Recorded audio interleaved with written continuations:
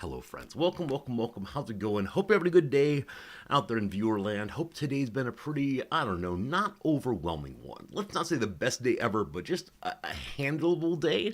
A day that can be kept under control. And at the end of it, you say, good enough. That's all we want right now is the good enough day is good enough.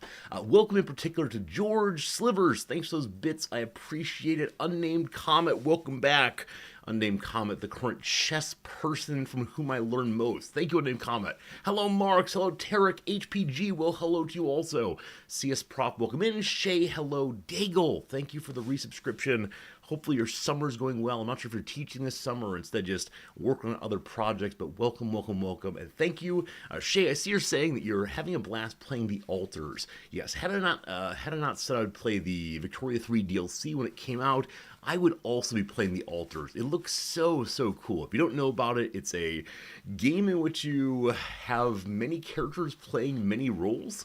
You need a doctor, you need a gardener, you need all these different things like in RimWorld, but it turns out, and this is kind of the point of the game, that all of the characters are clones or something of your starting character. They're alters who do all the work you need. And I don't know the central game loop, I don't know the mechanics exactly, but whichever way it looks absolutely fascinating. I think next week or week after we'll definitely give it a shot for a day or two. It's one of these games though that came out of nowhere for me. I didn't see it referenced, discussed, advertised anywhere. And then suddenly, boom, boom, boom, a lot of streamers are playing it. So I don't know if I've not been invited to the Cool Kids Club where these things are discussed at length, or if I just happened to miss some place where it was mentioned on Steam or my email or otherwise. But we're working on it. Unnamed Comet, did you just admit to being Magnus Carlsen? Is this you? Thank you, new comment. Maybe we need to get our own chess emotes. What that would be, I don't know. Steve, hello. Steve, I was so glad to see you're really enjoying Victoria 3 now. Actually, that reminds me. Okay, we're gonna do this. We're gonna do this. Give me a second. We're going to do this. I think I'm remembering something. This is Victoria 3. We're going to Victoria 3 page here. I thought, okay, maybe not. I thought when it came to Victoria 3, one of my friends had marked it as disapproved, disliked, not good. And I thought that one friend was someone known as History Teacher Steve. But I don't see it anymore, so maybe it's not there. Maybe Steve has rescinded that vote. But I recall the first time I ever discussed this game on stream as one I wanted to learn more about and play more. Steve had already thumbs down it. So don't you dare do this. Already done, my friend. Already done. A little called out indeed. Absolutely, absolutely. But all good. I think I may have said hi to someone. Mark, did I say hi to you? I don't know. Whichever one. Oh, I'm in chess. I'm in the chess category. Also, thank you for noticing that. I should not be in the chess category yet. Unfortunately, the chess category and the just chatting category both have a lot of purple in them, so I entirely missed wrong category. There we go. Also, thank you for catching it, and that's why you're a mod. McDursey, hello. Marks, I did say hello. Good. I don't know. I know some streamers have a like bot that captures all of the usernames once.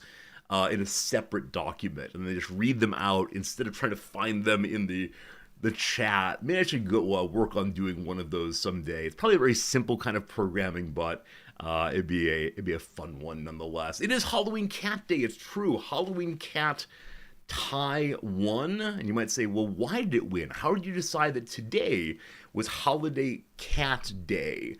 And the reason why is it fell off the rack overnight.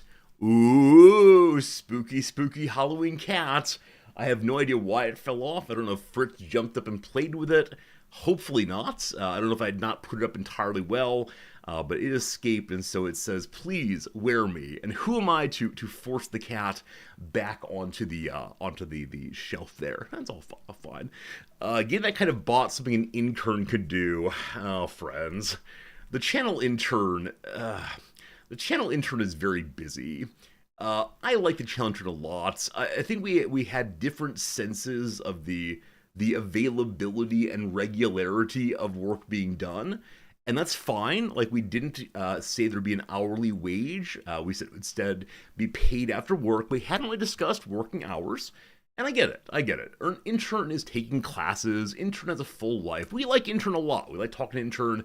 Intern's a good person, but there have been some holdups in my various projects, unfortunately. Even though I may have prepaid, whoops. No, it's all good, all good. I'm sure it'll work out in the end. Yeah. That's all I want to say about that. Flu, welcome back, my friend. Good to see you again. Friends, we're continuing our Victoria 3 Sweden playthrough today. My sleeve is rolled up like I'm a cool guy. Some 1950s action here. Just got to get a cigarette carton stuck on my shirt. Have any of you ever done that? I think when I think it's the 50s, but maybe it's into the 70s even. I'll say directly, I have never done this. Yes, but t-shirt rolled sleeve cigarette. Is this a thing? Huh. Yeah, this kind of thing right here. So these people like carry their cigarettes in their sleeve. Gonna start doing the 50s cigarette and sleeve thing. I recognize that probably none of you were of this age in the 50s. I mean, maybe some of you were. Who knows? It does not work. I mean, this man is making it work, as is this man, though possibly his muscles are grabbing onto it directly. I'm not sure there. Used to be for cigarettes in the summer. Okay. Is that because you wouldn't have large enough pockets in the summer? They'd go in, like, you'd have shorts on instead and it wouldn't fit? You did it with a hard pack cig box in the 80s. Okay, this is a done thing. You did it in third grade for 50s dress up day. I definitely get that. I've actually wondered at various points, does the school dress up day, there's often a theme week where like one day is dress your favorite cartoon character, one day is school spirit day, etc. So at least in American schools, there's often one day that is decade dress up day. And the children will be invited to dress as their like stereotypes of that era. And when I was a youngster, I think it was the 1960s. And that always struck me as appropriate because the 60s had a clearly definable, this is the 1960s aesthetic. You know, people wore tie-dye and like bell-bottom jeans and so on. Has that moved?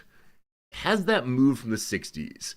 Those of you who spend time near children, is it the case that it became 70s dress-up day and then 80s, and now, good God, they're dressing as if the 90s were a separate aesthetic? I know that it was. Like, I understand in all these cases it's a profound stereotype. Not everyone in the 60s was a stoner or a hippie. But I wonder. You've tried to roll your sleeve this way out of curiosity. It's uncomfortable and distracting. Okay. Well, what are the other ways to carry a carton of cigarettes? You know, obviously some people have a bag with them. That works. Jamming them into a pant pocket works also. Though recently, in the past, I mean, it's got to be like 15 or 20 years now. Past 15 or 20 years, I've not worn my wallets in my back wallet pocket. And so I wonder if like putting my cigarettes back there would work, but then I'd sit on my cigarettes. A cigarette case. Keep this good seeing you today. A cigarette case. I mean, I could think of like a fancy version of this. Wow. Are there non-fancy versions of this? So you load up your little case here and you put it in your front pocket then instead. So it's fewer cigarettes than you'd carry if you had a whole pack with you. But it's still a serviceable number. And what's more, you can bring along your business cards too. So when you're out having a smoke, you can also introduce yourself and build business connections. I remember back in it may have been high school or early grad school. I don't remember when. But I was talking to a friend about how much trouble I have talking to strangers. And it felt like there were no appropriate moments to talk to strangers, except at like the bar, but it was very loud and confusing there. And my friend told me directly, you should take up smoking and always bring extra cigarettes with you. So when people ask for a cigarette, you can give them one and then they feel obliged to be your friend. I'm glad that I did not take up this habit. It would not have been good for me in a whole bunch of ways. But I wonder if that actually is a way for people to make friends who struggle otherwise. Now, I realize that smoking is less of a phenomenon than it was, even 20 years ago. Fewer people are smoking generally. But maybe there's a golden period in the 1990s or 2000s when to make friends, just sit outside in smoking territory.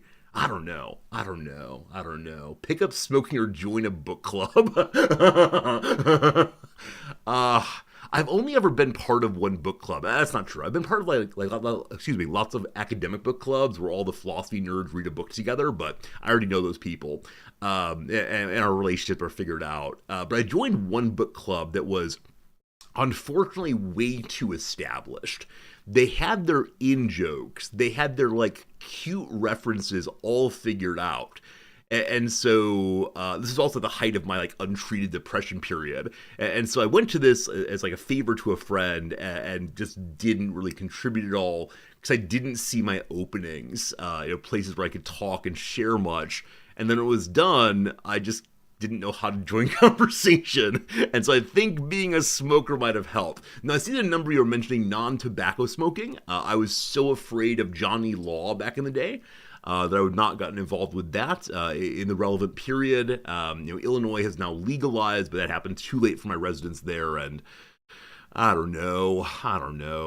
Once upon a time, a friend and I, towards the end of our time together, we were moving away. It'd be hard to maintain a friendship.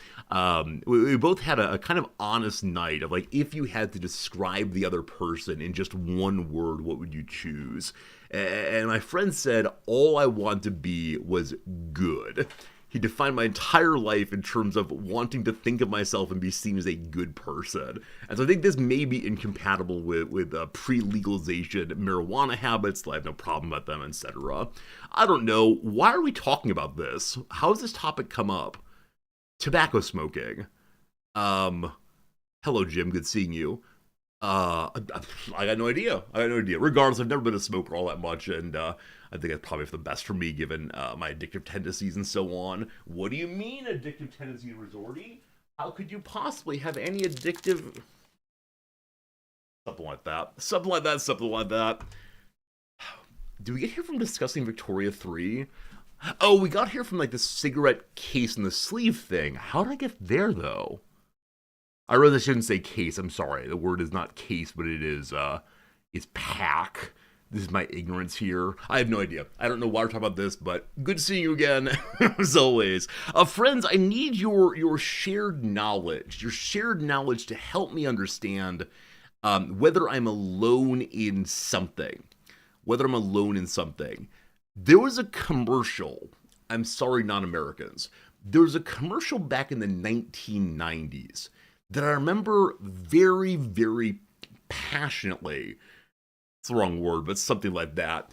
And no one I've ever asked has even heard of this at all. Hello, Klaus.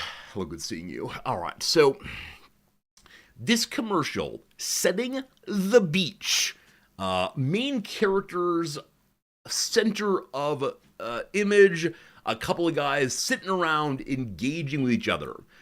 Were they talking? Were they drinking a beer? Were they building a sandcastle? I don't know. They struck me as stereotypical middle-aged guys at the beach. They had their shirts off. They're hanging out, enjoying the sun. Enter, from the other side of the beach, the stereotypical young, attractive woman. The kind of eye-catching gal you might see on Baywatch or something. And as she walks along, the guys immediately suck in their stomachs to look as if they have abs of steel, or at least not having guts. Okay? And then the girl turns and smiles at them in a way that suggests that they are attractive and they weren't before. End commercial. I don't know what the commercial was selling. I don't think it was diet pills. It may have been light alcohol or something. I don't know. A bad ad if I didn't remember the brand they were pushing. True, The important part is gone. With the scene from Caddyshack, it may have been, but I'm absolutely certain it was also in a commercial form. And the reason I mention this is though it has not had any effect on my brand awareness, ever since that day, and I swear I'm not making this up, I always stand with my stomach pulled in. And I've convinced myself this is some part of good posture, but I do it even when I'm sitting down. I do it like, this is the way in which beauty culture destroys us all. It's one of these things. I don't know, but it's a strange thing. Maybe Zima, maybe a wine commercial. So something about like your beer is causing all of the calories. Get your alcohol fix with something other than beer. Maybe it was. Earlier today, I tried to find this commercial, and there was a suggestion that it does not exist. And so it's like commercial, beach, men suck in guts. And so I pulled it up, and there is one such picture, but it's a British ad, unfortunately. And it's not the same thing. It's not the same video picture by any means, though it has similar themes to the one I'm thinking of. Incidentally, apparently Yahoo's added in a slight break for those with ad blockers. All right, so yeah. This is actually backwards. This is backwards. The man starts with his stomach sucked in, ha ha ha ha, and then out it goes. Oh no, right? That sort of thing. That's not what I'm going for. It's instead the other direction. So I just want confirmation that someone has seen this before, and I don't know at all. I don't know. Am I trying to catch my own Baywatch babe? I mean, no. The beach is one of the places that has been consistently anathema in my life. We just don't go there. Insert lots of concerns about why. It's not a therapy stream. But no, I have no interest in a Baywatch babe. I'm perfectly happy with noms and all the rest. It's been a good life, etc. But it's just a commercial I'm trying to come up with, unfortunately. But good seeing you, Stinger. You remember a class on breathing exercises? They told to tell you deep breaths in your diaphragm that moves your stomach, not your rib cage. I have had this kind of class also. I've had people say, pardon me, green screen.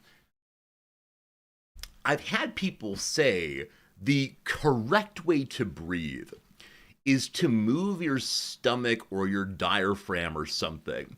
And I recall that every time I tried it, I have the sense that I was doing it backwards. Like breathe in and your stomach moves up. Breathe out and it moves something. But I've never been able to do it correctly. Do I not understand what's being asked of me? Or do you also have this issue? And right, like all of this comes down to a fundamental resorty thing, lack of bodily awareness. You know, the dancing involves like moving one's hips. And when people say to me, Jan Resorty, move your hips, I don't know what they're asking me to do. So anyway, enough about that. Is this the right ad? Wait, Ellistil, have you found the hidden treasure of today's stream? Have you discovered what we're all looking for? This is the same one I showed approximately 45 seconds ago. I appreciate the effort, but you know, if you're a mod, maybe you should watch the stream. But thanks for trying. I'm guessing you may have muted in order to find that video for us. But thank you very much for trying. It's all good. It's all good. You're trying to eat at the restaurant, Slivers. I realize that not every conversation is good dinner conversation. Whatever comes up. I don't know. What's good conversation for the restaurant? You've had a bite? How's your meal? I loathe it. I loathe it when I'm at a restaurant. It doesn't happen here, but in the US, there's a set amount of time after which the wait staff will come over and say, "Hey, hon, how's your food?" I'm often kind of slow going from the food arrives to I start eating because I want to finish the point of the conversation that we're having. For me, the conversation is more important than the food. And so they'll come over and ask this question, even though I've not taken a single bite of the food. And I don't want to be rude, so I always say, oh yeah, it's good. And hope they don't look down and realize I've been deceiving them. I don't know. Am I a little obsessed of how I'm perceived? Who body shamed me in my youth? Oh God, okay. If I'm not being perceived, maybe it's fine. Maybe it's fine now. It's all fine. It's all fine. Chat, you gonna be in charge of the stream today. That's fine. No, it's all good. It's all good. I mean, I try very hard to be honest with you all, and if being honest with you all, saying what comes to mind is some sort of thing that indicates some kind of under the conscious level problems, it's just how it goes. Maybe I should keep it together a little bit more, but if we're having an intro chit chat time, it's gonna be that probably. Servers are just like that. That then when you have food in your mouth, when you need a refresh of the drink, yeah, it's true. And it's just coincidence. I'm sure it's the case the majority of times that the wait staff comes by. It's a totally normal interaction in which there are no concerns, and so no one notices that they're even there. But those moments where it's awkward, where you can't respond because your mouth is full of food, you notice that right away, right? In the exact same way. This is one of those standard examples. The same way that you say, I have a feeling that X song will come on the radio next. And it does. And it does. You go, I am a genius. I have a special relationship between myself and all of time and being. Obviously not, right? Instead, you don't really remember the case where you said, this song's next. Oops, no, it's not, right? Taking of coincidence and turning it into a certainty. Why am I discussing this? We don't really remember the times when there are no problems as the waitstaff visit. That said, when there are, it's very annoying, very annoying. That said, as I mentioned before, here in Japan, the waitstaff leave you alone. They may not even come and take your order if you do not call them over. They may not ever give you the check if you do not request the check.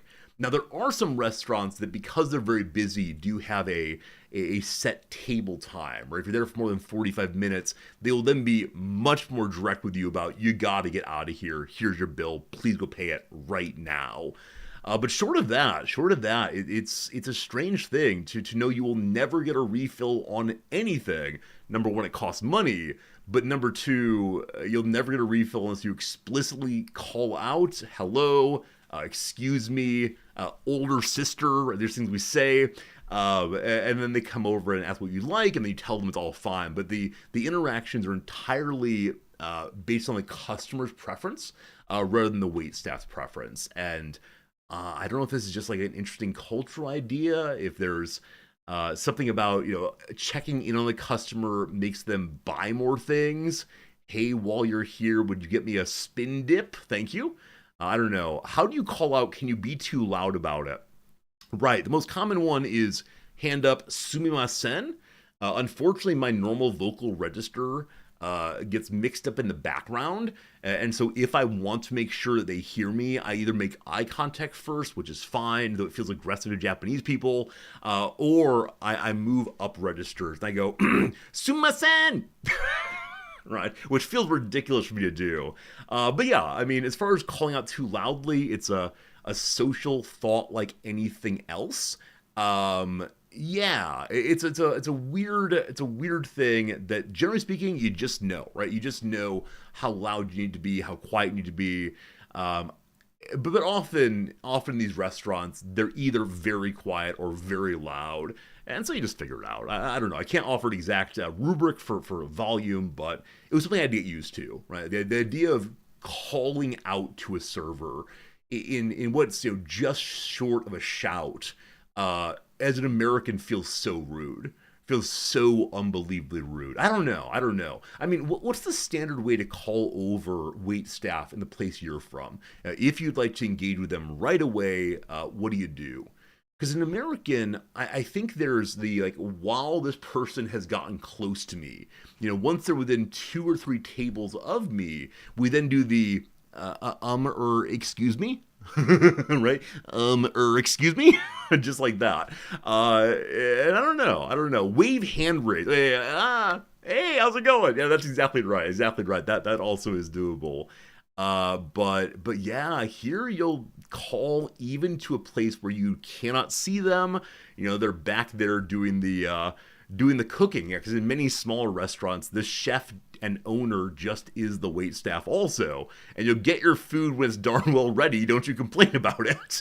And but yeah, I think that there's been a cultural shift for me in the calling out instead of the very quiet excuse me. It's something. I get away with minor mistakes as a foreigner, gaijin smash. True. There's this expectation that if you do not look like a Japanese person in standard ethnicity and so on, then you will always be too big, too loud, too out of place, etc. If you do this in ordinary context, for example, calling out or standing in the train, you're too big, whatever, that's fine. If you're like big and loud in places where you don't have to be, that then causes problems. At that point, just embrace it. I mean, there's this phenomenon on buses and trains called the Gaijin seat. And the Gaijin seat is the real world phenomenon that even if there are no other spots to sit down on a bus or train, Japanese people often will not sit next to people who look like me. Even if I do the thing of like scrunching in on myself, legs and arms getting very, very small, and there's a perfect seat for them, I will not touch them, they will still not sit next to me. And it's really explicit, and I notice it every time. Now, if it's an older person or a kid with a parent with a kid, I'll always go out of the way. When I first got here, it was any Japanese person because I felt like I was a social inferior. Pardon me. But these days, it's elderly people, unwell people, etc. I'm happy to get out of the way. But yeah, in some cases, I've considered inviting the person as if they don't see the spot there. But I don't think it's that they're trying to be polite to me. I think it's that, like, I don't know. I don't want to say they're repulsed by me, but there's some kind of us them violation that's happening. And so I've kind of like sullied the seat by my presence. Not my personal preference, but just being like me. I think it goes the same for you over in Taiwan. Yeah, I don't know. I don't think it happens in the U.S. In the places that you're from, is it the case that people will refuse to sit by others based on reasons other than like physical reasons? And I say physical here meaning like odor, that they're leaking in some way. I don't know. I think like if someone smells very strongly, sure, I may not sit next to them. If someone is taking up a huge amount of space and I'd have to push on their body to get in, I won't do that also. But maybe I've just like trained as an American that it's inappropriate to look at skin color or ethnic origin, possibly. I don't know. It may just be a racist thing, right? At some level, Japanese culture has some deep racism, but it just feels weird still. It feels weird because I come from a place we don't do that. In Norway, you talk to someone on the subway tram system that never spoke to another person in like 5 years. So except, did you say hello to someone and they awkwardly said hello back and then told you, we don't talk here? Told you that's how that goes? I don't know. There's an urban myth that white people smell different than Asian people. I'm not sure it's an urban myth. It is the case that sweat works differently between ethnicities here. It is legitimately true. Deodorant is not sold commonly here. Antiperspirant is, but be absolutely true. It's maybe a primal thing. Early humans say outsiders could be a problem. I mean, absolutely true. Absolutely true. It is the case that we have, us, them kind of hardwired into us.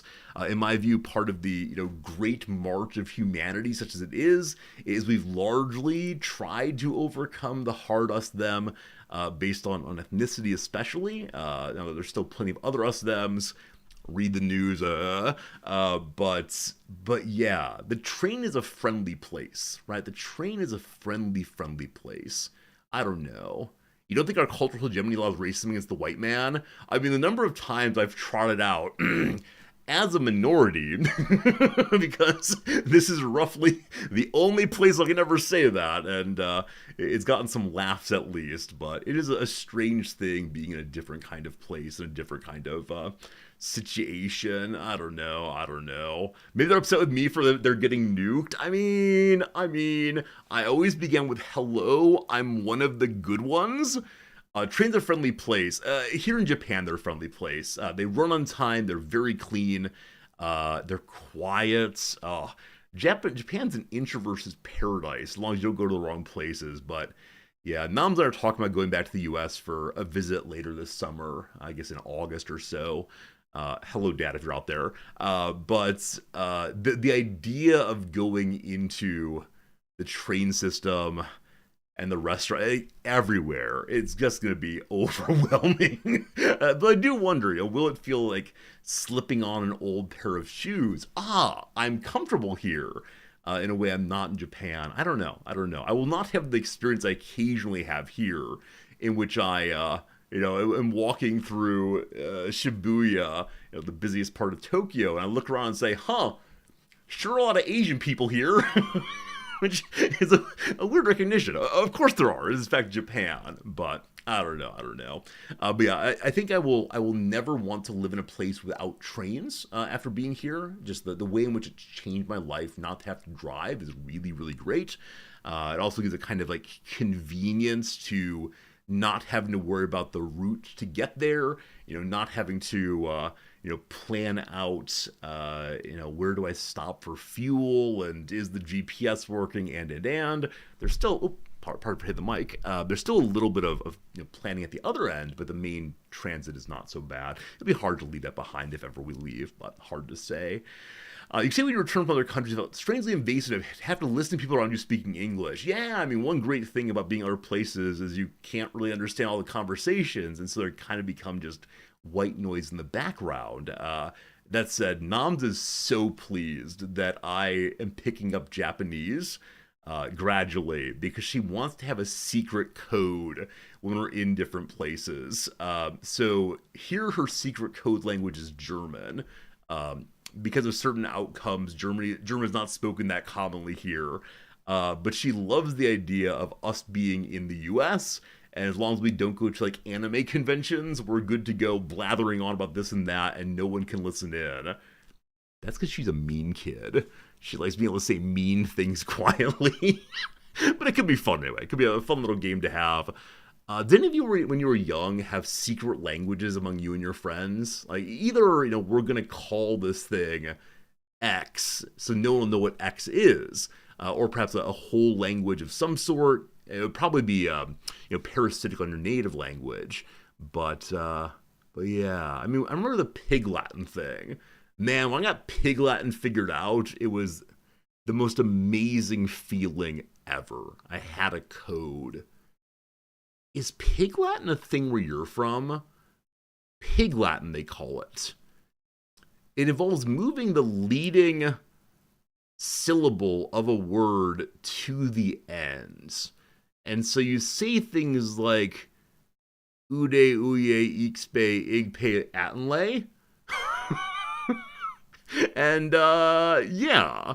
But I realize this is based on how English works. Is this an international phenomenon? Now, again, it probably takes your own kind of native language and modifies that.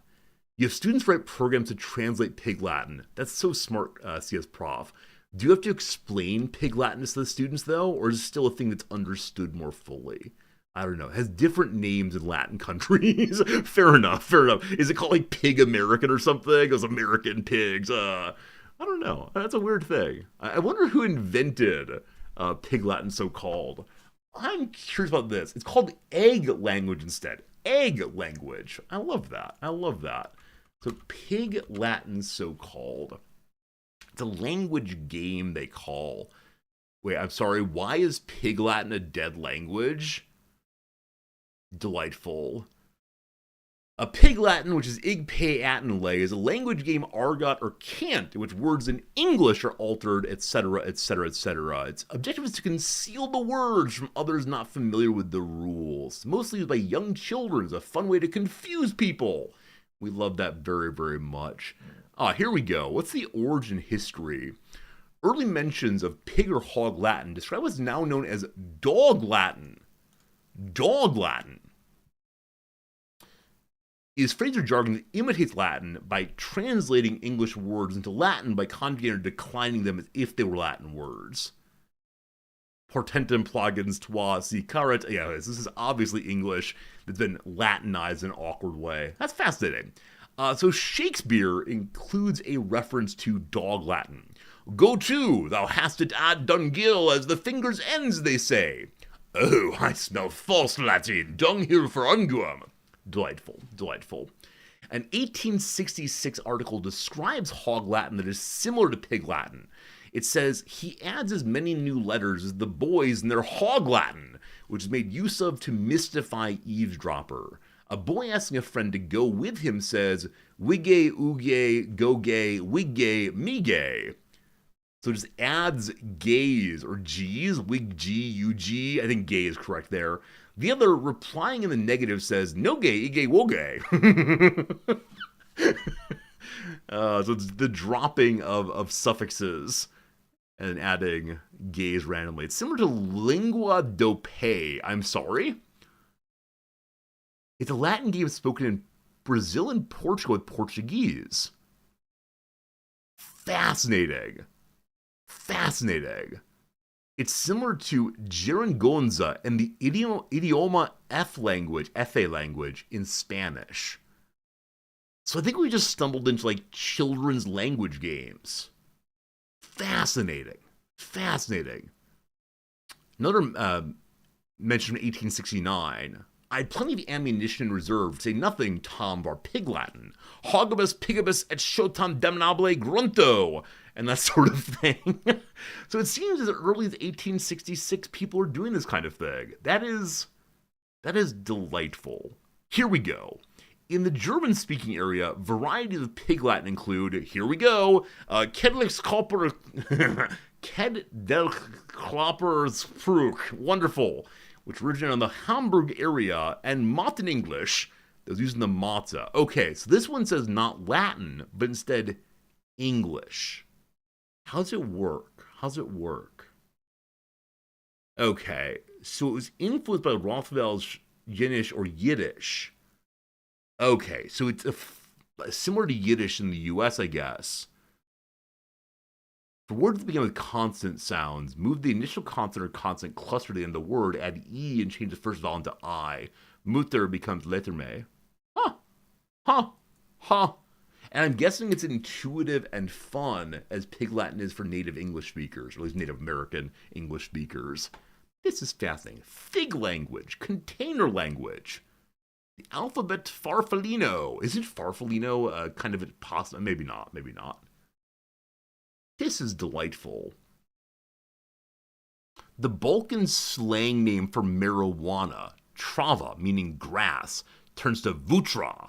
The Balkan name for cocaine, belo, meaning white, turns to lobe.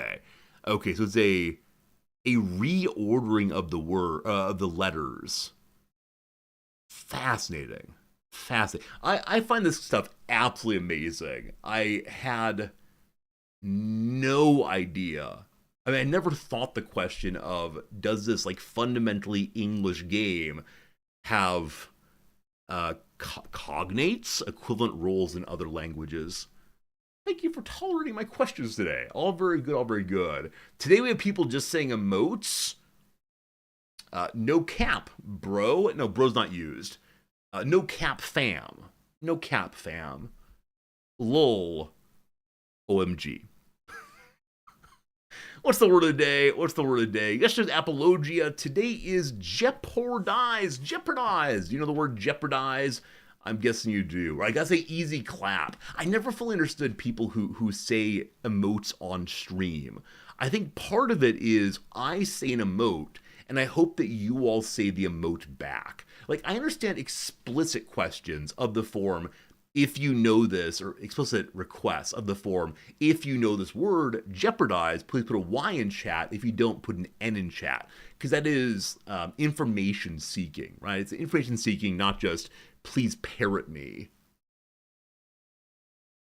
I wonder if there's a comparison to be made between the Twitch streamer saying, lol, Pepe dance, etc., and the chat repeating it, and the traditionally Southern Baptist preacher who yells out, can I get an amen? It's just the attempt to more fully engage the people. Will someone give me a hallelujah? This is what the channel should turn into. I need to go learn from my Southern Baptist brethren how best to engage the congregation. And all the people said, amen. That's right, everybody. Amen.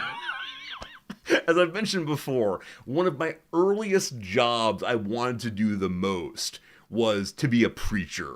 The idea of sharing information while holding people spellbound with the importance of what I was sharing and the way in which I presented it, that's what I wanted so badly. This is what we should do. This is what we should do. That's right. Gotta do call, subscribe. Friends, we're passing around the offering plate now. Give what you're able. Don't feel any pressure, but understand that your contributions help the Church of Resorni. Is Professor Backlund basically a preacher? Oh yeah, and I often say that the professor is the secular preacher. It takes knowledge or information that is not sacred and presents it in a similar kind of way to preaching. Now, there's a lot of modifications on that, but I think it's funny stuff. There we go. I add all my sentences with an all right, we're now gonna understand. Whew! Can't do this. It feels racist, possibly. To jeopardize something or someone is to put them at risk or in danger. For example, the wrong decision can seriously jeopardize the success of the project. Did you know? Imagine you're a contestant on a game show. Like, this is Jeopardy! And your task is to provide a question as a response to this statement from the host. This word was once controversial, and in 1870, a grammarian called it a foolish and intolerable word, a view shared by many 19th century critics. If you answered, what is jeopardize, you might be going home with some money. The preferred word back then was jeopard, which first appeared in print in the 14th century. The upstart jeopardize didn't arrive until the late 16th century and took a while to catch on.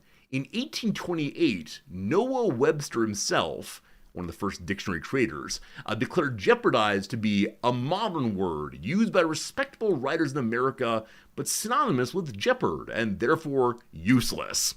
Unfortunately for the champions of jeopard, increased usage of jeopardize ultimately put the former word in jeopardy. Haha, jeopard is now only rarely heard. I should use that word more often. People will be very confused and think I'm an idiot. Very good. I wonder about the I's ending, though. Like, in that period, there's industrialize, mechanize. Are these kinds of words being used more commonly?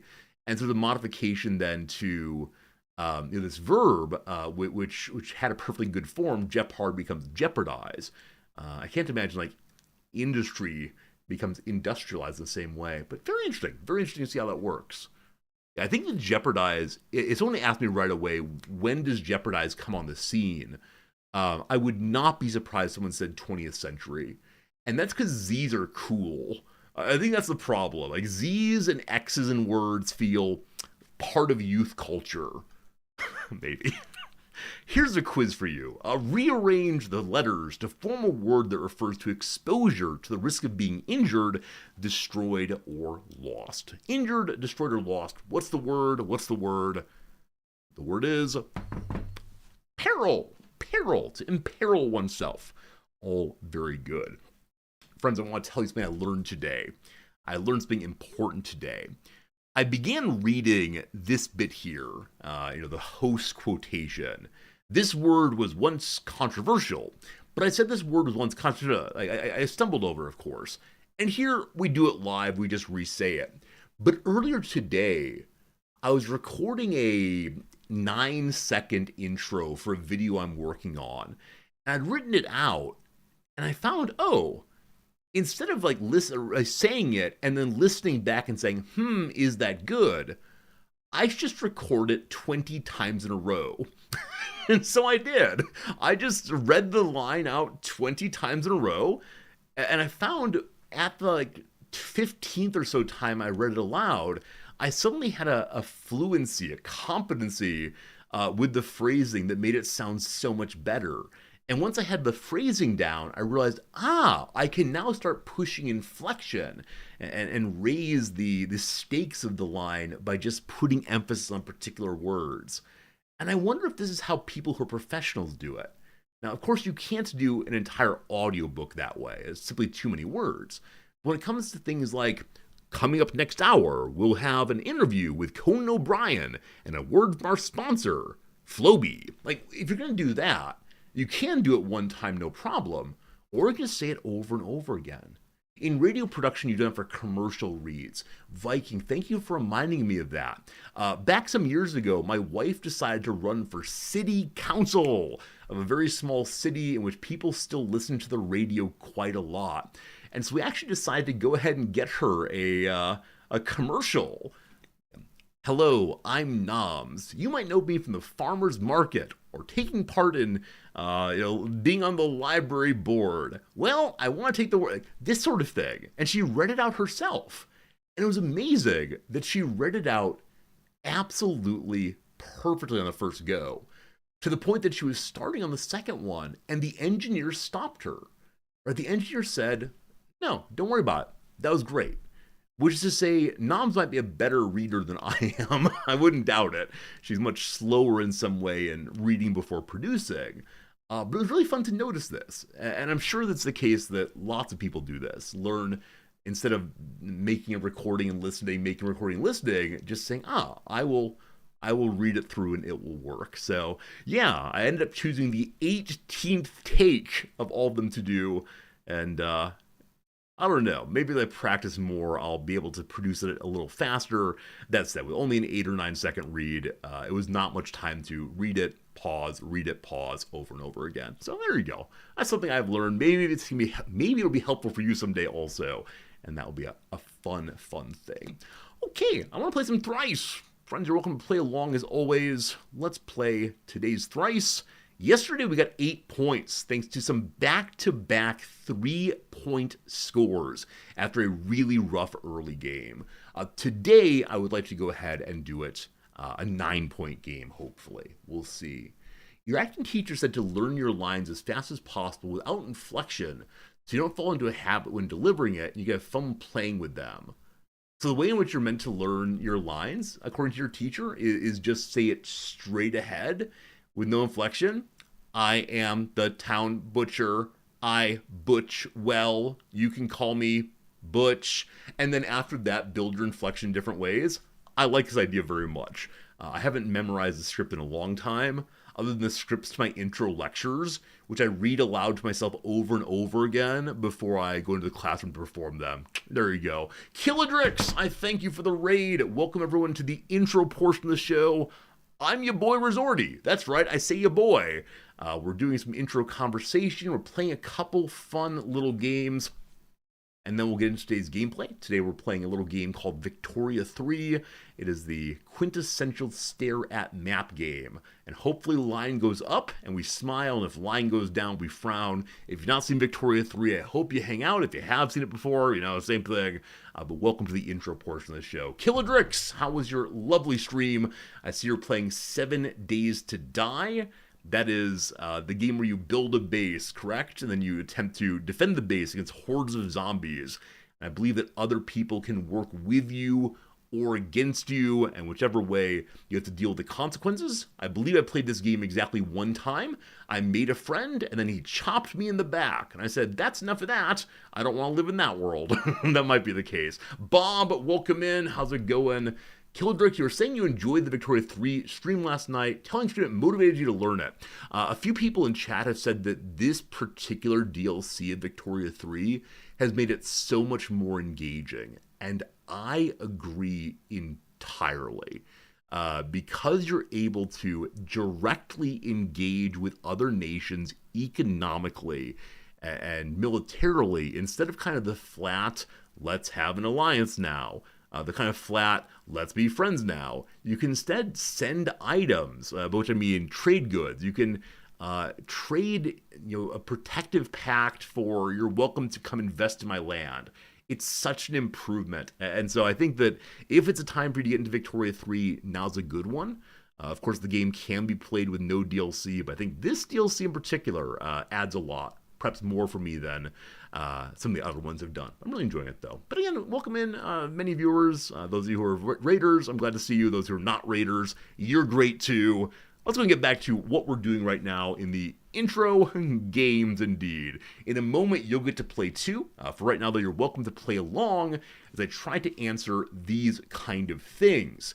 For 3 points, the basically interchangeable twins, Wilma and Wenda, are supporting characters in what heavily illustrated franchise? Wilma and Wenda. I want to say like Willy Wonka, because I want more W's here.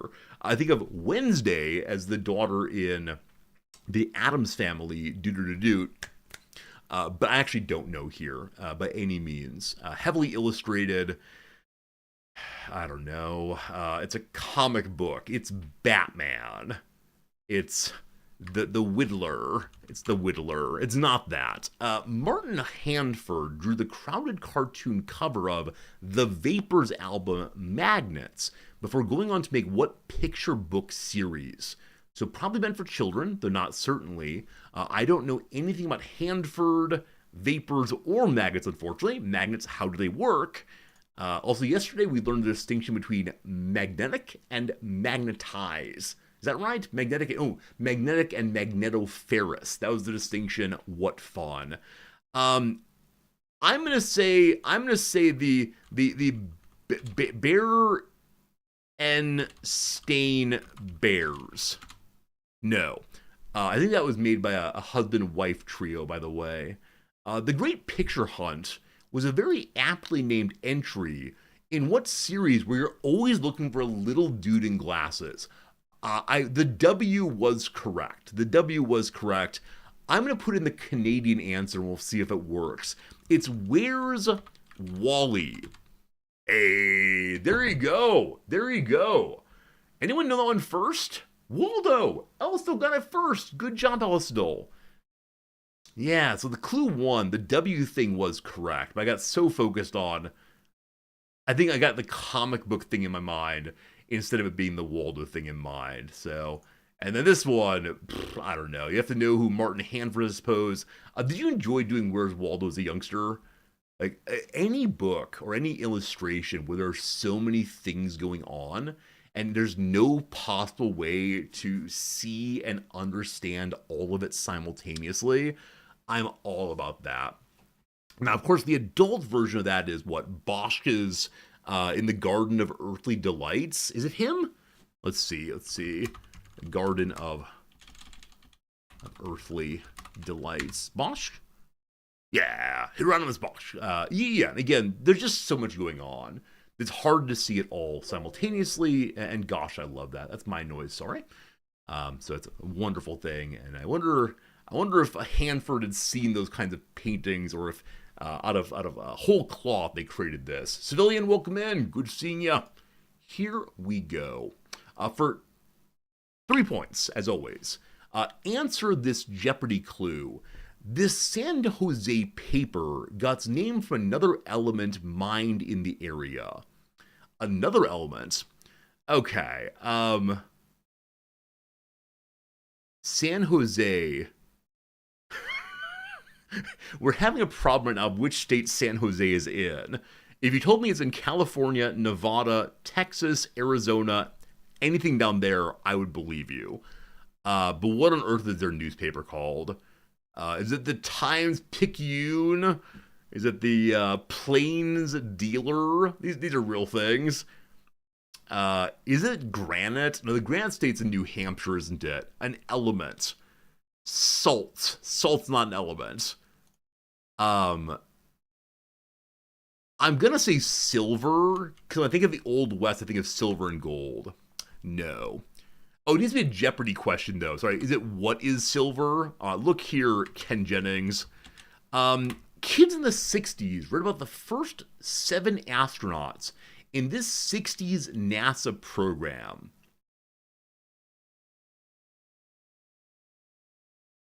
So an elements named NASA program. I know Apollo. Apollo is not an element. I know Plum Blum. That's an element. Here we go. There's helium. There's hydrogen. There's the end of that bit. I have no idea. What is gold? Wrong. Are you smarter than... of course it is. Are you smart in the 5th grade? Try this. What planet's close to the sun? Of course, the Mercury program. You fool. What is Mercury? All right. Who got it first? Kibbs. Good job. It's called the Mercury News. Is it really? Let's see. San Jose newspaper. It is the Mercury News. Hey, good job. I had no idea. And it's in California. Nice. All right. So we're at 2 points. To get to 8, we got to do some real hard work. Former world #1 tennis star Simona Halep and 7'7" retired NBA guy. That's a name. Both hailed from what country? So we're guessing Eastern Europe. That's not terribly helpful. I'm going to say Georgia because it came to mind first. Well, Vlad Dracula and his son Vlad the Impaler both came from the Kingdom of Wallachia in what present-day nation? Okay. We just need to go from the CK3 map to whatever's happening here.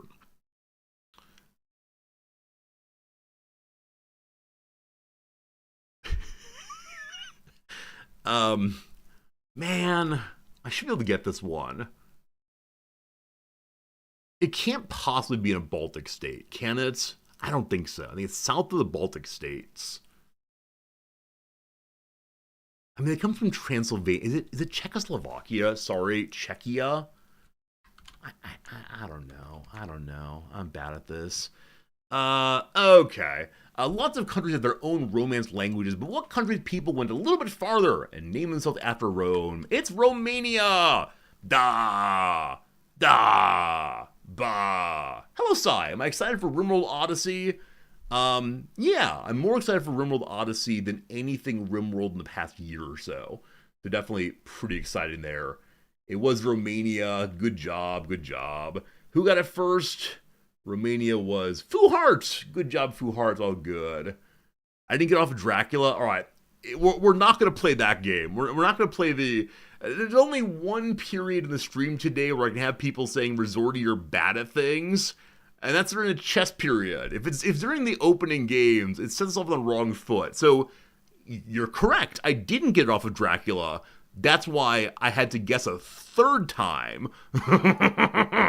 All right. Starting in 2000, what funk queen sang the Reading Rainbow theme?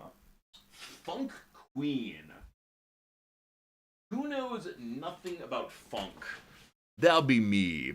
I can mention LeVar Burton here. I can sing the Reading Rainbow song, Butterfly in the Sky, etc., but it might not surprise you to learn I'm not a funky kind of guy. And in fact, any guess I give here will reveal my profound ignorance of funk. So, I don't know. Names come to mind like Queen Latifah, but she doesn't sing funk, does she? I have no idea. We're going to say Cher. It's Cher, obviously. The OG singer of I'm Every Woman, what Rock Hall of Famer is not related to any medieval Mongols that we know of. So is it Shaka Khan? I know of the name Shaka Khan. I'm getting that based on the Khan part, not any of the rest. There we go. Shaka Khan. Did I get before you all? Hey. Nice. Oh, very good. 2 points actually factually. So if we get a perfect on this fifth one, then we'll be able to win big. I got the answer based on its context. All right. Look here, you. Look here, you. The word ketchup derives from a completely different sauce that originated in what country? Ketchup. Ketchup. Ketchup. I have no idea. We're saying Turkey. No. It wouldn't be Turkey. If it were Turkey, that'd be yet another Turkey Greece fight. It's not that. I'm saying Germany. It's probably wrong, but who knows? All right. Originally called this country's gooseberries, kiwi fruit traveled to New Zealand from the what bigger nation? Please be right. Please be right. Good. Not Australia.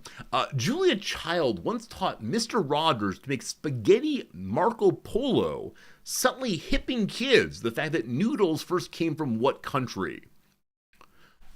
I want the answer to be Italy.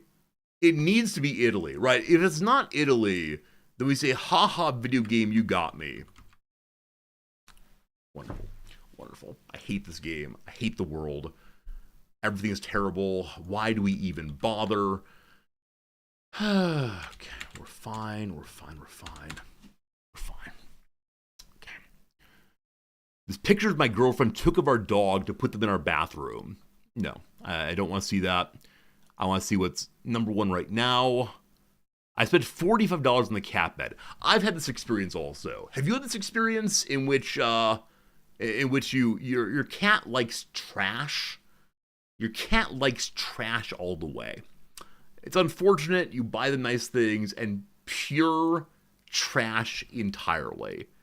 Yeah, unfortunately, Cat Fritz will not sleep in boxes. I'm actually a little bit disappointed that Cat Fritz will only sleep in his cat bed. If I put a box next to it, he ignores it entirely. Except I do have one old laptop box, the kind that functions like a briefcase or a treasure chest, and he sits on top of that one, and we call it his throne. Fritz has a throne. There you go. 2 months ago, we adopted her. She seems happy. Indeed she does. Oh, I have a cat-related question for you all. Cat-related question. So I've not mentioned about beloved cat Fritz. And this post probably show you beloved cat Fritz, I think. There have been no new pictures in a long time. I failed you in that respect.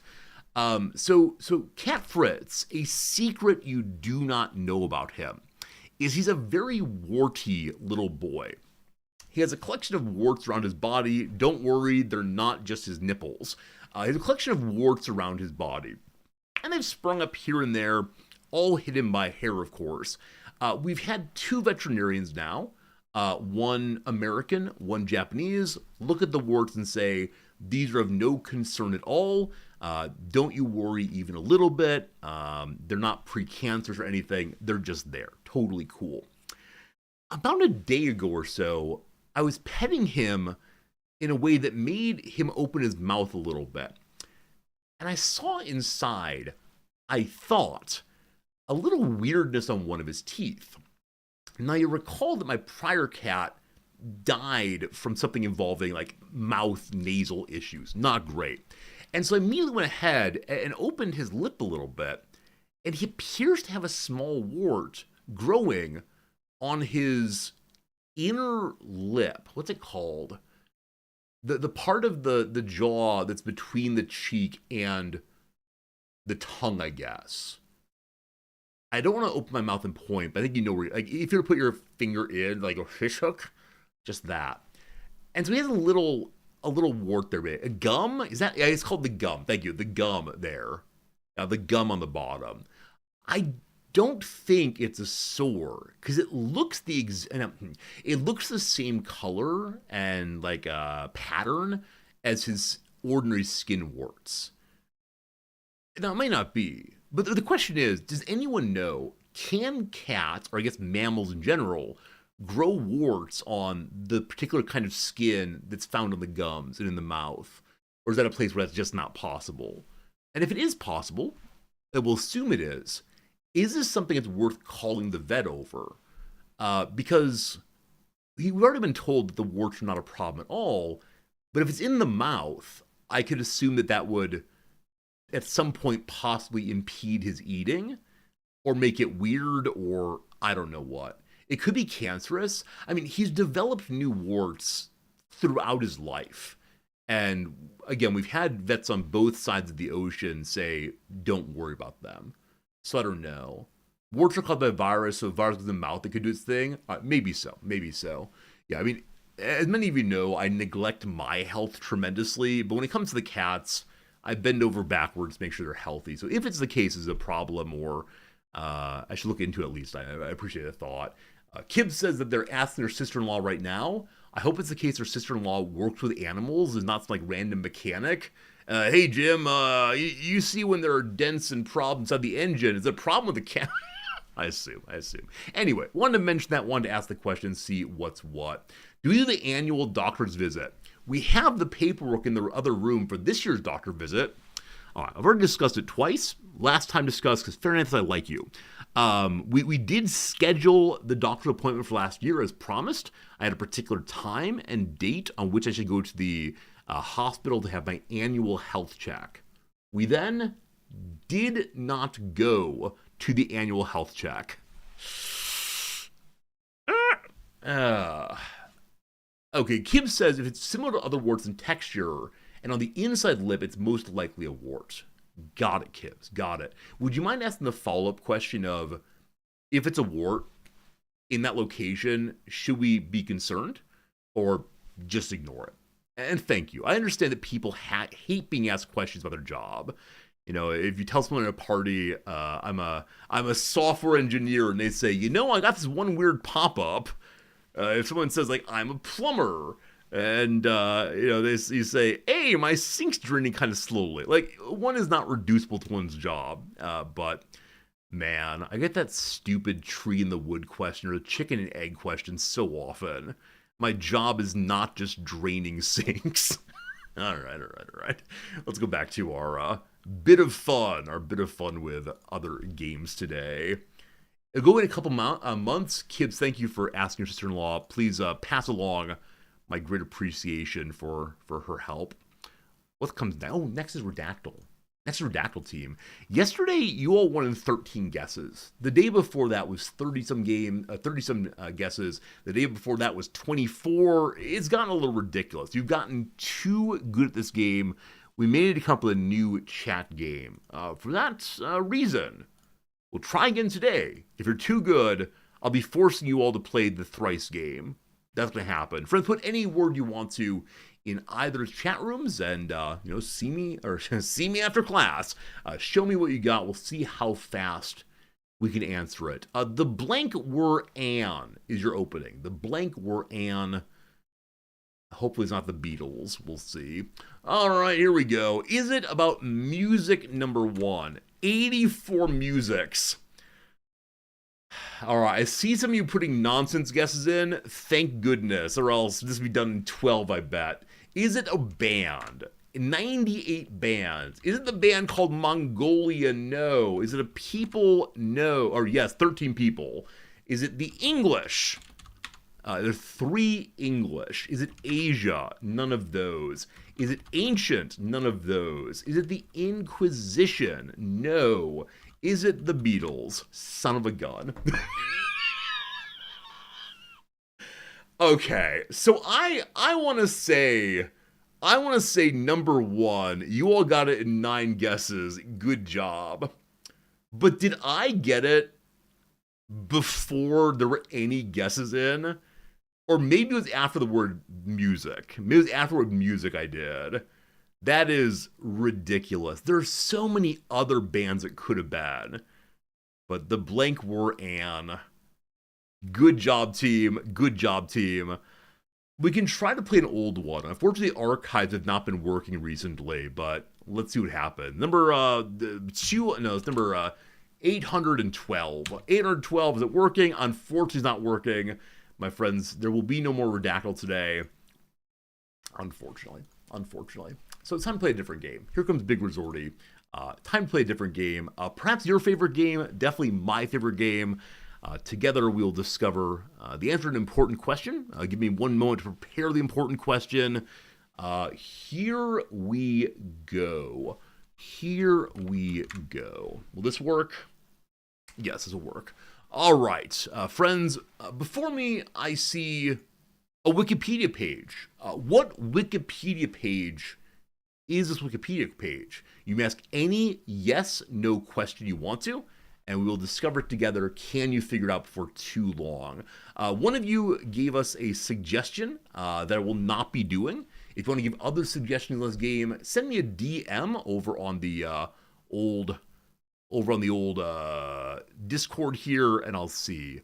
Cajun Killer gave us one also. I might do this one. This one might be done. It's not the one I said no to, but DM all good. All right, here we go, team. Here we go. Is it a video game cover? No. Hey, hey, we're the monkeys. It's not the monkeys. Would it burn when exposed to a flame? It would not. Is it a food? No. Can a person point to it? No. Is it a tangible thing? No. Is it a year? No. Is the year 611? No. Is it military related? No. Is it a place? No. Is it music related? No. Is it an abstract concept? Yes, but not in a substantial way. It's not like the form of the good. Hey, Slivers, welcome home. Is it a wildly obscure adjective? No, but that was a suggestion from earlier. Is it on the internet? Yes. Would it start a fight? Not normally. Is it Mongolia? No. Is it digital? It is digital, yes. Is it a major feature in a sitcom? Not a major feature, but it could be. That's a great question. I love the weird questions. Is it taught in high school? Possibly. I'll say yes. Yes, it is. Is it a place? No. Is it on Earth? It is man-made, we'll say. So in that sense, yes, it is. Is it Wikipedia? No. Is it the Internet Archive? No. Is used to manufacture or produce other objects? Objects, no. Is it a piece of music? No. Is it in the arts? No. Is it meme related? Yeah, it is meme related. I didn't see that question coming, but yes, it is meme related. Very good, very good. Is it a coding engine? It is not a coding engine. Is it a process? It is a process. Is it 4chan? No. Is it 9gag? No. Is it ChatGPT? It's not ChatGPT. No, it's not. Man, meme related. Very good. Is it Pepe the Frog? It's not Pepe the Frog. Is it Reddit? No. Is it an NFT? No, but I'm soon to be bringing forward Resorty Coin. Resorty Coin. When you want to convert all of your money into Magic the Gathering cards in my house. Resorty Coin. Is it Cheeseburger? No. Is it used to create memes? No. Is it a website? No. Is it Kermit the Frog? No. Is it still used commonly today? I'll go ahead and answer this with more than a yes or no. It is not used as commonly today as it once was. Okay. Is it social media? No. Is it an archive? No. Is it Millhouse? No. That's great, though. Great, though. I'm trying to think of how to help here. Is it MySpace? No. Is it Clippy? No. Is it funny?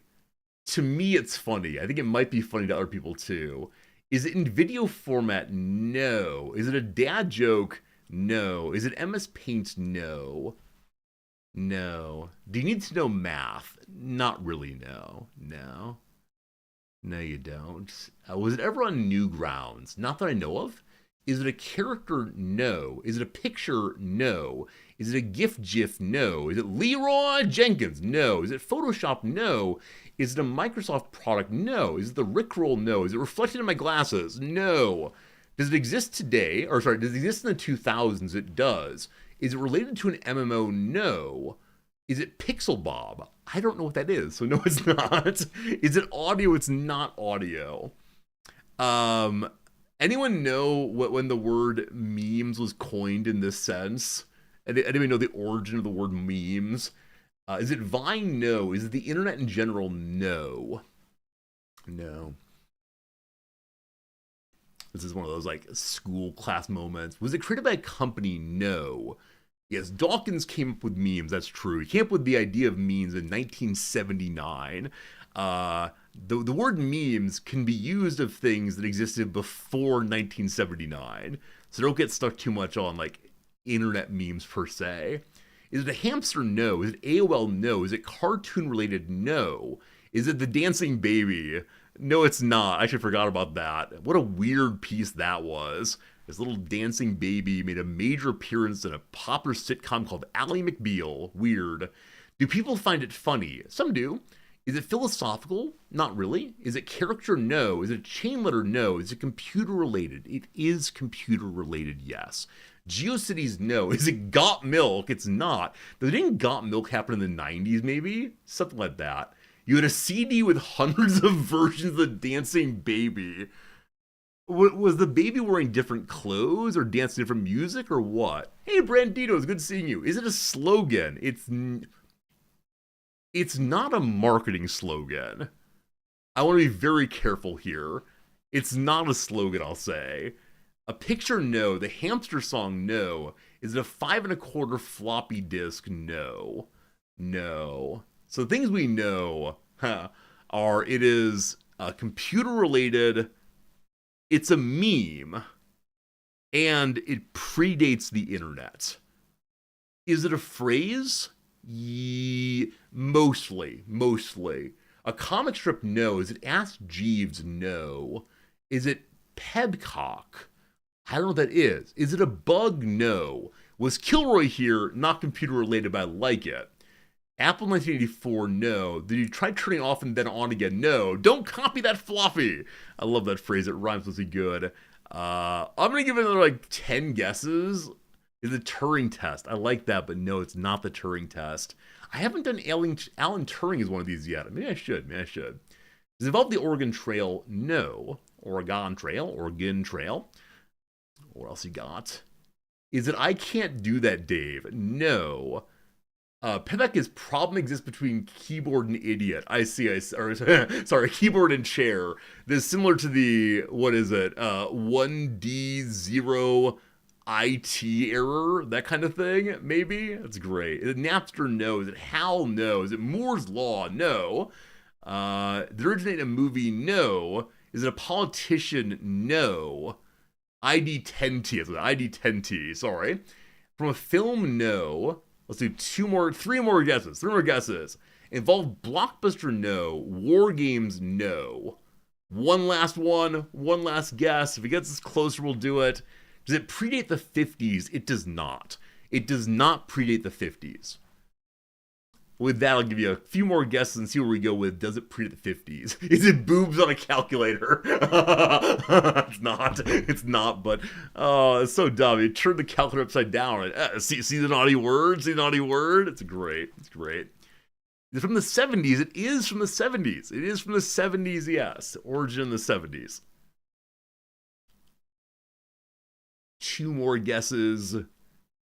Is it Pet Rock? No. Is it from a TV show? No.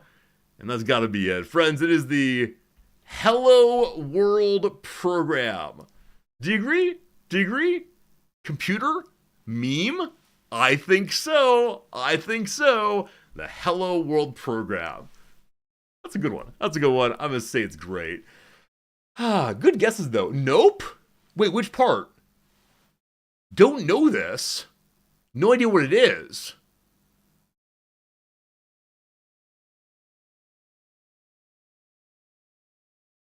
You have to probe what I mean by a meme. I mean, sure, it's fine. I'm a nerd.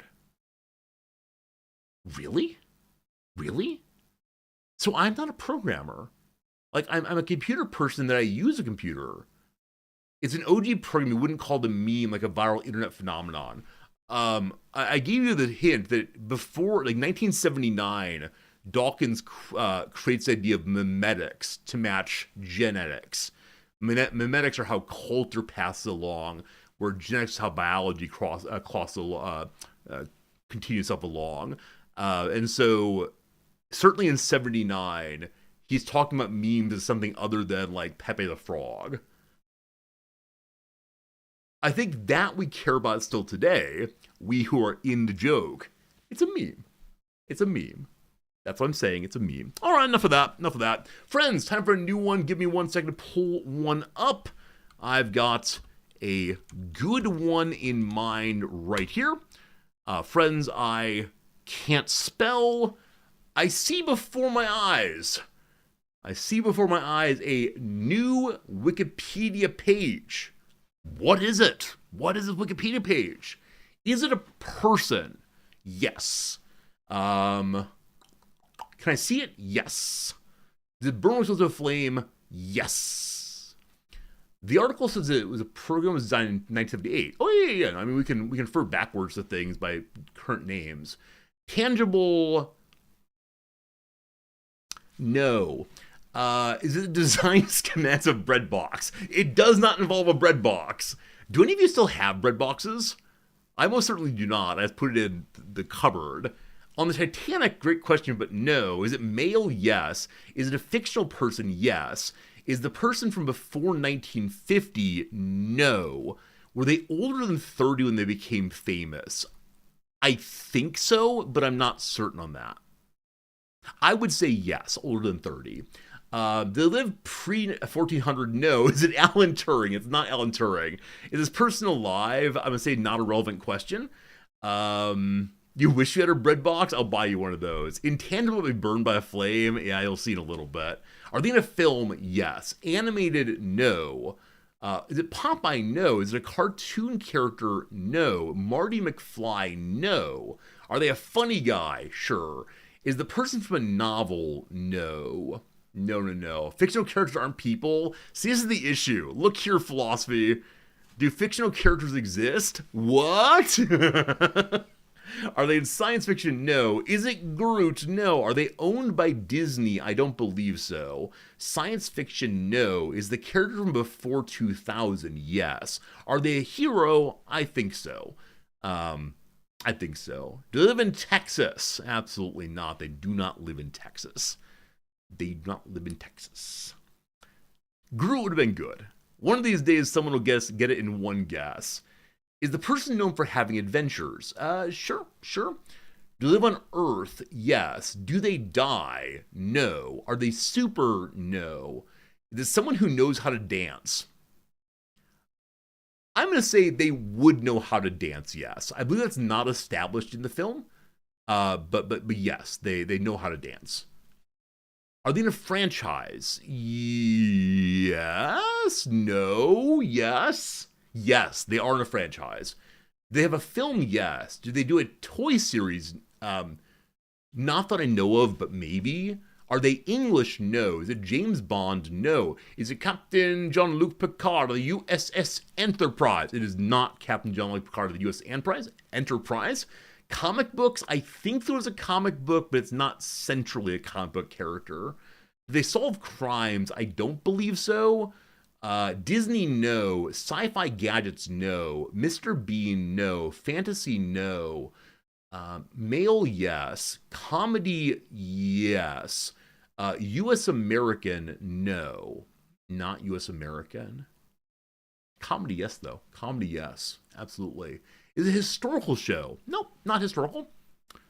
I mean, everything's history now, comma man, but no, it's not that. Kevin Bacon, no. Did it win an Oscar? I'm sorry to laugh. It did not win an Oscar, no. No, it did not. Jackie Chan, no. Are they Asian? No. Is it Benny Hill? No. Would I want to have a sandwich with him? You know what? Yeah. I would enjoy having a sandwich with this character, sure. Are they from the area of modern France? No. Monty Python? No. I'd like to have a sandwich with this person. Sure, why not? These are great questions. Were they played by a human actor? Yes, they were. Yes, they were. Friends, an ad break is coming up. Soon after the ad break, we'll be playing our Victoria 3. Are they European? No. Is it an actual person? Not to my knowledge. No. Not someone who is a documentary, for example, or biopic, we'll say. Is it the Spanish Inquisition? It's not. Is it a character in a film? It is a character in a film, yes. Is there romance relevant? I believe there is a romance in the show. Relevant, sure. South America, no. An animation, no. Is it from the 80s? Yes. Is the person's name in the title of the film? Yes. Is it Young Frankenstein? No. A sitcom? No. An African person? Not an African person. Is it Ferris Bueller? It is not Ferris Bueller. Is it a character in a TV series? I don't believe so. Is it educational? Not primarily, but I learned some things, sure. Is it The Terminator? No. Is it Forrest Gump? No. No. You all have done the thing that you do, and I'm here for it as always. Is it Back to the Future? No. I'm so here for this every time. Is the character voiced or played by Mel Blanc? No, it's not voiced or played by Mel Blanc. Was there a reboot of the franchise? No, there was not. If you say a name 3 times when he appear, let me try. Okay. 90s movie, no. Hey, Eka, you stopped doing the thing. Are they from Australia? Yes, they're from Australia. Is it a Ninja Turtle? No. Is it Mad Max? No. Is it a popular character? Sure, why not? Why not? What's that carcinogen? Is that a burrito? A burrito. Is it Mad Max? No. Is it Crocodile Dundee? Good job. It's Crocodile Dundee. The thing that you all do, which delights me, is anytime you start naming continents and I say no, no, no, you just don't mention Australia. You just don't mention Australia. It's like it doesn't even exist. There you go. Paul Hogan. It's Crocodile Dundee. Do you think that Crocodile Dundee knows how to dance? I don't recall him dancing in the film, but maybe he did so. I'm not sure. I'm not sure. Oh, he's missing a leg? No, he's a large scar on his leg instead. Did I say they were animated? I didn't mean to. I may have gone a bit too fast. I apologize. He's not a good dancer. Okay. I apologize for leading you astray. I would very much enjoy having a meal with him, though. I'd be interested in knowing his tales of the Outback. Not watching in a long time. Yeah, trying to find the right era for us is rough. Things that happened a long time ago, we're all good with. Things that happened today, we're all good with. Things that happened like in the 1970s through 90s, I think those who are alive here, good to go. Those who are a little younger, perhaps not. How many of you have never heard this character before? Crocodile Dundee. Dancing doesn't fit him at all. See, I don't think he wants to dance, but I think due to his enthusiasm, he would be a good dancer. That's my sense. That's my sense. All right, it's a good movie. I'd like to do one more. I'm going to tell you now what one of you submitted.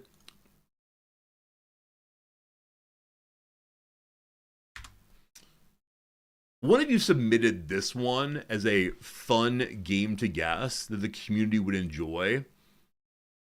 This is why I have the power of censorship. This is why we're not a community of free speech. Like, sure, this is the longest standard word in the English language.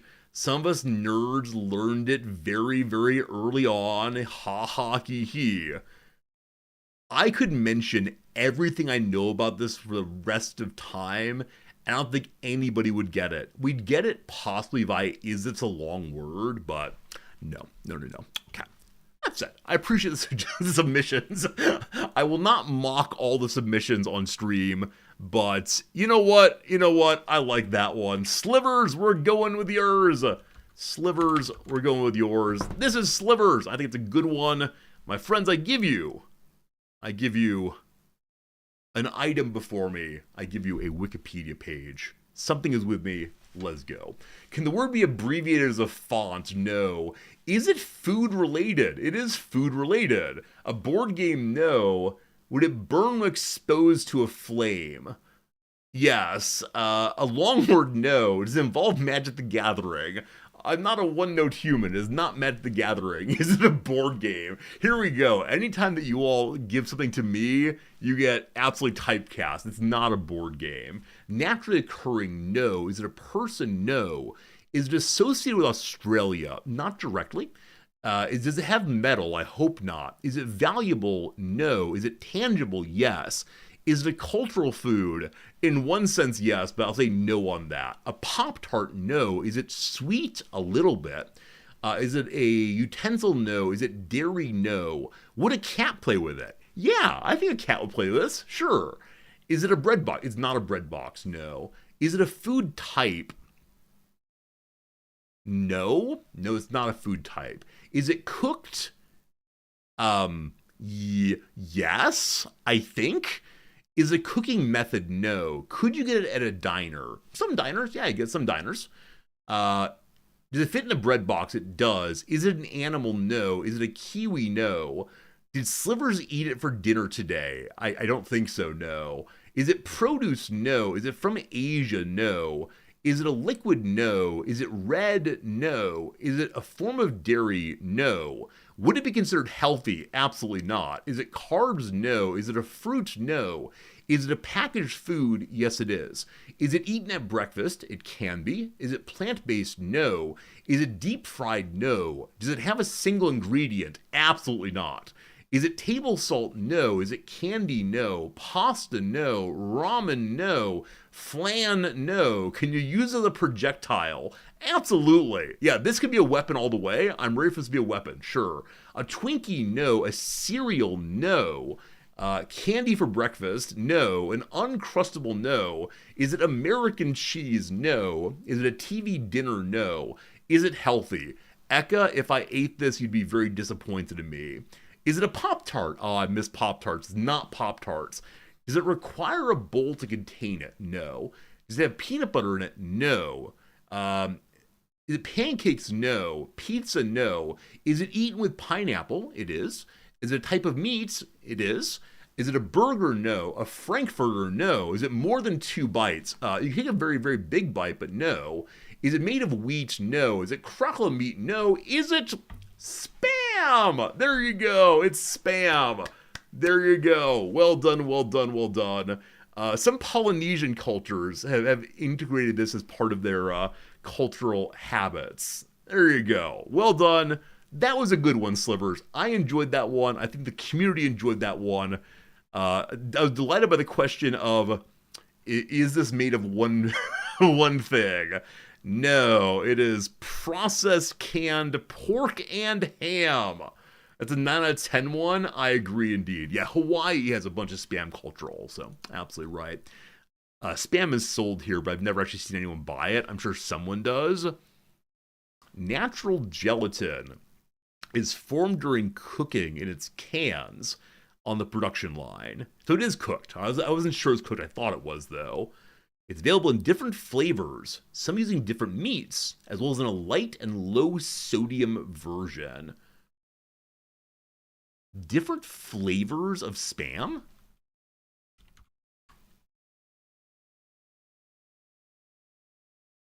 Have any of you had different flavors of Spam? Hot and spicy, jalapeno, teriyaki, roasted turkey, tocino, hickory. I have never even seen these. I really thought there was one and only one kind of these. What places in the world have lots of Spam types? Maple flavored. There are a ton of flavors, but Spam is too expensive. Was it really? I think it was an inexpensive food, but I haven't looked at it in ever. Gochujang? Korean spice Spam? Wait, where do you all get these things? Because my grocery store has and had only the totally plain, classic kind. Wow. Wow. Not sure it's sold there.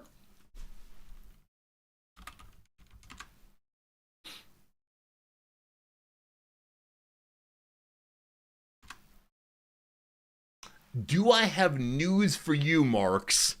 Do I have news for you?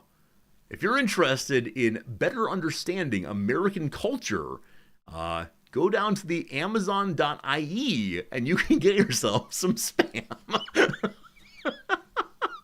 You just bought the Korean type. That's awesome, Jim. Let me know how it is. Like I said, this is an innovation since I left the US, I believe. I don't know. I don't know. Spam for everyone, it's true. Craziness, craziness. All right, that's enough of the Wikipedia game. I hope you enjoyed the intro. It was a fun one for me today, despite my absolute horrible gameplay in the Thrice. We saw some kitty cats. We talked about commercials. What else did we do? We had a good time through and through. Now it's time for us to pivot into the part of the show dedicated to Victoria 3. We'll play this for a few hours, probably 3 or so hours. Continuing our DLC playthrough from yesterday, playing as Sweden, trying to become the world's greatest IKEA producing place, making lots and lots of chairs, hopefully. Endless chairs. And I have an idea of how to do better than we were yesterday. And part of it comes down to wouldn't it be grand to use the new trade mechanics a little bit more? And the answer is yes, that would be delightful. I'll push the continue button, I'll change our directory. It's kind of loud, and then we'll get into it. Are any of you also playing Victoria 3 at this point? Are any of you brought into the fold of Victoria 3, or is it still a game maybe someday, but not right now? Alright, there were 61 viewers, and now we're all here as well. Alright. So behold, it's Sweden. We're only losing 3,000 money a tick right now, a week right now, where yesterday we were losing 12 or 13,000. It is much, much better than previously. You want to do the CK3 mega campaign into it? I love the idea. Just don't roll too hard in CK3. Alright, I need a government administration building. We're just under... we were previously just under on bureaucracy. As people are gradually getting hired into the bureaucratic roles, that will heal itself. Still playing Blood Bowl 3. I think when Blood Bowl 3 first came out, I wasn't enjoying it. Has it been patched in some way, Jim? Is it fun now? We know of a little thing called the Railroad. Probably can't make it yet, but still we're trying our best. So the big innovation in this game compared to the prior patch is that now you're able to make trade centers.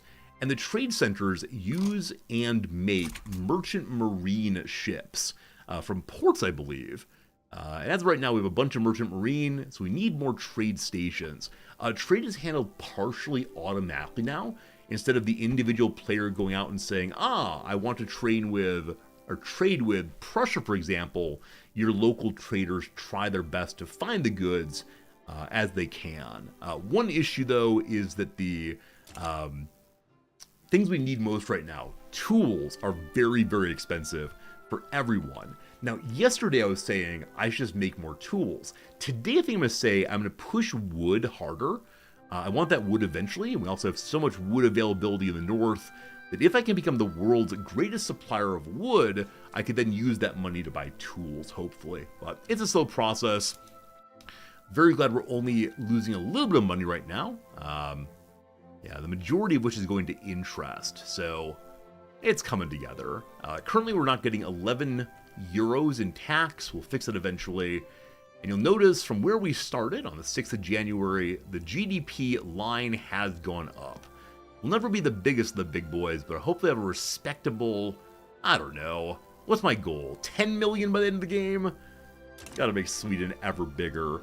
Yesterday, Russia was very displeased with me. Indeed, they still kind of are. I don't know what I've done that's caused this, other than trying to make nice with Prussia and Finland. I'm on the border. I haven't militarized at all. I've been so focused on our civilian economy instead, so we'll see how it goes. Is there a way to install the Habsburgs in Mexico and Brazil? I suspect there is. I've never done a ridiculous playthrough like that, but sure, you start as whoever the Habsburg are running these days and find a way to colonize down here, and then from colonization, start eating up Brazil. That's a great question. But yeah, Victoria 3, like other Paradox games, allows a lot of very silly decisions, and those silly decisions often amount to innovative and perhaps delightful gameplay. Locally, the price of lead is very low. We're not using it for anything yet. We have no arms industry. Sulfur is very low. We have no sulfur. The Richie Riches would like to own some paintings. We have none. The price of fertilizer is pretty low. We should look into that in just a moment. Guns are cheap. We could build more barracks. And let's look at the other side of things. Very expensive. Fruit, unfortunately. We'd like to bring some fruit in. Tea is expensive. Chairs are expensive. We have not pulled off our first goal of supplying our own chairs. And that's because tools are very, very, very pricey. So I'm going to modify our attitude towards tools. I'm going to subsidize them as much as I possibly can so we can import them all the way. We do not want to export them at all. So huge tariffs on any exports. So hopefully over the next little bit that helps us to bring in more tools. Now on the diplomacy page, I have one open interest. I've been thinking for a while about where to place my interest to allow better trading. And it needs to be a place that has both tea and fruit. Tea and fruit. Now, I know we get coffee from this area. Is tea over here? I don't think I have an interest in China. I can. Who has fruit? Indochina? I don't know. Like I changed my attitude towards tools from frowning to smiling. It's true. We can dig through, I suppose, and say, hello to you, people in the Dutch East Indies. Show me your Dutch market. The price of fruit here, apologies. Price of fruit here is, tea is very inexpensive. Fruit's reasonable. Friends, it's time for us to become friendly with the Dutch. Insert your anti-Dutch humor here. You know it, you love it. But they have a huge trading network nexus, and so we'll partially engage with it. The Rhine is now something we care about very much. Cool. That'll be a very useful change the next little bit here. Hopefully I can have a positive relationship and offer them an exchange between, I don't know, just money and tea possibly, but we'll see how it goes. We're currently working on a port so that Scania has an access to the world markets. As you'll see, the investment pool is up to 5 million, so I should probably just let them construct for a while. Currently, we're using half of my overall construction to make things for the manor houses. That'll continue along. My economy is being strengthened not only through my choices, but also the choices of the private sector. What law change might be good for us? What law change could be good? We have the National Guard. That gives us a larger amount of battalions to raise in case the Russians attack. On the army, there's an interest in going back to peasant levies. Landowners do not want a fancy national militia, unfortunately. Rights of assembly, we can go to censorship if we want to. We can make the women less human, I suppose. That's about all for right now. So as I am the state directly, I can bring someone else into government. And the intelligentsia would support the kind of ideas that I have. And indeed, the government gains legitimacy if we bring in the petit bourgeoisie, the middle class, the rural folk, and the intelligentsia. It leads to some radicalization, leads to some people losing faith in the state, but don't worry, our king and his kidney stones have the best in mind for you. Hooray! I don't recall if we do elections here. I believe we do elections here. I should have waited till after next election. They don't like the king just randomly changing the government, but it's necessary for the state of your happiness and humanity. So,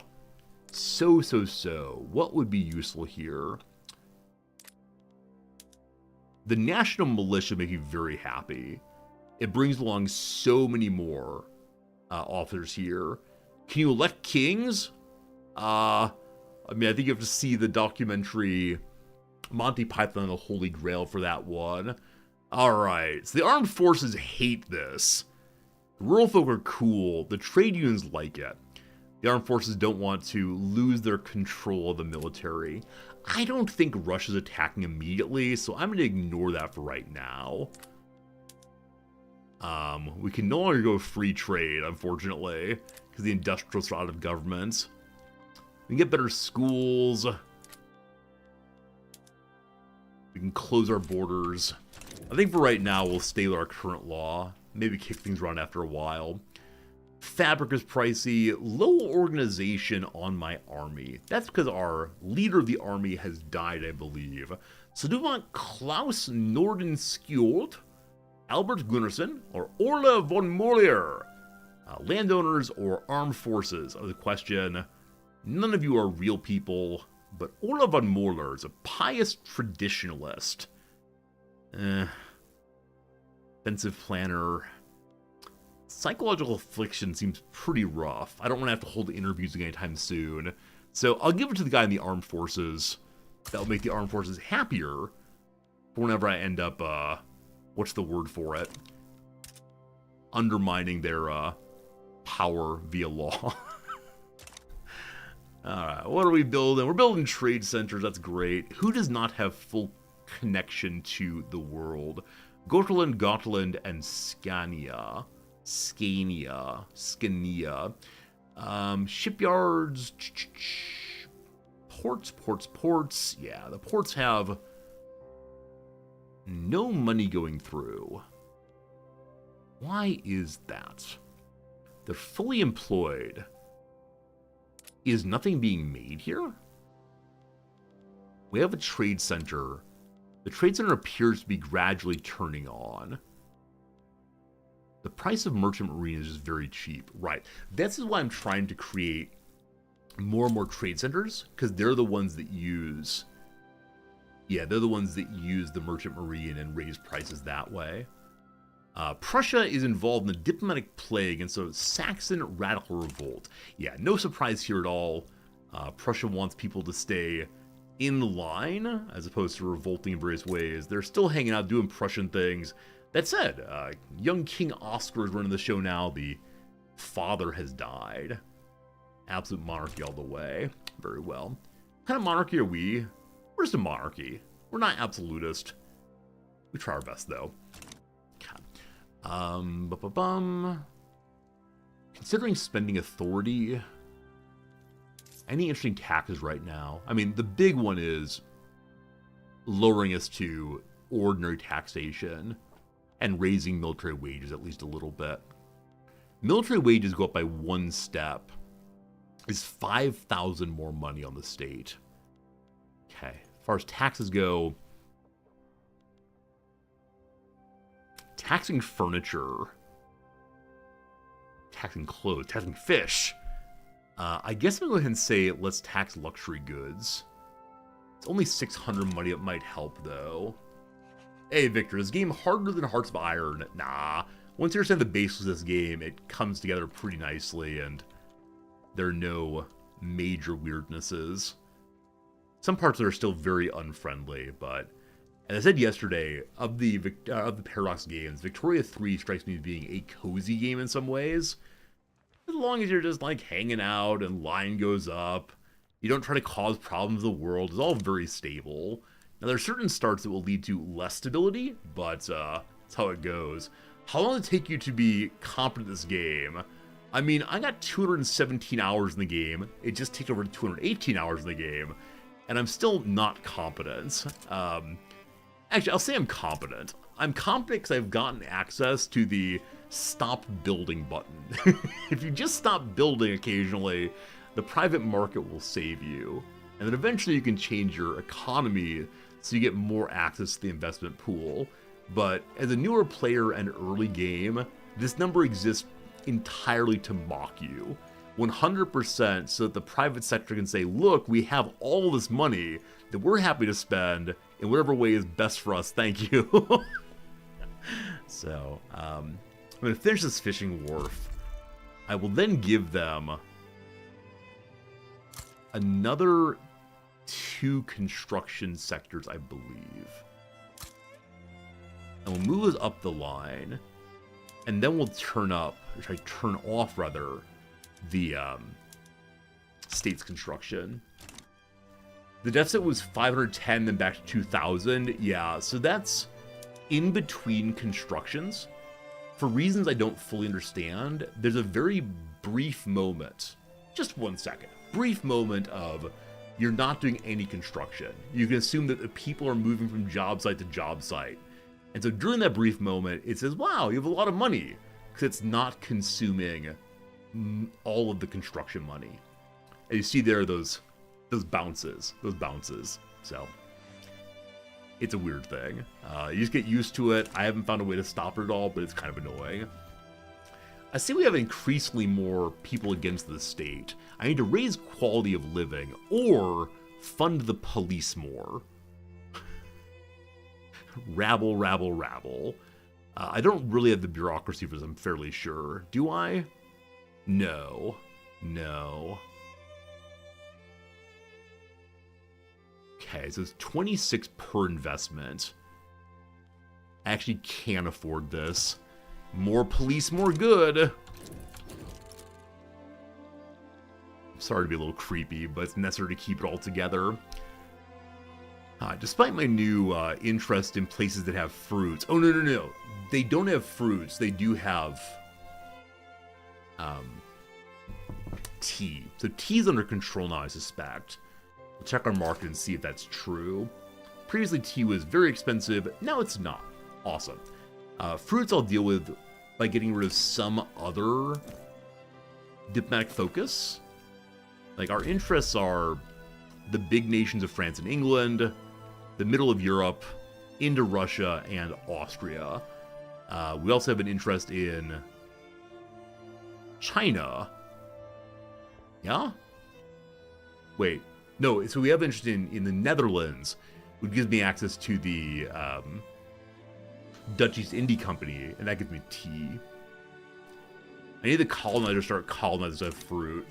Can you fight in this game, or is it most about economy? I mean, you can fight, but it's so uninteresting in my view compared to Hearts of Iron, unfortunately. Oh. Oh. Norway's independent now. Ah, okay. So previously, they were a dominion, I believe. And as a dominion, I believe they have just the one king, me. As a protectorate, they get their own king, apparently. We're currently trying to make them like me more by having lobbies locally that support me. And then also, we give them knowledge, which lessens our knowledge production. We can have other interactions to make things nicer for them. Or I can... Is there anything I can do right now to help? No, I can build things for them. For right now, I'm not much on that front. We could try to like have a treaty of... We'll help you with stuff.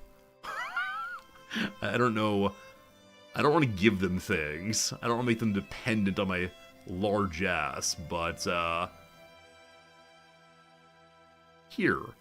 You can have military access. Here. How much debt do you have? How impoverished are you? I don't know if I can tell. Let's see. If I take on their debt, it's 44,000 money. Absolutely. In exchange, I need to say you never, ever, ever leave me. And if you do, I'll sing that song about you'll be back. An obligation, thank you. Wait, is that me giving them an obligation? No, no, no, no. I can't ask for an obligation, it seems. Unfortunately. This is all to the good for you. All to the good. So we now have a treaty with Norway. We'll see if they sign it. Yesterday there was a bug, which I have reported, that repeatedly Prussia said they would accept an alliance with me, and they just didn't over and over again. The Convention of Stockholm is on. Also, the United States has a new power bloc called the Joint Front. They've legalized marijuana early. The Joint Front's upon us. So because we have this relationship, apparently our relations will keep climbing. Yeah, currently climbing by +1 every 2 weeks. Their attitude is still one of defiance, though. I'm overbearing, allegedly. Yeah, so we'll be able to make it a little bit nicer as we act along the Treaty of Stockholm. I don't think there's anything I can do that will immediately make them happier other than granting independence. Friends, we have the Postal Savings Bank none. So the farmers and shopkeepers will give more money to the investment pool. Hooray. I'm so far behind on actual production to use all new technology. I never, ever, ever do this But we're going to do this. We're going to start using dynamite in our mines. And this will lead to what is known as all of my people dying. But that's okay. But that's okay. Alright, at this point I'd like to start making things nicer for my people. The price of clothes has climbed to the price of fish. What's the price of fabric in our market right now? It was kind of high for a while there. Fabric. It's quite pricey still. Alright. I believe we have some livestock farms that are making fabric for us. They're a rural building. Okay. They're not all profitable. We're building more of them in Scania here. Scania. Scania. Yeah, they're doing very well. Wirelands and Gotaland not doing so well. The price of wheat is really high. So we could deal with that somewhat by having them just do sheep ranching. That stops them from buying wheat at all. But the price of fertilizers then not being affected by them. Here we have fertilizer coming out. So by making that slight change there, the price of fertilizer has gone up. The price of fabric is still stable. Stable, like a farm. And so we just need to get more of these out here. Do you all have population waiting for work? You have one infrastructure left. We're going to build another port or something. Your population here. They're job seekers. They want work. These people desire labor. Let's give it to them. They have a bunch of ports. I need to give them more. I think I need more trade centers also to use those ports. But for trade centers, I have to have things to trade, I assume. Can this do imports? I'm still confused about this. We're adding more things. Ever building, ever improving. And then even more livestock ranches. Goodness gracious. If we're doing that, though, we also need more wheat. All you job seekers, I've made jobs for you. Major investment campaign in this territory right here, because it has a bonus to agriculture, and also more trade capacity. What's that? Trade capacity is trade capacity. Good. Occasionally the tooltip is not there yet for new mechanics. I see the attitude of the Netherlands has gone negative to me. It's happened as a result of an increase in relations with a Dutch rival. Okay. So who are the Dutch rivaling they don't want me to hang out with? Belgium and Spain. I'm improving relations with Belgium. They have tools. I want those tools. Can we make nice with the Dutch and the Belgians? Is there still antipathy between the Dutch and the Belgians? Or is this a thing of the past? Do you all think of yourselves now as Benelux? As one people hanging out here? I don't know how identity works in Europe. I probably shouldn't discuss it. It leads to very unhappy topics very quickly. Hey, tools are only silver. Go in the right direction. Nice. Nice is nice. The building queue has gotten to a second page. I said I would not do this. I've done this. We're going game speed 4. I will change nothing until we get off of that page. I don't know why I'm building this order. The trade centers aren't really needed yet. I said we'll do more construction also. Hey, Butsaru, good seeing ya.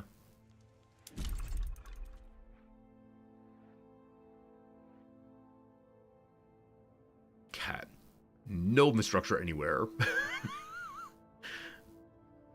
So job seekers with no qualifications. And maybe we should go on a port making and eventually railroad making mission here. Because man alive, the infrastructure problems continue.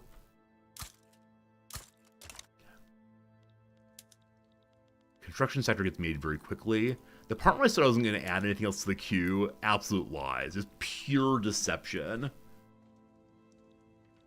While this is going, I must know. I must be aware of the answer here. Where's my browser? There it is. Do Dutch people dislike Belgians? Generalization, here we go. It's a rivalry, according to the Dutch Review. Obviously, DutchReview.com is my favorite website for this purpose. And Yoff, how's it going? Thank you for the resub. Yay to you, my friend. Thank you for the 17 months of Prime subscription. Make sure you check out your Prime subscription. Definitely the best way to contribute to the Church of Resorty is to take the contributions of major corporations like Amazon and funnel them into my pocket. All the Amazon money goes into here. Oh, speaking of which, friends, Twitch occasionally sends out invitations. They want streamers to offer commentary on this and that, to vote on if they like the designs, or they use new things, etc.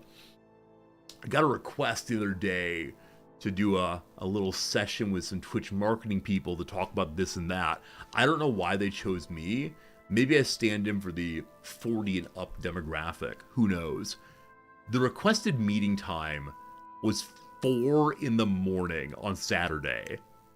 However, for 90 minutes, they offered me a little bit over a full play booster box of Magic the Gathering. So I said,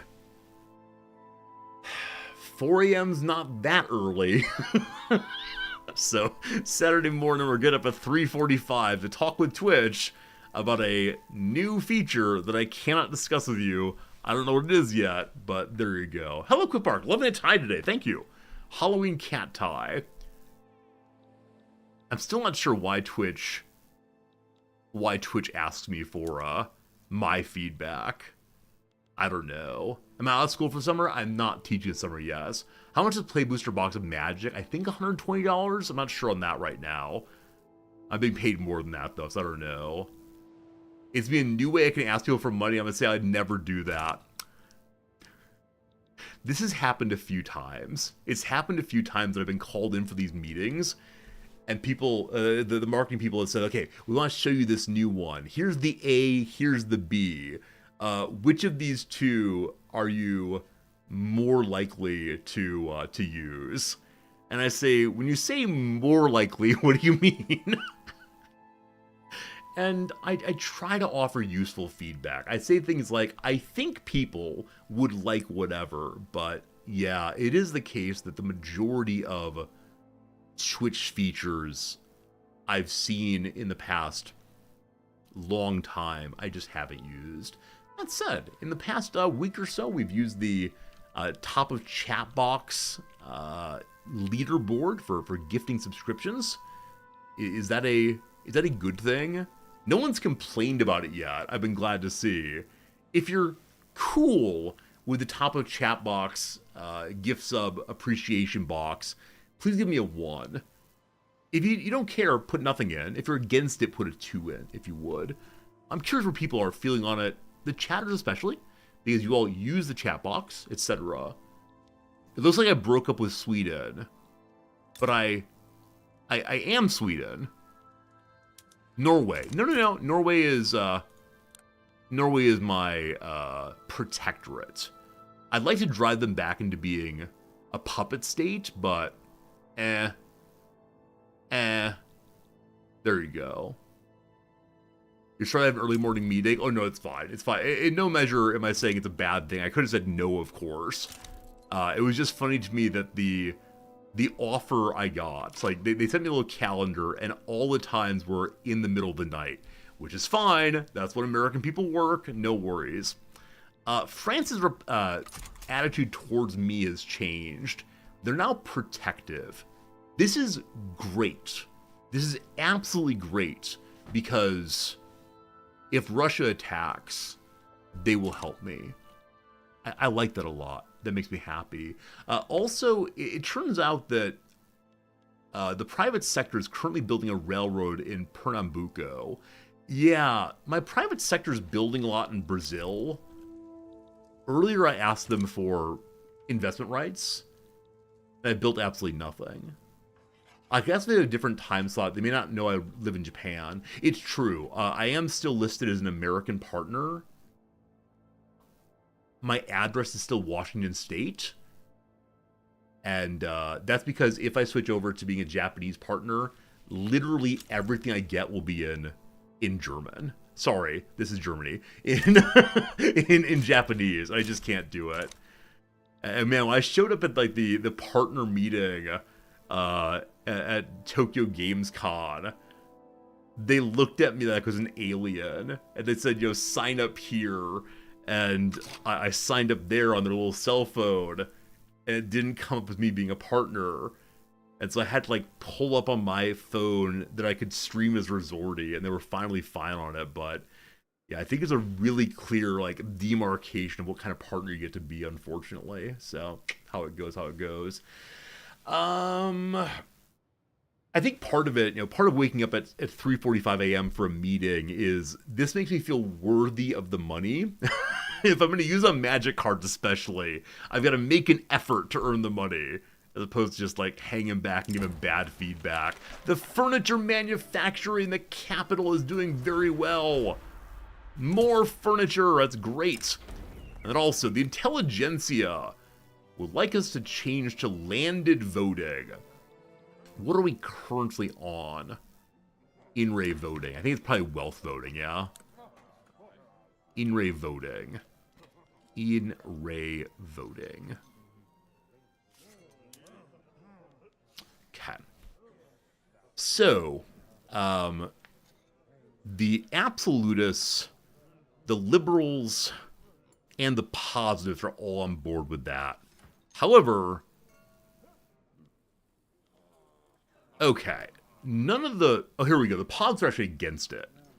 The positives don't like the idea of that kind of voting, unfortunately. We could go census suffrage, try to get more people involved.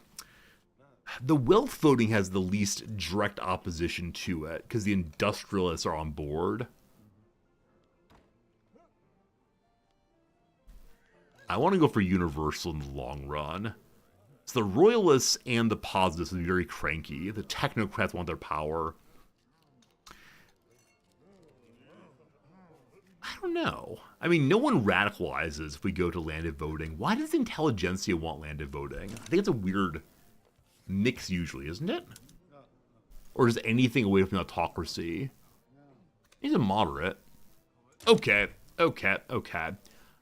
I'll do what I can do. I'm being bullied by interest groups. What's new? Here we go. With a 5% chance of passing it, I'm going to try my best. The landowners hate it. But everyone's still largely happy in our territory. Ever-increasing influence. The Anti-Russian League has discreetly dispatched one of their number to amplify the mission in Sweden's most widely read newspaper. Alright, the Anti-Russian League is +6 appeased.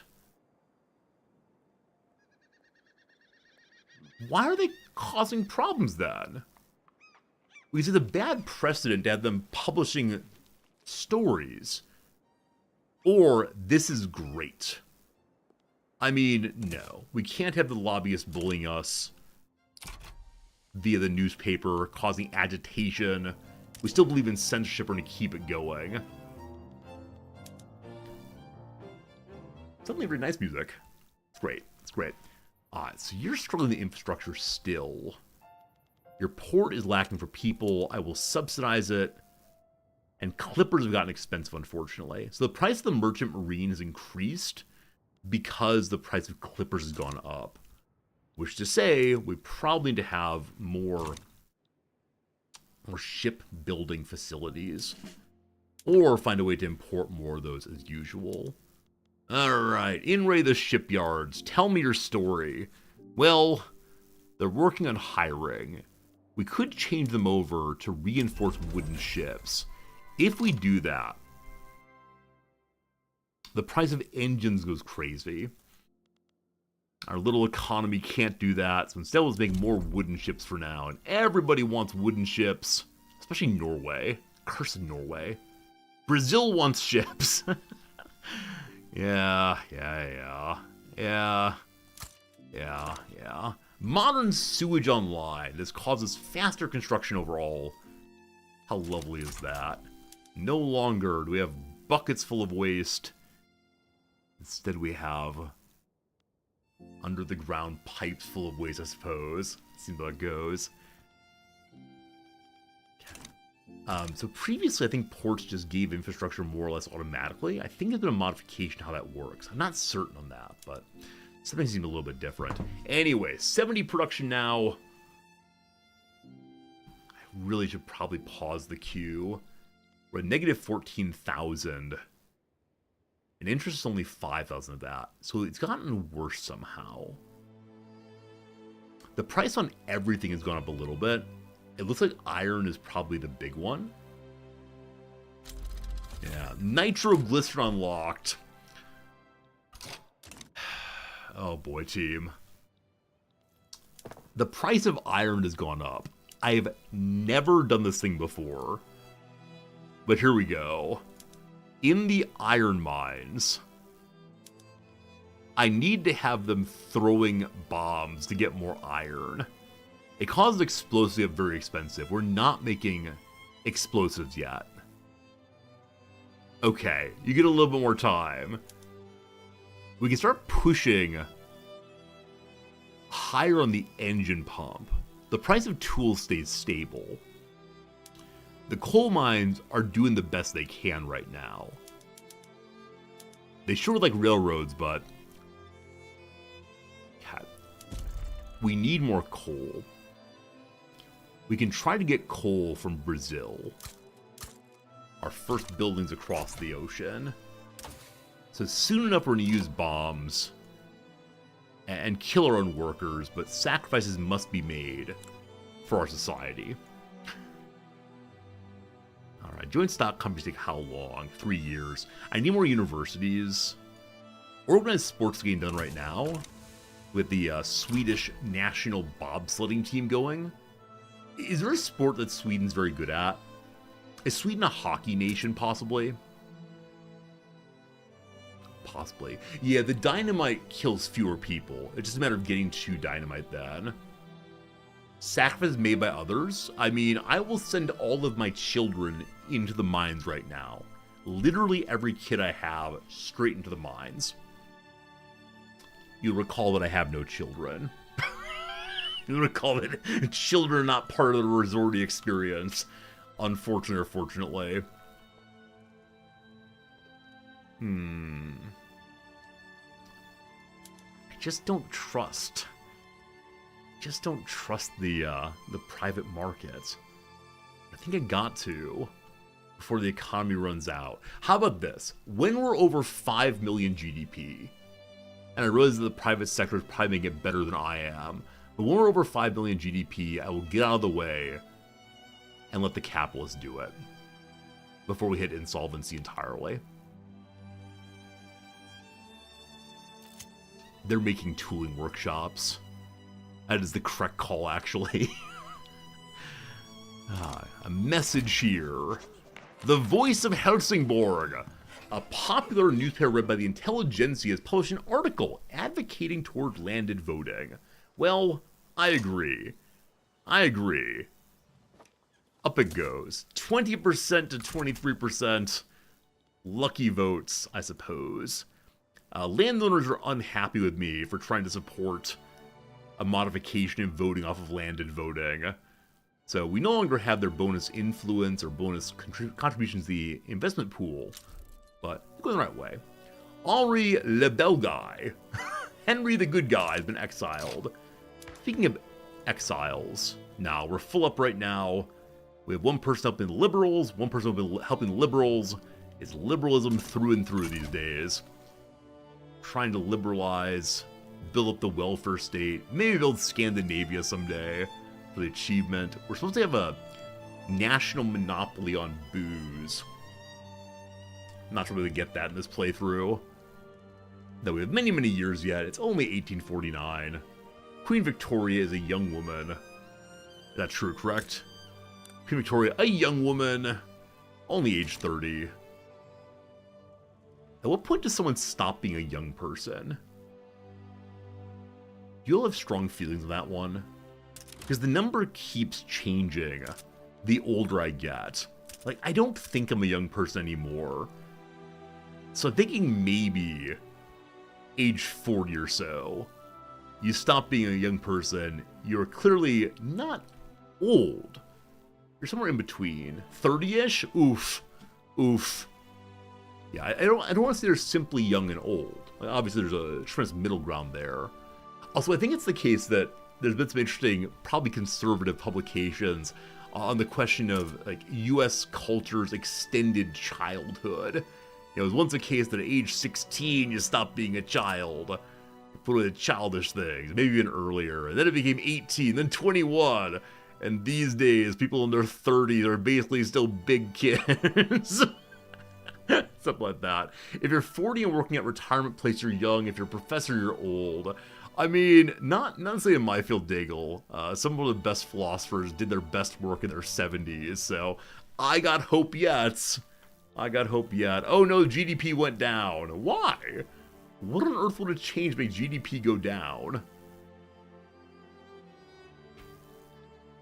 We improved our market access. Standard of living is questionable, but improving maybe. Back to 4-9. Line goes sideways. Landed voting. Made it to phase 2 on 20% chance. What am I subsidizing right now? It's 3,000 subsidies, ports and trade centers. Yeah, just need more trade centers. That'd be grand.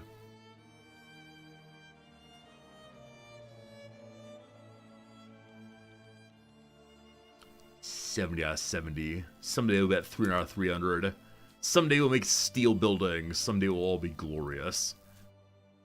High prices are only on fabric right now. We'll see what's going on in Belgium. Oh, good eye. A Belgian fundamentalist revolt has begun. Constitutional monarchy led by King Philippe de Aarschap. There you go. An arrogant Catholic wants to run the show. How are they doing? How's that little battle going? The fundamentalists are currently winning. Standard Belgium might be on the way out. I'm sorry, Leopold of Saxe-Coburg-Gotha. Unfortunately, Belgium's changing. The ruling rural folk, led by the charismatic Gustav Taube, has initiated a great promotional tour. The decision to focus efforts domestically or internationally has been left to last minute. We need either a very large boat or a very large wagon. We're not sure which one. I guess the wagon can be turned upside down and use the boat. A boat, rather. Would the rural folk do more for itself or for the country as a whole? We can say drum up support for the rural folk. The interest group likes me a little bit more. That will push us to 8. We need 10, though. Oh! This is the sort of the infrastructure problem. When I last evaluated infrastructure, farmers market was on, so we got bonus infrastructure. And then it fell off. Understood. Or the tour should drum support for me, get more influence. What's influence go to? Infamy decay. Don't care. Y'all can take care of yourselves. 2 Sicilies are engaging with me. Why? What do you want from me? Is there a diplomatic story here? They have a rivalry with Greece and with Spain. That makes no sense. Is there anything you really need that I have? They sure do need iron. They're coming for my iron somehow. Fine. I give you 5 million in GDP. We're going to finish the building we're doing. And the shipyards. And then we'll pause. I'm so sorry. Why can't I just stop? I've got an addiction going here. What's the best way to stop an addiction? The addiction to adding things to the construction queue. How does one beat it? I mean, go cold turkey and just push the button. Go cold turkey may be the way out. What else can be done to beat an addiction? Need your suggestions, friends. The proposal for landed voting has been sitting in a deadlock. The politically unaligned have advocated for enlisting Stepa Dominic of the rural folk to rally the rural folk to assist. So rural folk get even stronger, unfortunately. Fine. 41%. If I don't get off my addiction to add the construction queue, I can say I never stream Victoria 3 again. That's strong. That's strong. Is there a command that could stop the undesirable behavior? I mean, Mod Fernandez is very good with the bot. Mod Fernandez could add a command that shames me into adding the construction queue. I said I wouldn't. It's tough. It's tough. Realistically, though, the best way to stop an addiction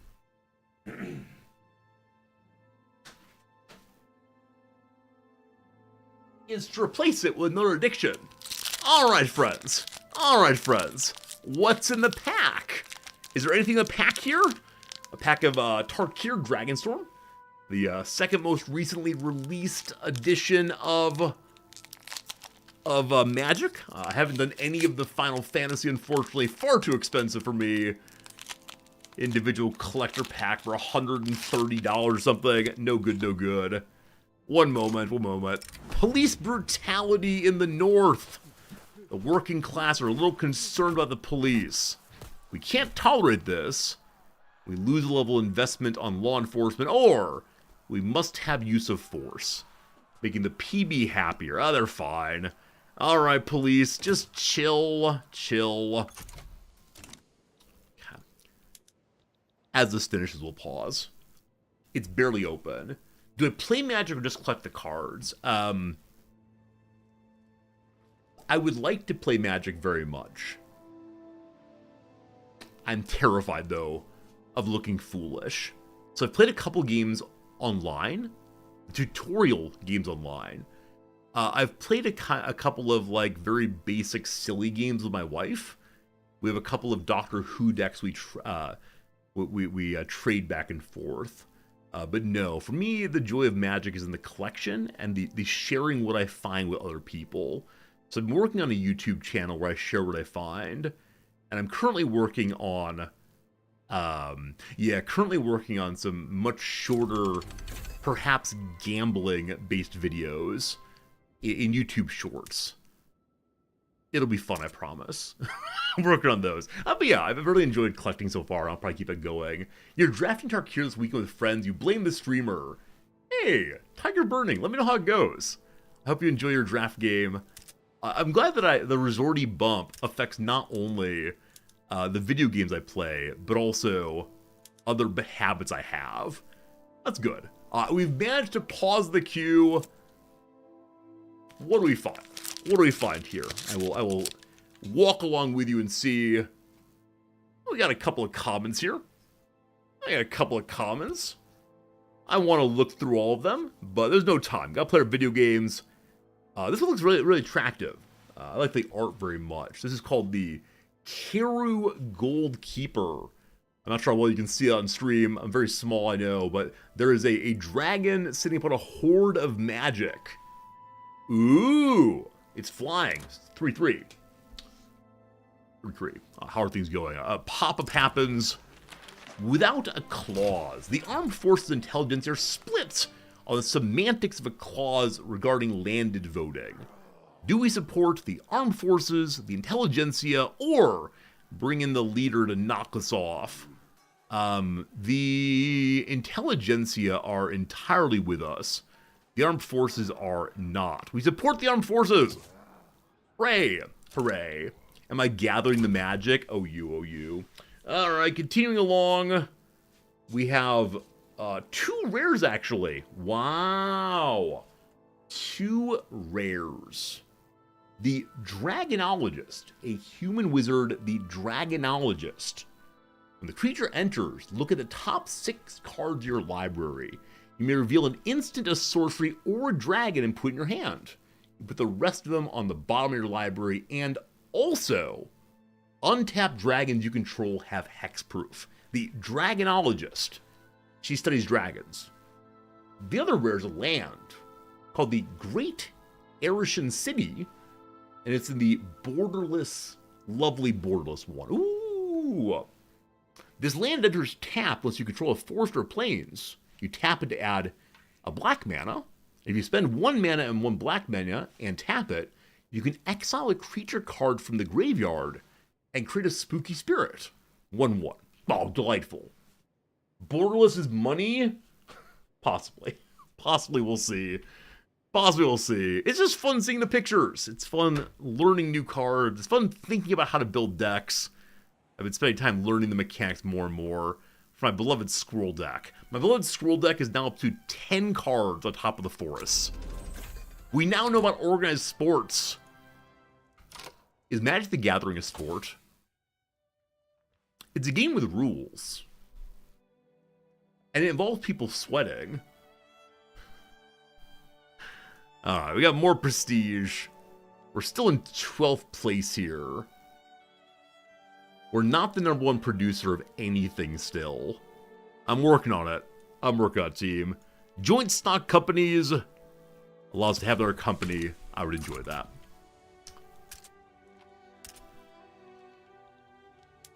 So how long do we stay paused? Our current income is double our interest rate. We could mess around with the budget. Okay. If we go to medium taxes, we'll immediately lose 5,000. But there's a possibility that they might use the money to stimulate the economy. Let's find out. From 12,000 down to 6,000, and we give it a little time to see how things change. Congratulations, friends, it's a tax holiday. Stepadomniuk and his supporters have publicly petitioned at a prison in Gotland for the release of a pro-landed voting protester held there on charges of disorderly conduct. Prisoner sat in a lightless cell, staring listlessly at the wall. The voices were carving through his mind again, repeating his name over and over, giving voice to his torment. Oh man, this sounds like torture, unfortunately. His imprisonment has achieved its goal, or justice is not overturned by the dictates of the mob. It's only a protest, let's settle down. The king pardons you. 51% chance of advancing landed voting. Fantastic. As I believe that quality of life will have gone up with lowered taxes. Seems to be sitting roughly the same as before. So, what's high priced here? Just clothes and fish and liquor. Clothes and fish and liquor. Clothes, fish, and liquor. The standard as always.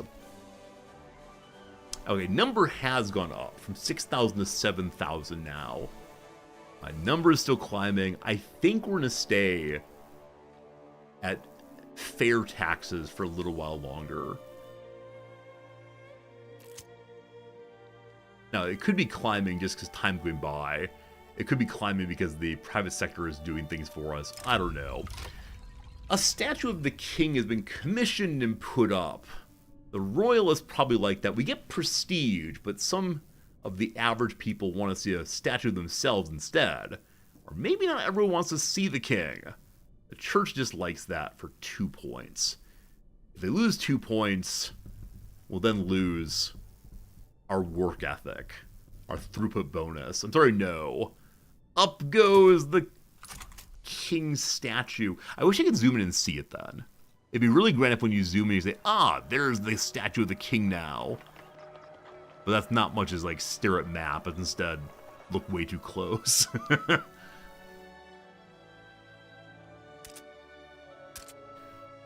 So are we going to climb back to our earlier desired, or earlier produced plus 12,000 as time goes by?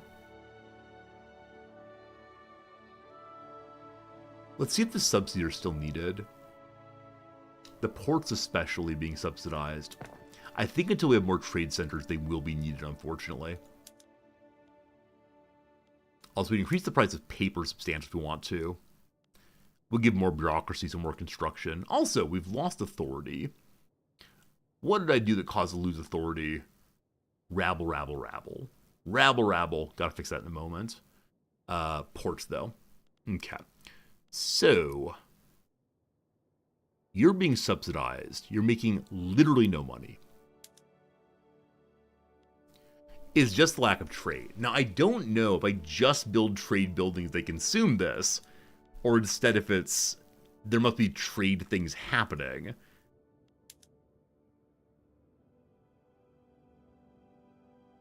So, they can trade capacity up to 30. They're only doing 3. Why?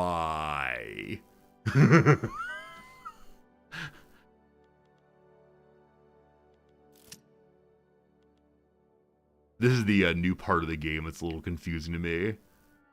Okay, I'm going to cut the subsidy. They don't need it anymore. I'm going to cut all the subsidies here. We're currently paying a wage subsidy and an input good subsidy. But the input goods are very inexpensive. Right? It's just boats. I guess if we lower the price of boats, some might help. I don't know. What portion of this game is me saying I don't know over and over again? The Intelligentsia are still working on their votes. We say thank you to the Intelligentsia, or we make the leader of the Intelligentsia change something to get 10% more. Yeah, 61 to 23. We stay in consideration, we'll see. Alright, sorry team. We appear to be going back in the direction of higher taxes. Hopefully you enjoyed your New Year break. But up they go again. Okay, I'm going to wait until we're under 4.5 million in credit. While time is running, I'm going to grab a glass of water real quick. Oh, did I miss an ad break? I didn't even notice it. I talked entirely through an ad break. I'm very sorry. We'd normally pause and play crossword, but I just got focused on other things. My apologies. Be right back with water in hand. Good to good. Good to good. Also, did I just see when the investment pool is actively building, they're still making money? So upsetting. I must find a way to seize all the money. What that actually means, though, is we can not directly, but indirectly support more construction. 5 more it is. So we build construction sectors for the industrials to use. And as I said yesterday, I don't exactly understand why they can't build their own construction sectors. We'll get those made. Alright, be right back, water in hand. And again, sorry for talking through the ad break if you're an ad watcher. Not my intention ever. Be right back. Be right back.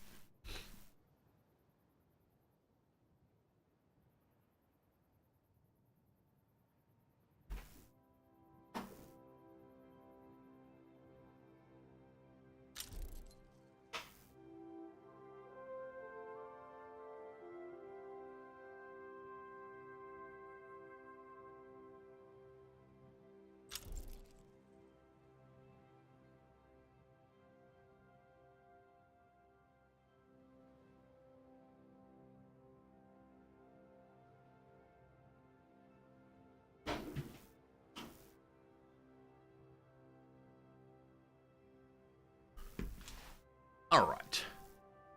What do we miss? What do we do? We finished one construction. Those of you who have been playing this game since the new update, what are the big tips and tricks you've picked up? Is there anything you'd say, this is the one thing I learned since last I played it? Part of it for me, of course, is I'm just hanging out and working on things. The gradual expansion is just fine. If I wanted to be a major industrial powerhouse, I would have chosen Prussia or France or something. But for me, it's absolutely okay just being little Sweden in the corner.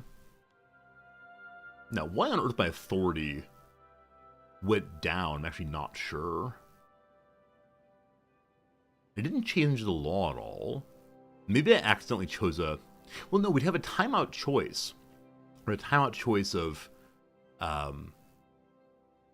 know, how much farther down it is, but I've got no idea. Okay, is there any taxes not giving us much money? 0.72. That seems absolutely a waste of authority points. So we will end the taxes on luxury clothes. Oh, you richy riches. Congratulations. Fine. I haven't made new construction buildings. We're now burning through cash really quickly. But once I finish these last 2 items, I suppose, we'll let the financial district get back to it. They're building all the things that I want to build. They're building furniture. I mean, the creation of furniture will go towards my furniture score. It'll count as my making it, but I might have to nationalize some buildings. We're gonna have to nationalize some furniture stores, possibly. Yeah, currently 2 are owned by me and 2 are owned by the private industry. And USB sound is mine as always, don't you worry. Nothing disconnected for you, not even little bits. Landed voting has passed. Vox Populi, achievement. I don't know if it's a new achievement or what. We got more authority, or possibly less authority. I think that plus 100 is different than plus 200. So, more legitimacy, the government can embiggen itself. We got votes, votes, votes. Women's suffrage is now a possibility one of these days. Alright, the political movement in favor of voting has changed all at once. The positives are cranky. The royalists are okay right now. Things seem okay on the side of our politics currently. But our government is now illegitimate. So we have to make a modification to the government straight away.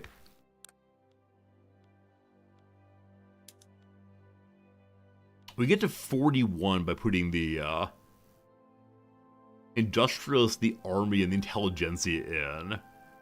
This was called the People's Party, apparently. It's good enough. When is the next election?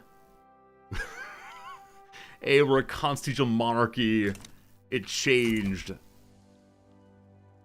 I worry we become more liberalized before we can really support. There we go. The election's happening right now. The Lantamana party is currently winning. So, that's not good. The conservatives are currently on the way to victory by quite a bit.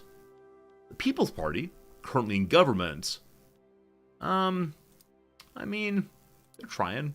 They're trying. Probably no way to help them immediately at this point. A rational discussion. Well, meaning to discuss ideas, Otto Rosengren, that is, say, leader of the armed forces, and Anders Ericsson, leader of the PB, enjoyed a civil and enlightening conversation. Most expected a brawl. So we could say civility is the way forward. That gives power to the People's Party. His conduct should be supported. The armed forces then led by an honorable person. His group become larger and larger. It does lead to a greater amount of agriculture as an executive. We haven't gotten to executives yet. It's company stuff. Or we like the opposition. No. So liberal civility maintains the current government's grasp, perhaps. So there are people moving in that direction. If the election were held in the infinitely far future, the party we want to win could possibly win. So before the election happens, is there a law would like to try to put forward? The poor laws are not bad at all. It costs more bureaucracy, but more food security, more money to those that are impoverished. But as we're creating jobs, we can also create A welfare state supports without jobs. The people of the far north would like to speak their own language. That's fine. Language is heritage. The PB just likes it. But they're still barely on. Loan rate goes down. And thank goodness for that. Did I hear that Sweden's Charles XII stopped drinking because they got a bear drunk and it fell out of a window? I had not heard that. But I guess it's a good way to stop drinking. You see a friend, namely a bear, fall out of the window drunk. The armed forces expressed concern about the government favoring the industrialists. Wait, aren't you all the same party? Yeah, the armed forces and the industrialists are together right now. It's a question of who do I make happy and who do I make angry. So the industrialists are plus 16. As long as they plus 8, they're fine. So, there you go. Armed forces are plus 11 now. Their magical better fighting goes up. Fantastic. 112 days until the election. I don't have enough bureaucracy or authority to try to suppress anybody. We're just doing our thing. Our metal company is currently losing prosperity. They want their mines to work more better. They would like to have more mines functioning. Their profit is not that much. Yeah, they just want to have more mines, I assume. We give them rights if we want to. We give them rights to iron or something. But I don't see a reason to do that currently. I actually don't fully understand what these do yet.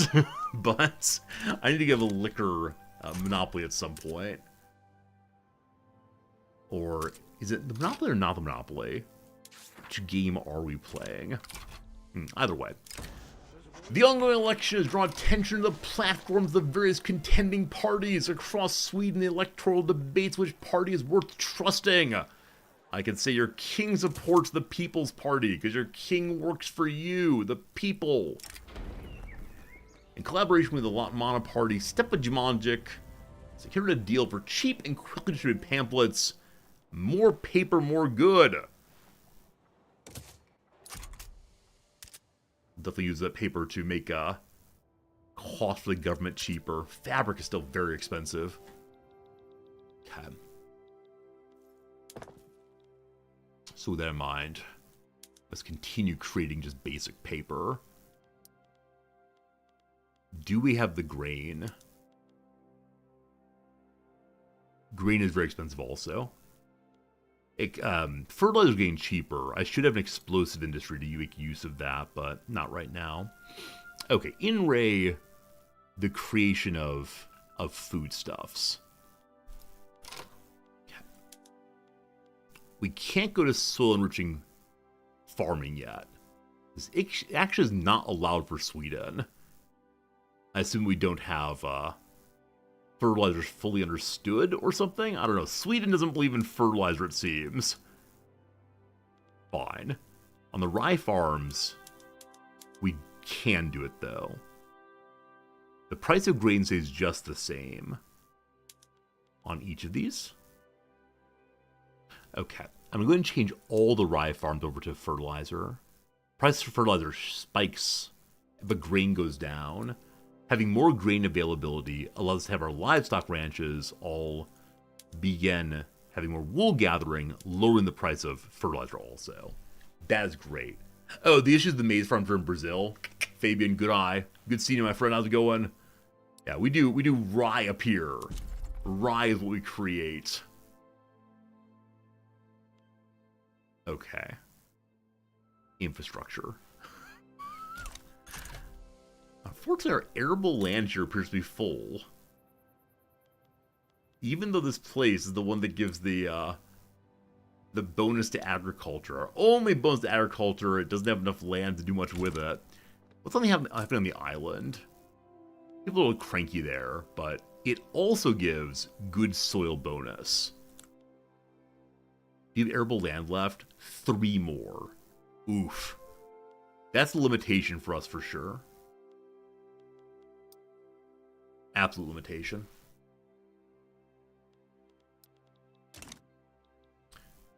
Okay. The economy might be worse than it's ever been before. The price of fabric is going down gradually. Market access, not good. Not good. How bad is it? Everyone's starving. Everyone's starving there. Horrible. Now, do we have ports that are just not working? I subsidize. That'll help a little bit with getting online. I believe we made a new ship maker earlier. That's right, a ship maker. It's an urban building.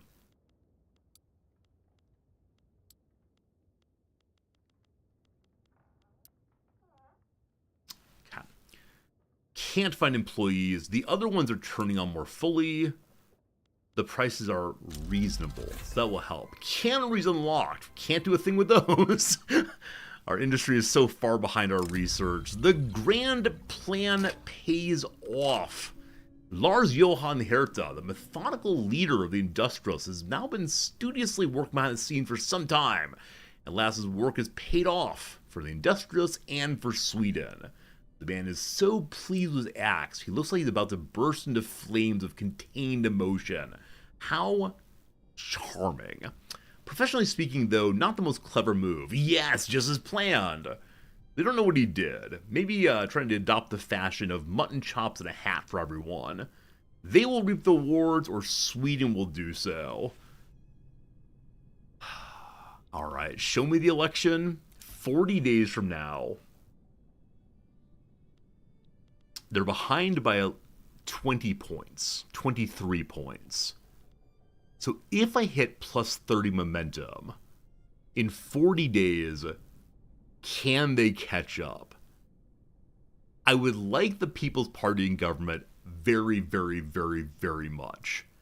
However, if I choose the other one, 20% reduction to interest, and I could have more gold reserve, maybe. I need this party in power. I congratulate the People's Party on helping us. Lines change. Oh no. 42.57. Are there any... Landlords are very angry right now. Lowering tax overall. What did I do to cause that, I wonder? I mean, the removal of landed voting would definitely do it. We need to marginalize them 100%. They gotta get out. But if they go into government, oh. 30 days. I need like an October surprise to happen now. I need anything to happen now. Alright. Got more rye farms coming in. Bad construction turmoil. I do have the police beating the dickens out of you all, correct? Do I? I don't have violence suppression going. Huh. I mean, if their standard of living goes up, if they just get jobs and food and so it'd be better. But, not sure. Pretty bad.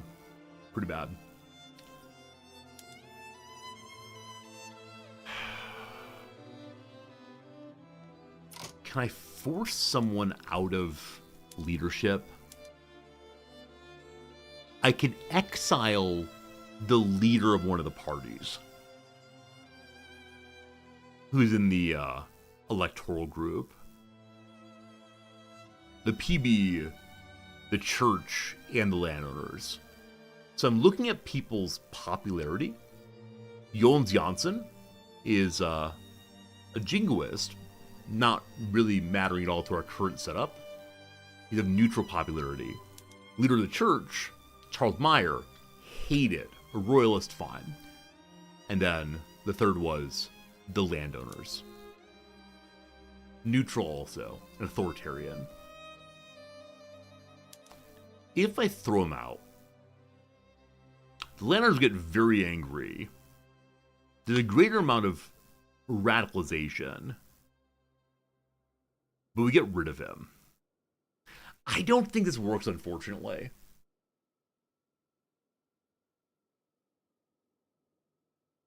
I don't think it'll work for us, unfortunately. So, I think, unfortunately, we're going to end up with a government we do not want. At a time, it's even worse than now. I don't know. Hey, Norway wants to be a puppet again. Hey, very good, Norway. Very good. So, Norway is now blue again.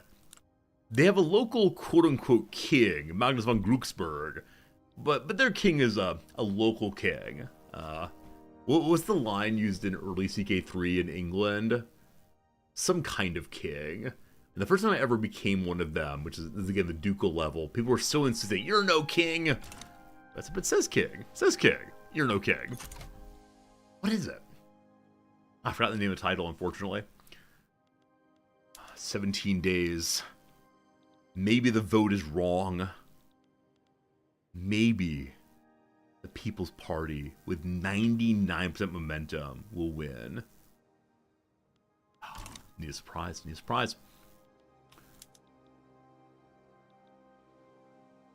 Okay, so the bad situation in Gotland is partially due to infrastructure. It's entirely because of infrastructure. We established, though, they do have a port, which is hiring now. And the price of clippers is way too high.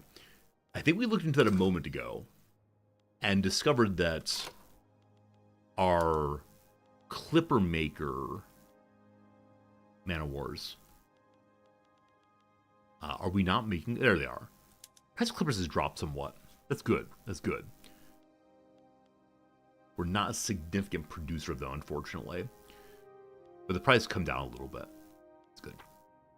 We can build more shipyards. Petty King, thank you.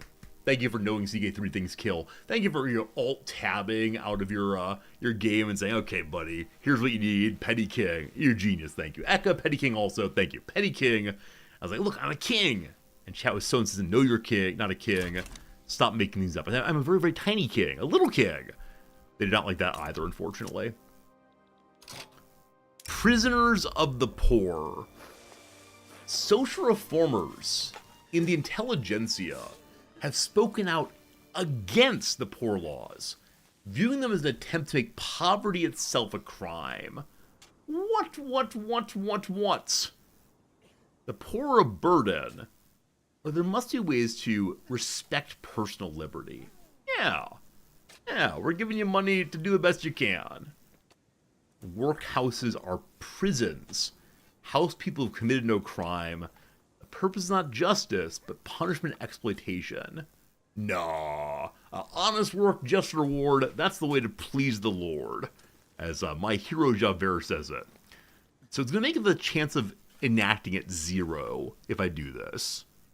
Or we lower it by 10% instead. This is not going to go through, unfortunately. It's not going to happen, unfortunately. So I'll lower its chance, and then we should probably just scrap it as the election comes through. We can imagine the Lantmana are the people who scrap it and publish stories about that, calling them the true evil, anti-poor people party. One day away. Lantmana wins 57-42. I mean, it was 38-63 when we started, so better than it could have been. Oh boy. Well, contested but legitimate. Wait. The government is more legitimate at 57 if I keep the People's Party in? Respecting the election lowers legitimacy. I'm sorry, what?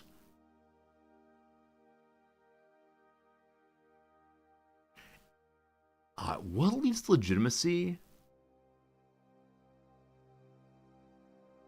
Okay, the matching of the king and the intelligentsia gives a plus 20. That's huge. Clout also is part of it. So this is clout of 30. Clout out of government is over 30. I'm going to change this out.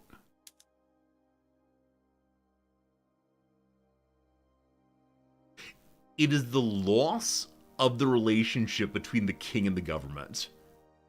I'm going to say it's the king saying, but this is the government that I desire. And because of that, the people are placated. They recognize the king has the best interest at heart. Though again, he's ignoring an election.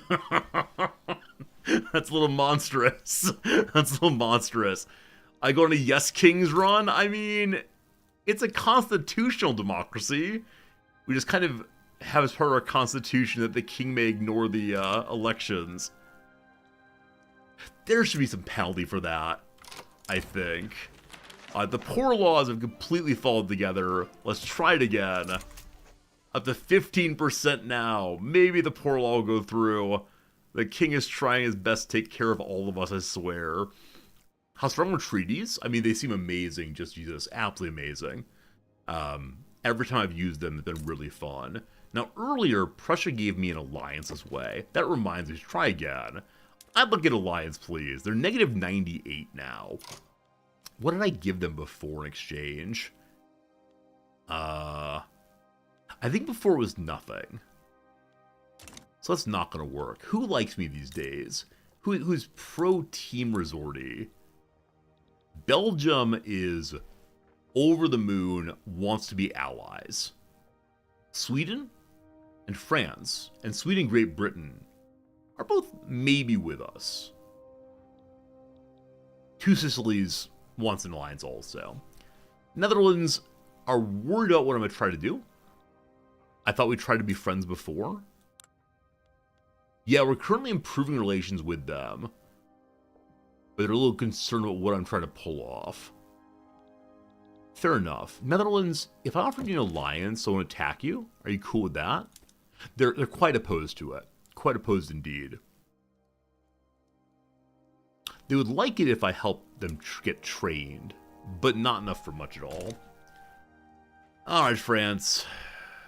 France, we're largely cool. What kind of treaty can we do here? They'll give me military assistance. They'd like it if I gave them trade privileges on something. Oh, on everything. Huh. We could mutually do that, but I'm a much, much smaller market. And so I'm probably importing things from France, and they're importing from me. So it's probably in their favor. Maybe not. Let's see. The alliance is only negative 85. If I give them trade privilege, only +4.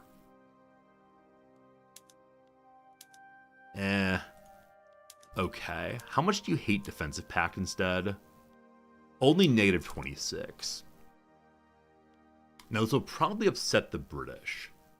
What's the relationship between the Belgians and the French right now, if any? Yeah, nothing meaningful. The French are protective of them, as are British. In fact, the French and British are largely neutral, and even cooperative, so not a big issue there right now. Okay, Belgium, you want an alliance. Let me make sure I don't need to worry about who hates you. They're trying to make things nice with Russia. They dislike the Netherlands. Fine, whatever. I guess this is our choice. Do we want to be with Belgium or the Netherlands? Surely you've not gone to the Congo, and you would never ever do that. We'll see. We'll see. Alright. How about an alliance, my friends? Alright. So they are 62% chance likely of accepting this. Are there any special no tariffs what it is? And not trade but no tariffs. They're uninterested in any trade-based relation, unfortunately. Yeah. Not cool at all. I could give them money. I don't think anything here is something I can do. I can look and see if they care about any of the laws, but I don't think so. Alright, Belgium. How about we go for just a defensive pact instead? Is that more doable? So negative 18 versus negative 13. That's amazing. They do have debt. How much? How much debt do you have right now? 572,000 debt. Sorry, Belgium, you're on your own.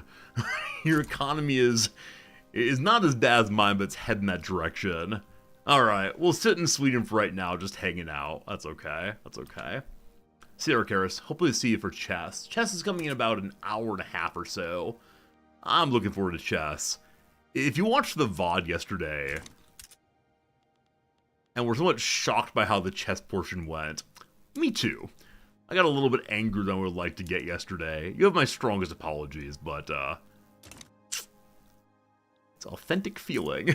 I'll try very much to hold it together today and not freak out in the way I did yesterday, so that'll be okay. It's all okay. I could do road improvement everywhere. Instead of social mobility in Svealand, because the work they're doing is mostly quote-unquote lower-level work. Okay, so no more social mobility. Gotland is the worst of it. If we give them additional infrastructure, they may be able to get their economy up and going. They're still 6 lower than they should be. Bravo Gaming! Thank you for the resub. 11 months, nearly a year. Bravo Gaming, thank you for your generosity and being part of the community for probably more than a year.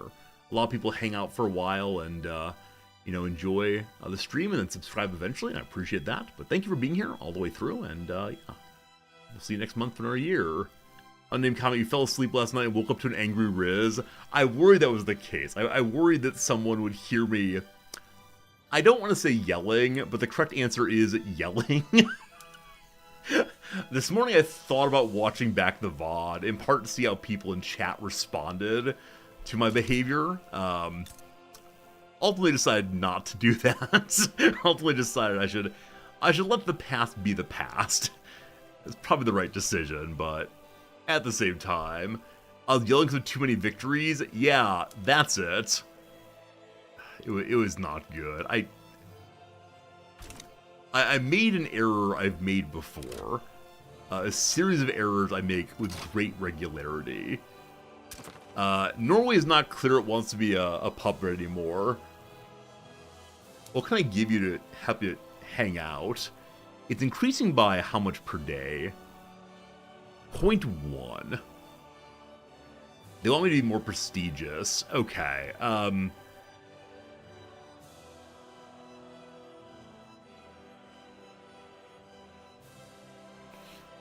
so it doesn't say what happens to exempt them from service.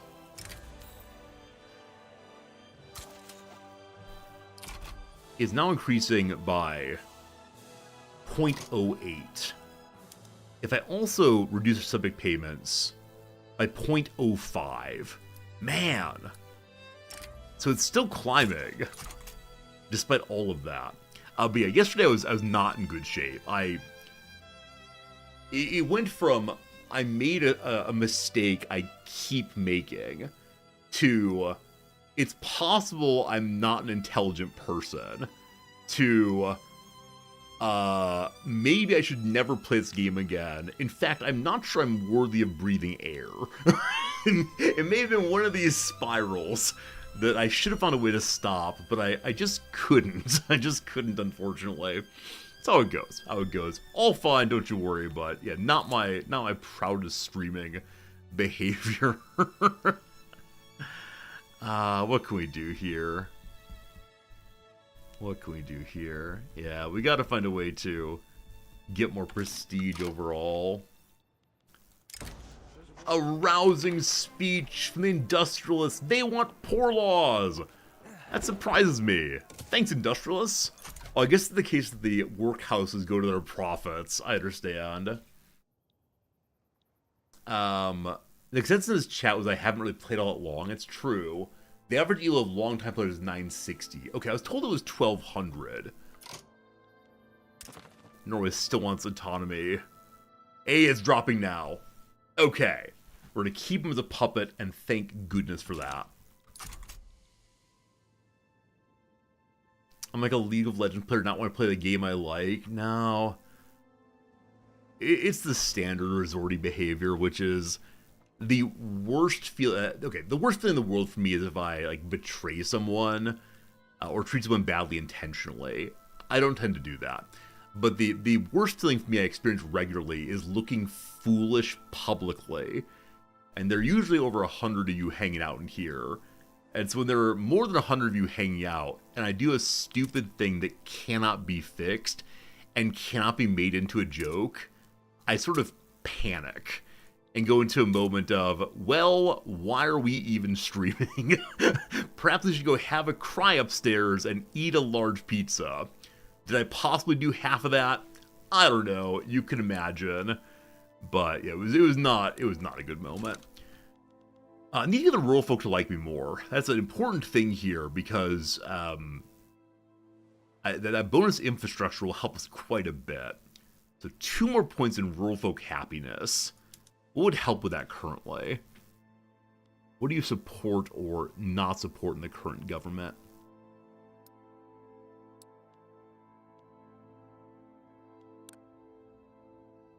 What do you want? They want the national militia. They want agrarianism. I can't do that.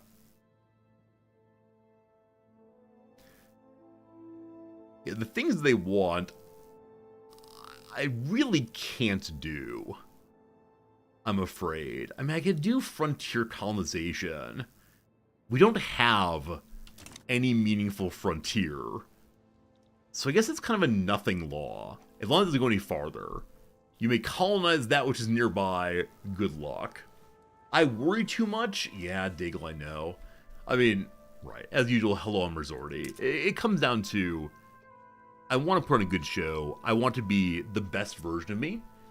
And I'm fine with losing or looking minimally foolish if I can make it into a joke. But chess is a game where it's just really, really clear that you've really screwed up.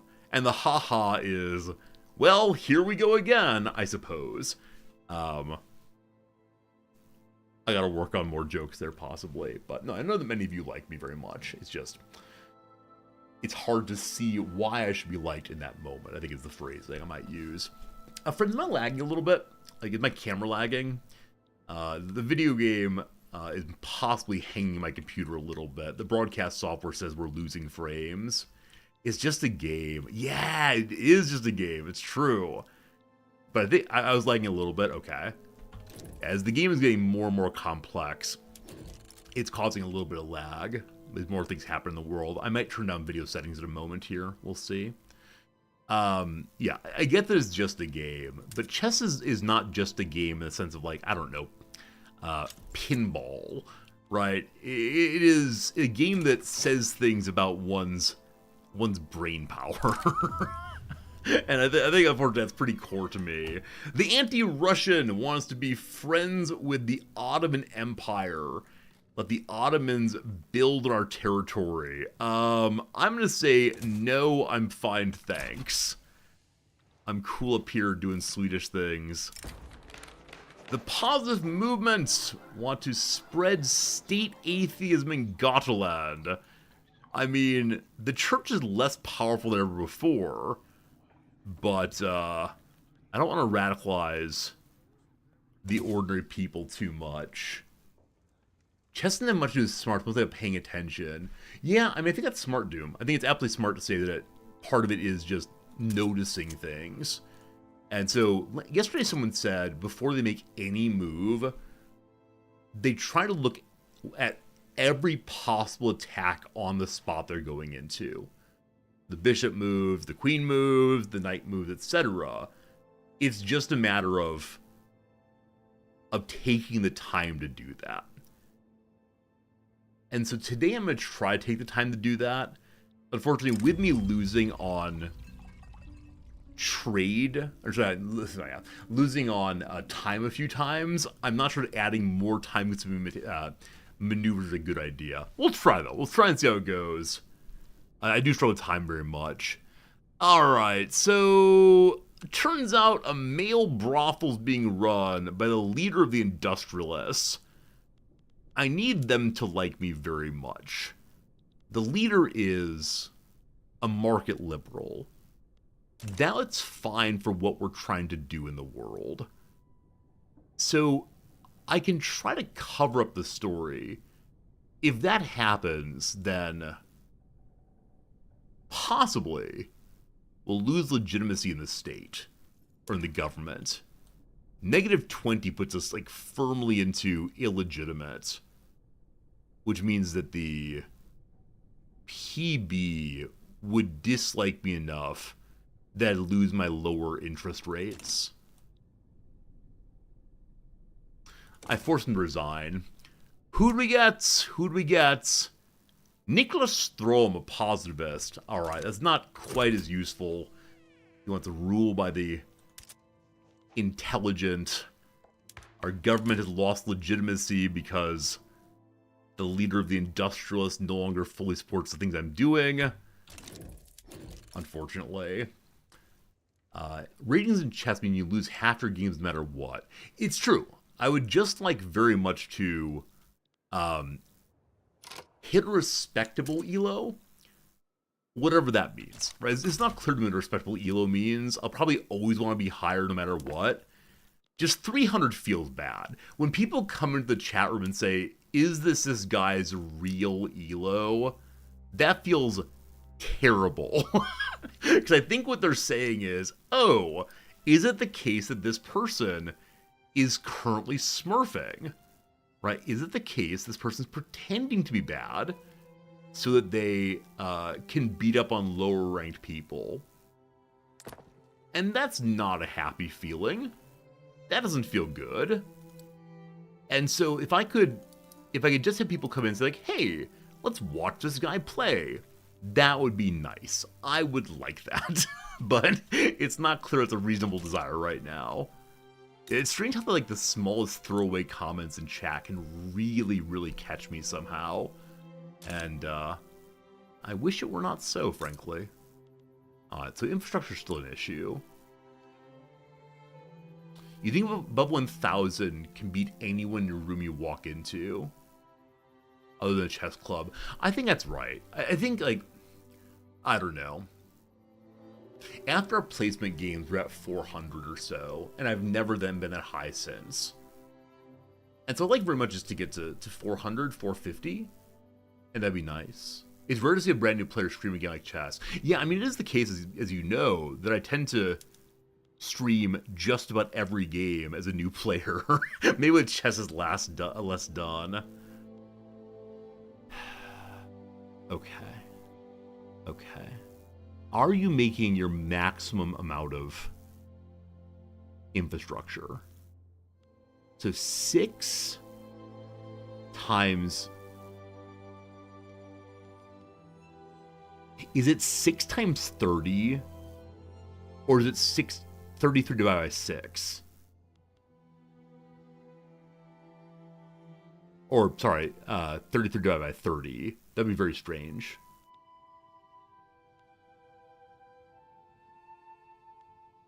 What is one of you supposed to do? Oh, this game. I can't be good at everything. I mean, sure. I think throughout my life I've said, look, if I'm not good at something, why bother doing it? I'm not saying this is a good way of thinking. I'm just saying it's the way in which I've thought throughout the years. Okay, so one port makes 5 infrastructure at maximum production. So, in that case, as you might know, 5 times 6 is 30. I got 33 somehow, I don't know. Don't focus much on ELO. Okay, I'll try not to. But why are the ports doing so badly? So this never happened before. Before the update, ports would just give me infrastructure without too much problem. But something has changed.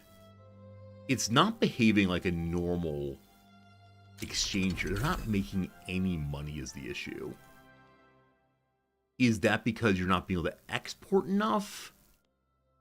Is that because we don't have any like firm trades between us and other nations?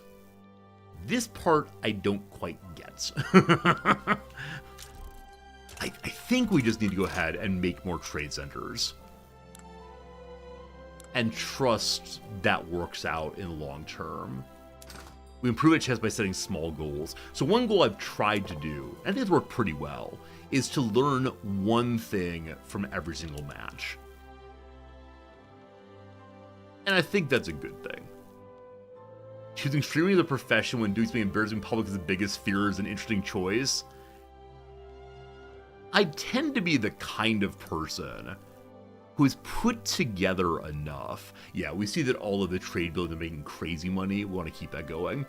I tend to be the kind of person who is put together enough that when I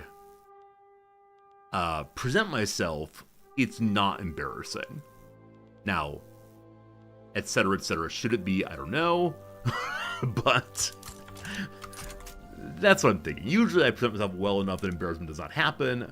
Also, I don't mind making embarrassment funny. I'm fine with that. It's just if I can't find it funny, that's rough. Learning one thing for each match might be too ambitious. May try a concept instead. We're going to start the chess portion of the stream. If we're talking about, I feel like we're playing chess now. We're going to start the chess portion of the stream today by learning the Rook-King endgame, which I needed to know yesterday and did not know. So we're trying to learn that one. We're trying to pick a concept. May I have an example of a concept worth learning in chess? The church, the prophet of workhouses, including religious instruction. Oh, I see. The church want to read the holy book to the people as they work. I could say religious practices are good for moral discipline. The Jewish people dislike that very, very, very much. Very much. Or, moral principles can be instilled in many ways. It goes through on its own.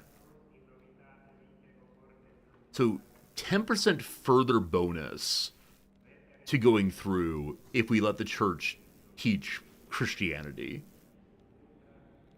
I actually don't know how much Jewish culture we have. But it's fine. 10% is enough right now. There's no great hurry. Getting laws through is great, but really not a hurry at all.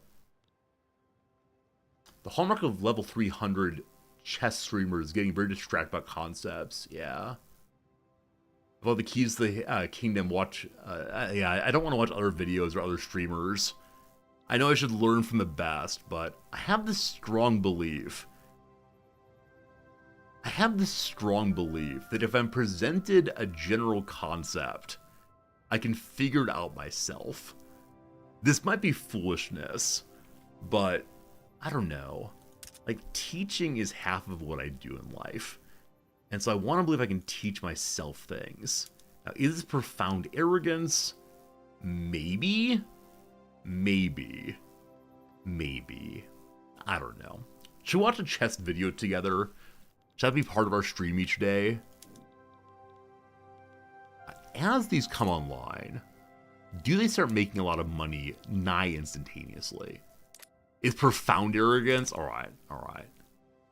I feel a little bad about that. Okay, so we made them and they're now losing money. Good. Would Plato object to learning from the best? No, of course not. Education's important. I don't know. I started thinking, like, how those people make those videos. It's probably by watching videos and reading books and so on. Chess is easy if you think about it. I appreciate it. Yeah. You're absolutely right, Alstil. Absolutely right. I'm learning via the post-game reviews. This is true. Hypocritical for teacher. My goodness. Don't make me ban you all. Don't make me ban you one and all at once. But, no, of course you're right.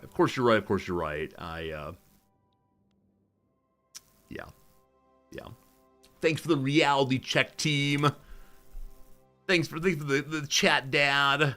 I feel like my youth pastor just sat me down and said, "All right, Rizordi, we gotta talk about your behavior. You're better than this." Oh man, being called a hypocrite by one's chat room.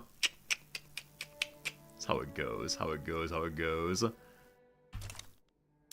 I should probably go watch a YouTube video on how to play this game. Maybe that's what the stream devolves into. I learn everything by watching their videos, but I don't know.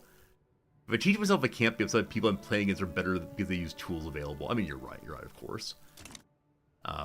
The upset is for failing myself. Again, I don't mind losing. There are moments you've seen, certainly, where I said, wow, that was a surprising move. I can learn things from my opponent having done that. I love those moments. I love learning, like, oh, I didn't see it coming, that's so cool.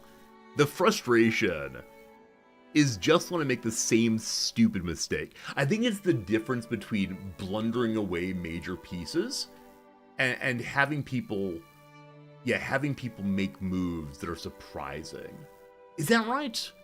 Is that right? I think that's right. Yeah. It's being beaten versus beating myself. I want to make that distinction. Friends. Alright. As the opening of chess, which may start a little early today, we'll take a vote in a little while. As the opening of chess today, I will attempt to learn the Rook-King endgame. I have a general idea how to do that. Yeah. And then we'll watch one hopefully short video on how to do something. And you all will collectively say, Resorty, go learn about X, and I'll do so. And then everyone will clap. We know about artistic realism. That gives us some prestige now. That's good. That's good. Pretty good. Sadistic Tushi is your favorite chess guy to watch. This is the problem. There are a million chess guys. Maybe I should pick a person with like an extraordinarily different personality to mine. Someone very, very loud, like playing the rock and roll guitar and this is Extreme Chess brought to you by energy drinks. Drink it up and play your best, whatever. And that way we'll have like clear learning mode versus playing mode. I don't know what I actually want. I don't know. Alright, glad to see that when we're not constructing, we really are pulling quite a bit of money at a time. A playwright endorses the poor laws. Hey, thanks. Okay. How's infrastructure going? Poorly. They are hiring now. Clippers are still expensive. Gary, if you want to talk philosophy, Discord really is the place to do it. I can't have that conversation right now. It's too big. Unfortunately. But don't feel bad about it. It's just, your questions are awesome, but I can't make them fun and interesting, unfortunately. Unless I have a hot take ready. On Aristotle, I do. It's just, I don't want to deal with it right now. Except insofar as he says that when we think of a thing, we become more like that thing. And I think he means that not only of virtues and vices and friendship, but also about, like, literal objects in the world. We meld ourselves or mold ourselves in some ways into the computer screen. Not quite sure what that means. I got some ideas, but it's a cool thought. You become banana? Oh, I wanted to go buy bananas for breakfast this morning. They only had Mekon, small oranges. Very disappointing. Very, very disappointing. Northern Germany has gone for revolution. Fighting against Mecklenburg. We can have a new company now. This is the exciting part. We currently have the Metal Consortium of Sweden. They are growing big and happy that we don't have any steel mills. We can go wood, which gives more infrastructure for people hanging out. This would be amazing. Minerals, more coal, gives fertilizer plants, livestock things, textile things, or shipyard things. It's gotta be the forestry conglomerate of Sweden, because wood's central here, and it gives me infrastructure, thank goodness. That might heal the wound We'll see. Friends, it is time for a quick break, though. An ad is starting straight away. We'll go ahead and have 3 minutes of ads and then get back to some gaming. During that, I'll do the crossword puzzle as usual. Did we finish yesterday's puzzle? We did not. We did not, unfortunately. It's not too far from done, I believe, though. As that goes along, we will do the Wednesday puzzle pretty fast. Also, go ahead and vote now. What are you all feeling? What are you all feeling on this one? I'm cool either way. What's next? And I mean next in like 3 minutes. Victoria 3, we just continue our playthrough, that's fine. Or is it time for chess a little early today to redeem ourselves from yesterday's errors? Gotta have a good one. Yeah, there's been some discussion that it's not a good time for me to actually hire a chess teacher yet, because I make so many mistakes on my own I need to remedy first. Here we go. A phrase said to end an improv skit, maybe, possibly. I think it is "and seen." Is that right? I think so. Objects of an Easter hunt. I guess just eggs, thanks. Or egga if you prefer. Firmly entrenched historical ties. I mean, like, meta-narratives. Does some arithmetic as ads. Gas used in illuminated signs is neon. Early stage of a home reno is demo, or demo rather. Victor over Athens, the Peloponnesian War is Sparta. Everyone's a blank is critic. Extremely long stretch of time is eon probably. Baloney, not true maybe, not so. Of those voting, you want more Victoria 3. I appreciate it. A very large amount, a very small amount of voting, all fine though. List ending abbreviation, I mean, et alia probably. Deep roots are firmly entrenched. Gusto is probably Elan. Is this eel? Blank and flow, it's ebb and flow. So Gusto is not Elan, it's Brio instead. Can't vote on mobile, frowny face. Unnamed comment, would you be a chess person or a Victoria 3 person? I have a chess teacher on chess.com which I don't use. Maybe we'll try one of those, fairness. Maybe we'll try one of those lessons. Colorful synonym of rookies. Oh, colorful. A green something. Green, I don't remember. Massive is giant. Separates and organizes is sorts. Sorts. Gives in is relents. God. Is that a 0? I think it did N0. I know 0, that's weird. One might end in .edu as a domain name. What a good song does in modern parlance. I don't know modern parlance at all. Bathroom flooring is tile. Can we get the downs now? Actress Jean, who's won 3 Emmys for her role on Hacks. Oh, I have no idea. Fencing sword is an epee. A good song does is it slaps. It slaps. That's a slash there. That's a slash g, rather.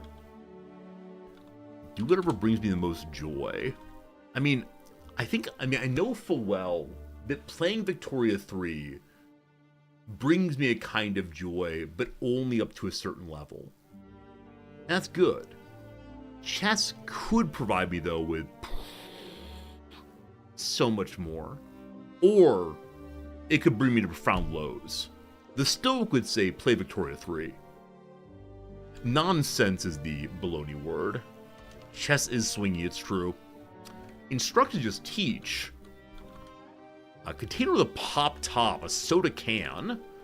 End of a Spanish countdown, Uno I assume. Kinda is ish, last one for now, swats away. Swats away. Swats away, shoes I assume. Shoes. Okay. I've decided on a way to decide what we're playing next. Here comes Big Resorty for just a moment. We're going to open a pack of magic cards. If the rare in it is worth more than $3, according to TCG Player, we'll play chess. If not, we'll continue playing Victoria for 1 more hour. That's the rule. Here we go. From the Brothers' War. One I like quite a bit. That's good. That's good. This is about the battle between Urza and Mithra. Urza the Great Constructor, Mithra the Corrupted. It's like 3 levels of gambling. You better believe it. Better believe all the way. Come on, open up, open up. Give me your treasures. Give me your secrets. There we go. There we go. Drum roll, please. We'll look through them together. Should I go back to the Just Chatting channel that we belong to this one? Just chatting all the way? Okay. Okay. So, begin with the art card. There it is. The art card called the Air Marshal. A golden signature version. The artist on this one is Johann Grainer, the Air Marshal. Keeping the air under control. We then have a basic swamp. Ooh. Are we tracking gain losses per pack? How dare you suggest that one would do such a thing? Do I hear the voice of responsibility in my chat? Come now. Come now. How about Argathonian Sprite? That's good on here. Oh, look at that little elf lady doing her thing. That's great. I would read all of it, but for right now, no. Then Urza's Rebuff. Either counter a spell or tap 2 creatures. Urza's Rebuff. Urza says no. No, Urza. Okay. We then have Goring War Plow. Goring War Plow. This camera does not like close things. There it is. There it is. Haywire Mine is next. Haywire Mine. A little green thing there. I've considered tracking my gains and losses. Thus far, any collection I've purchased, a collection of more than 50 cards, I've made money on those. It's pretty fun. It's pretty fun. Then the Great Desert Prospector. There he is prospecting, doing his little ore stuff. His comment at the bottom is, "Hello, beautiful." Presumably found some gold. Hello, beautiful. The Horned Stone Seeker is a question to be asked. So I don't ask how much money I make or lose on packs. I instead ask the question of, am I spending within my limits each month? There's a number I've said, no more than that each month. And so far we stuck to that. So that's how I think about it, at least. Flagell Excavation. People are digging there. I'll have to dig into this one. Then the Swiftfoot Boots. Swiftfoot Boots. Look how fast they run. Oh, we're getting close. The Sigil of Valor. Sigil of Valor. Our rare is going to be Kayla's Command. Kayla's Command. Choose 2. Make some construct artifacts, put 1 war on a creature, it gets double strike, search your library for basic planes, or you gain 2 life and scry 2. The artifact card's brown. They brought back artifact brown for this particular series, the Brothers War. Gosh, I love it though. Alright, we're doing the thing. TCG player, I already know the answer actually. I already know the actual answer here, but Kayla's Command. It is a standard card here. It is worth womp womp. Alright, cool cards though, some I've not seen before. I will add them to my big collection. I got one of those big boxes going. I keep 2 of each card and then give the rest to my students. And I've enjoyed that very much so far. Playing Victoria 3 for 1 more hour. And then we got our very swingy happiness. Oh, it's coming, it's coming. Alright. Gotta build some universities. Allegedly, I care very much about, researching research in Paradox games. And I never ever do so. Alright. By the end of this hour... Wait, nihilism is spreading? Swedish nihilism? Oh, goodness. They don't like the king. They don't like freedom of conscience. They want instead state atheism and a counter-republic. The nihilists want socialism. Do I give my cards out to good students? Randomized first come first serve. I put them in a pile on the table and say, anybody who wants them, go ahead.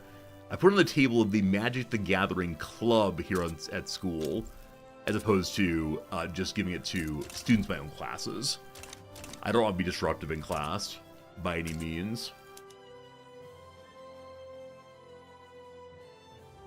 Okay. I think we need more ship makers. But if we need more ship makers, we need more fabric. Fabric is the key to this thing. Something first come, first serve, it may be, but I actually don't really follow the degree to which the students exchange things. I don't quite know what they do. I like to imagine they have a fist fight over the best cards. Something like that. Alright. If the Merchant Marine is inexpensive, I think that... Can anyone who's played the game recently confirm this for me? That because trade centers consume Merchant Marine, I need more Merchant Marine. They're just not making any trades, though. Okay.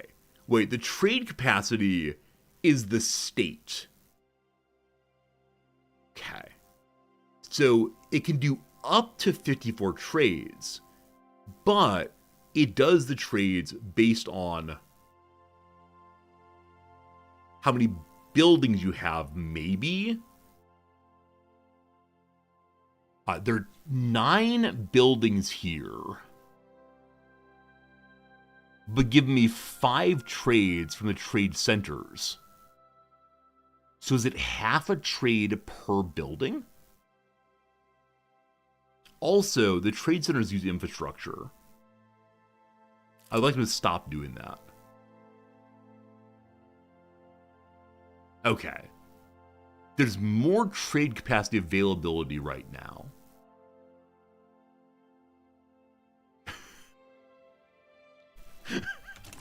We say a lot of words. Recent investment in Sphaeland has caused... That's the question of who should get credit for furniture manufacturing is doing well. The industrialists, the workers, or someone else, the PB. PB's on top, they give me low loans. Everyone likes me. This is a victory for the workers. Worker power, let's go. If I have the Niles building ships end up with barges, they have no point. How dare you? How dare you make that joke? A very good one. The anti-Dutch society has been socializing with lawmakers. Boo! Can't be accepted. Can't accept that kind of thing because lobbyists bad. Okay, let's go and look at the big pile of market locally. Designer clothes. It's a prestige good variant of clothes. Wow. I don't know about designer clothes. I don't know how one chooses this kind of thing. But now there are clothes, designer clothes, and luxury clothing. So basic fabric is not overly expensive anymore. Yes, it is. It is still really expensive. So I need to make more livestock farms. But I need to make them in a way that does not cause stress on infrastructure. The railway is not making any money right now.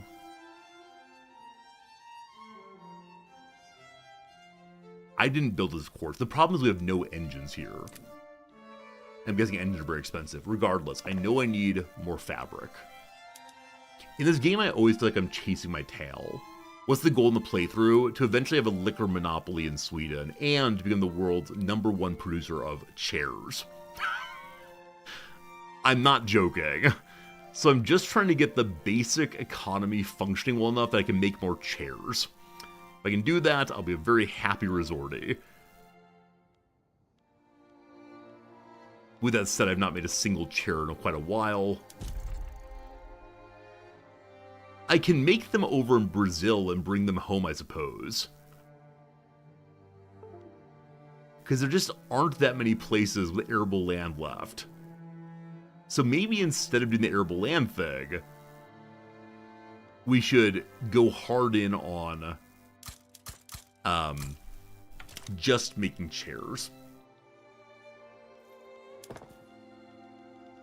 Our chairs profit right now.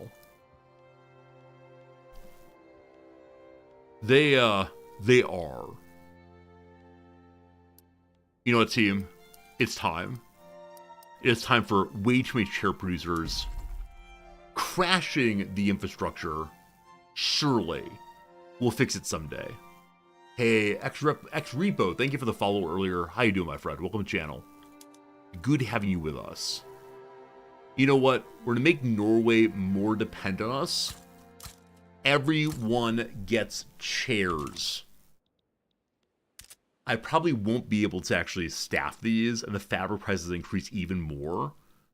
But look at us with 2 pages of construction. I'm going to allow it because the part that's on page 2 is for Norway. That's good. How am I going to deal with my loan? Hey, don't you worry. As long as we're not in absolute bankruptcy, we're fine. If I stop constructing, we go positive. So that's thing number 1. Thing number 2, also it's not negative 31, it's negative 51. Just get your eyes checked a little bit. Also, I'm hoping I can get close enough to one of the other powers and give their powers enough of something to have them take my loan from me.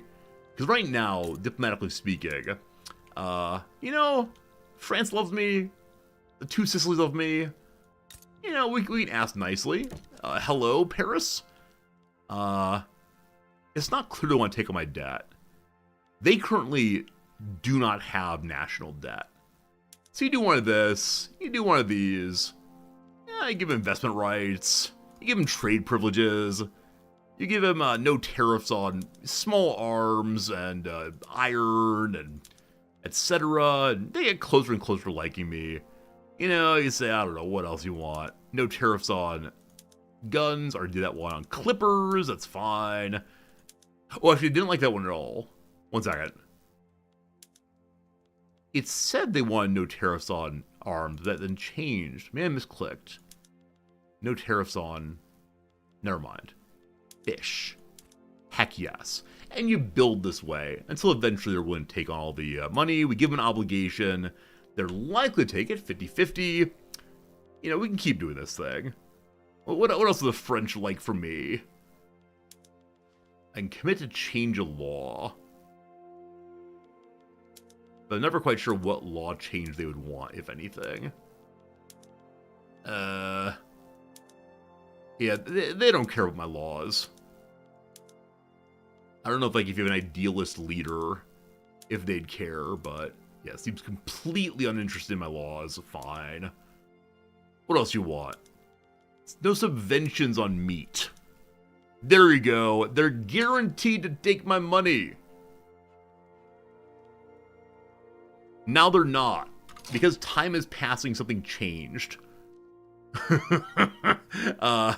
Maybe my debt got too big. Oh, I gotta pause while doing these things. So 40% chance. Right? No subventions on fish. 18. No subventions on iron. 70% chance. I promise not to subvent fancy clothes. I'm keeping the free market free for them.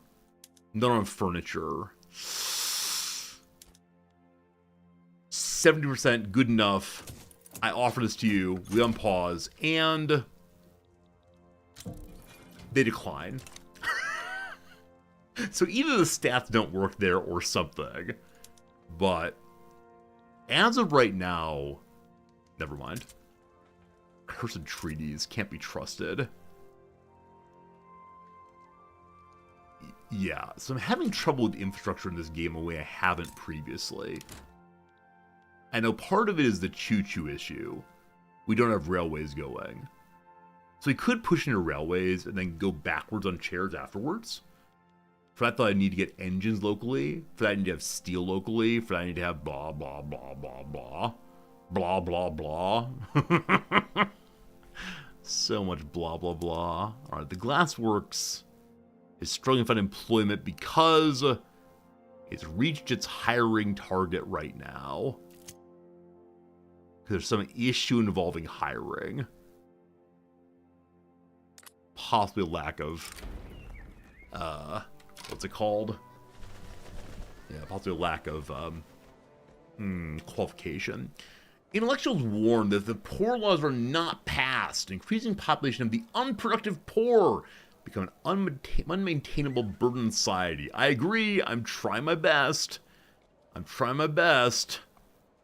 Alright, so the poor really don't want to be forced into work.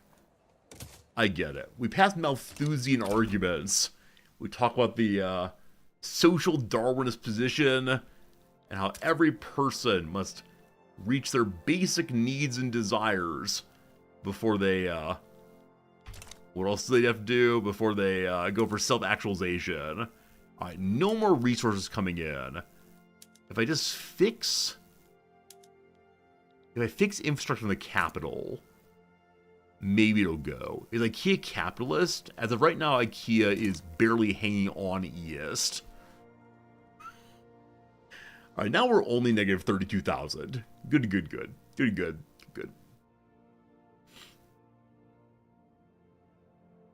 Okay.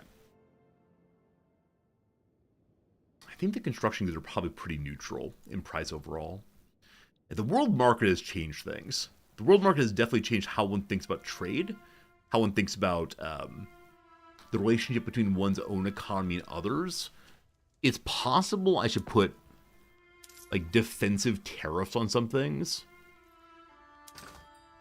Like, anything that's too expensive.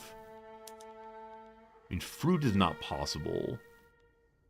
Clothes are only being purchased right now from our own people. Is that right? Or is this only the local demands? And then we look at trade and see who's taking things out of us. So, porcelain is being exported. I didn't know we were making any, but I guess we are. Furniture is being exported.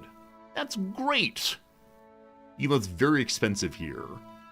So maybe I want to say, like, we protect... Are we a protectionist about chairs right now? I guess so. I guess a little more money for now. Fabric, I must have very high tariffs on its export. Gotta keep those. Is that right? Wait, so this is tariffs on... They both say, well, an export. That other people's exports? I don't know. Yeah, we're trying to fix market economy, or market access. I'm struggling with it because something has changed in how market access works. I'm trying my best. Okay, we're losing tons of money on tools each month. We have tariffs on the import of tools. They're taking all of my tools. Please stop. Or is it saying we have a negative 2 million here? And I need more tools. Oh, it is money. It is money. So, better tariffs. Good. I guess. Yeah, the market access thing I'm not able to fix, though, for some reason. And I wish I were able to fix it. Like, it's obviously very important. But I need more infrastructure. So we built ports to get infrastructure. The standard move. It's making 3 right now. It should be making 20. Clippers are very expensive. We've tried to fix the cost of clippers. But I don't quite know how that works. You never pay tax and haven't been audited yet. Good. Would you give me your address, Drew? If I report a non-payer to the IRS, I believe I get a portion of the money they collect. Is that true? I think that's true. I might be making things up, friends, but I want it to be true very much. Fabric too expensive. We're remedying that with our fabric farms here. They, though, are hiring slowly. Am I making chairs yet? Yes, I've just placed 10 new chair factories. Can't hire because balance is too low. So we could find a way to lower the price of its inputs or raise the price of exports. This is the issue. This is the issue. Gary, you bought this game for your friend when it had mixed reviews. Wait, you want to buy a gift for a friend, but the games they have on their wishlist have mixed reviews. I mean, if a friend has a game on their wishlist, I'm sure it'd be taken in absolute kindness if you buy it for them. Yeah, clearly. Why do you even worry, my friend? You already got it for them. That's fine. Did they say thank you? Let's go through like basic social interactions with Gary. Here we go, my friend. I think any friendship that leads to a gift is a good friendship. Furthermore, I think that when people, take time to care for others, that's good too. I think you've done a good thing. There you go. To be eligible for the mandatory reward, the interest in dispute must exceed $2 million. Drew, do you owe $2 million to the IRS? I'm ready to go tattle on you immediately.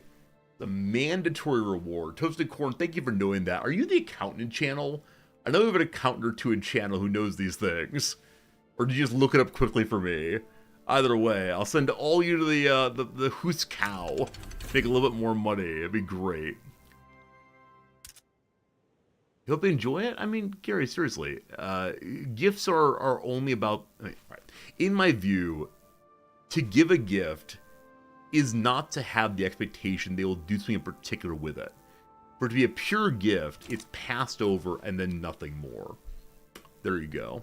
There you go. Gift an Iris bounty button on Twitch. You look it up for me, Toasted Corn, thank you. I appreciate it. Very kind of you to know these things. When the chair production is done, I'll then pause the old income. And we'll be plus 20,000 or close to it. I'm going to pause now after this one's finished just to see. I mean, Derrida has some interesting writing on the question of is it possible to give a pure gift? He suggests that no, because we're already interested in the situation. But he seems to suggest that it's worth making a try, right? It's worth making a try to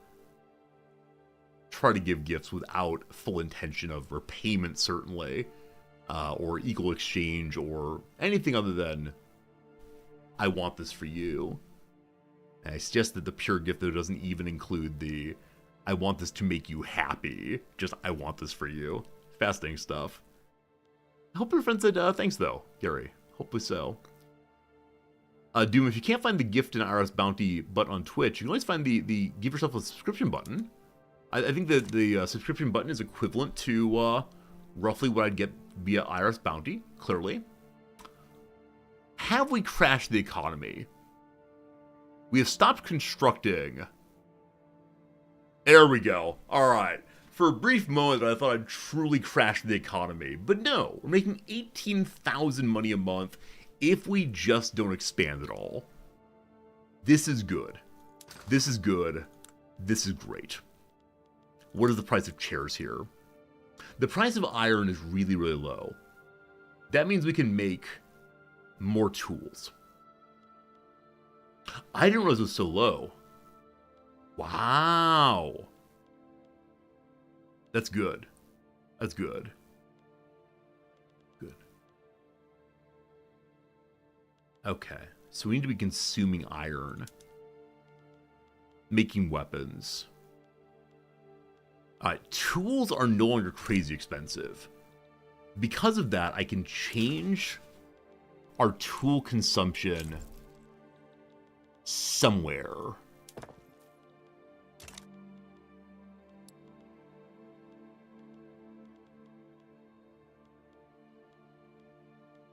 I mean, the chair locations, obviously. Where does I want to use more tools? I'm saying the word tools so many more times. This is great, though. No. I need this building here. Hey, Fresco, if you're a huge CK3 fan, would you enjoy this game, too? This game has less role-playing than CK3. It has less combat than CK3 also. However, I like both very, very much. Absolutely. Absolutely. The price of sulfur gets very expensive if I change how paper's made. That's fine. More sulfur mines needed. We're changing things. We're changing things, friends. So I need more sulfur mines now. Yeah, I thought the price of iron was still very high. Oh, made a free weekend for Victoria 3's weekend. France, you're right. There is a free weekend coming up. Try the game, see if you like it. For some people, it's really tedious. For me, the basic gameplay loop, confused I get with it, is really, really enjoyable. Really enjoyable. 100% very enjoyable. Okay, good. Good. Not good. Need more sugar. Okay, so we're going to the rural area now. We need... What did I say? Lead mines are struggling. The price of lead is 0 because no one's using lead. We can like make glass, that helps. The price of coal, they're working on building it up. We love it. Alright, it's all coming together, team. The economy has been healed in ways I do not fully understand. We're doing it. And the poor laws made it to the third phase with 87% of sulfur. That's what I need. It's sulfur. All the sulfur is in Western Norway. That's fine. Give me your sulfur. This is why you are the tiny puppet and I am the overlord. Maximum sulfur desired right now. What are the capitalists making? Ports in Norway. We're taking over their economy bit by bit by bits. It's all good. And more furniture. We're going to kick the sulfur mines up the queue. Lovely. And then we unpause. Swinging wildly down again. Now, fabric has been the thing. Fabric has been the thing all the way through. It's fine, though. Okay, cool. It's about 12:30. We've got a half an hour stream left for the Victoria portion. After that, back into chess. We're going to do one chess lesson with chess.com. We're then going to do one learn an endgame to learn how the Rook-King endgames works. Because yesterday I got very confused about that. And this is good. This is good. I'm pushing out ports in places other than the homeland, unfortunately. Fabric, very pricey. Very pricey fabric. The way to get fabric prices down might be to get grain prices down. So they get grain prices down, maybe to give the grain people tools. They already have the best tools they can get. Unfortunately, got to learn about threshing machines next. Livestock ranches. When you go to slaughterhouses, this raises the price of fabric a little bit, unfortunately. Lowers the price of meat quite a bit. Tools, more expensive. Okay, lead mines. Drop price of lead even more. I mean, I guess we make glass. We're gonna need sulfur. So as the sulfur mines come in, we'd have them use fancier machines. Would laissez-faire be better if I turned construction off often? I think we looked at laissez-faire before and nobody wanted it. It's greatly desired now.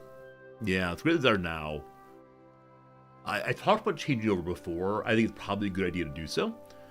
I think last time I looked, though, the government didn't want it. So maybe this time, once we get the poor laws through.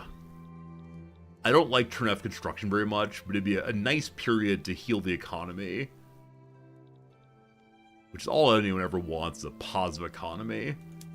As said before, though, as long as we have one single kroner, is that right? Kroner allowed to still be given us via credit card. We can keep shopping and buying all of our favorite things on Amazon.com. SE, is that right? I think SE. It's not clear we need all this sulfur, frankly. So I should probably just do the top 3, we'll say. And how has the price of furniture changed, I wonder? This is what we really care about. I look forward to absolutely collapsing the international furniture market. Okay, so we're almost or we actually are just barely producing the amount that we ourselves are using. So more's coming out. Glass, very inexpensive. Glass is used in an upper level of construction, and I think like fancy people want glass also. Okay, most expensive things, engines, basic clothes again. Basic clothing got very expensive. We're dealing with them. Infrastructure, though, is the ongoing problem. Always infrastructure. Okay. So, we have no functional glassworks right now. The reason why is what? Why can't you hire people? Has no money. Have lowered military wages at all? Yes. Military wages are down. I take that what prestige hit. And we still have full military bonuses. Both faster research and also they fight well. Yeah, all of the parties like us very much, except for the rural folk. And no surprise there. We're investing more and more in the growth of our capital, unfortunately. I mentioned there was a great demand for clothing. If we go to dye workshops. The poor law's been passed. The tramps are now in the workhouse. I swear it's for their own good. We now have tax-paying lower class, thank goodness. Okay. We're just going to make more clothing. We're not going to make it overseas. That feels a little bit presumptuous. Okay. So, you have one textile factory there. You have infrastructure. A few more then.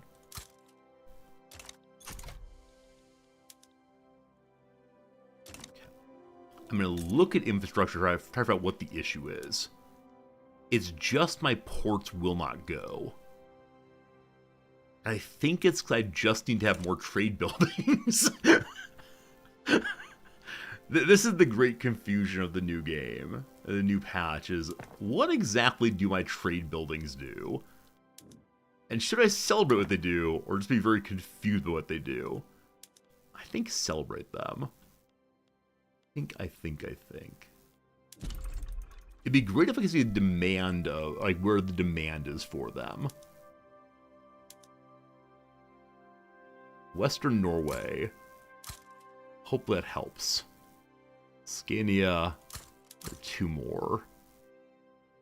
Norland, you have no infrastructure, unfortunately.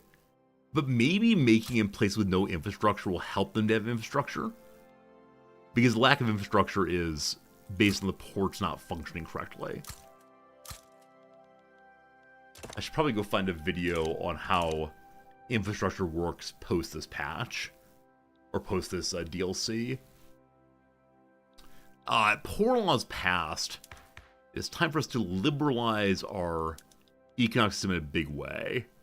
No one's gonna go big angry. The rural folk are displeased. The landowners drop. That's fine. Are we close to incorporating Norway? It's a great question. I mean, yeah. Rifling unlocked. We don't have a meaningful army, but yeah, Norway is getting closer and closer to wanting to be annexed. I've given them a lot of very positive things. New political parties are on. Welcome one and all to the election cycle. There are now 4 parties. The Lantmana Party and the old Lantmana Party. So the industrialists, the farmers, and the people, and the intellectuals have all broken off into 3 separate parties. It's striking the industrialists have taken the name of the Conservative Party here. Lantmana. Is land something, I assume? Why did the industrialists break off? That's very, very unfortunate for me, as they're the ones who want laissez-faire most of all. So, of this, the king is part of the intelligentsia, so I want the intelligentsia in government. But it's, I mean, they're the ones with the most momentum behind them. They give the most beautiful speeches, I assume. Crazy. So the awkward coalition of the middle class, the religious, and the landowners continues right up through the 1970s in the South. I mean, so the government's currently illegitimate. It becomes legitimate by throwing out the army and the industrialists. Wait till after the election and fix that, but the crusade for change, the ongoing effort to implement the laissez-faire, has captured the imagination of the old L'Entente party, the industrialists, which added full-throated support for the new law as part of its platform. I can say thank you, and that will cause them to get more power, or people in general support this, and so it's more likely to go through. Hooray on that. How's the election looking? A wildfire is currently burning Gotland. That's no good. Wait, why did the People's Party just drop off so hard? Like, they have the highest momentum,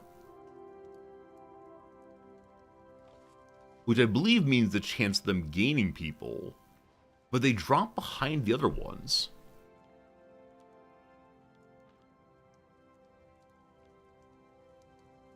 Huh. Elections continue to confuse me.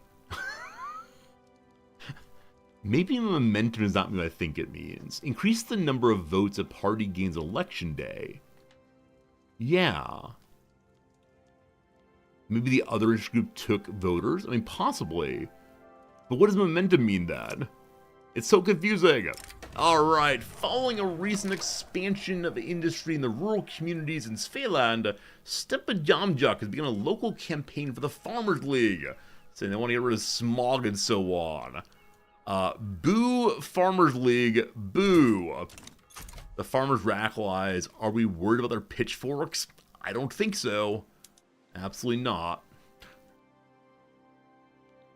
I bet Game Speed 4.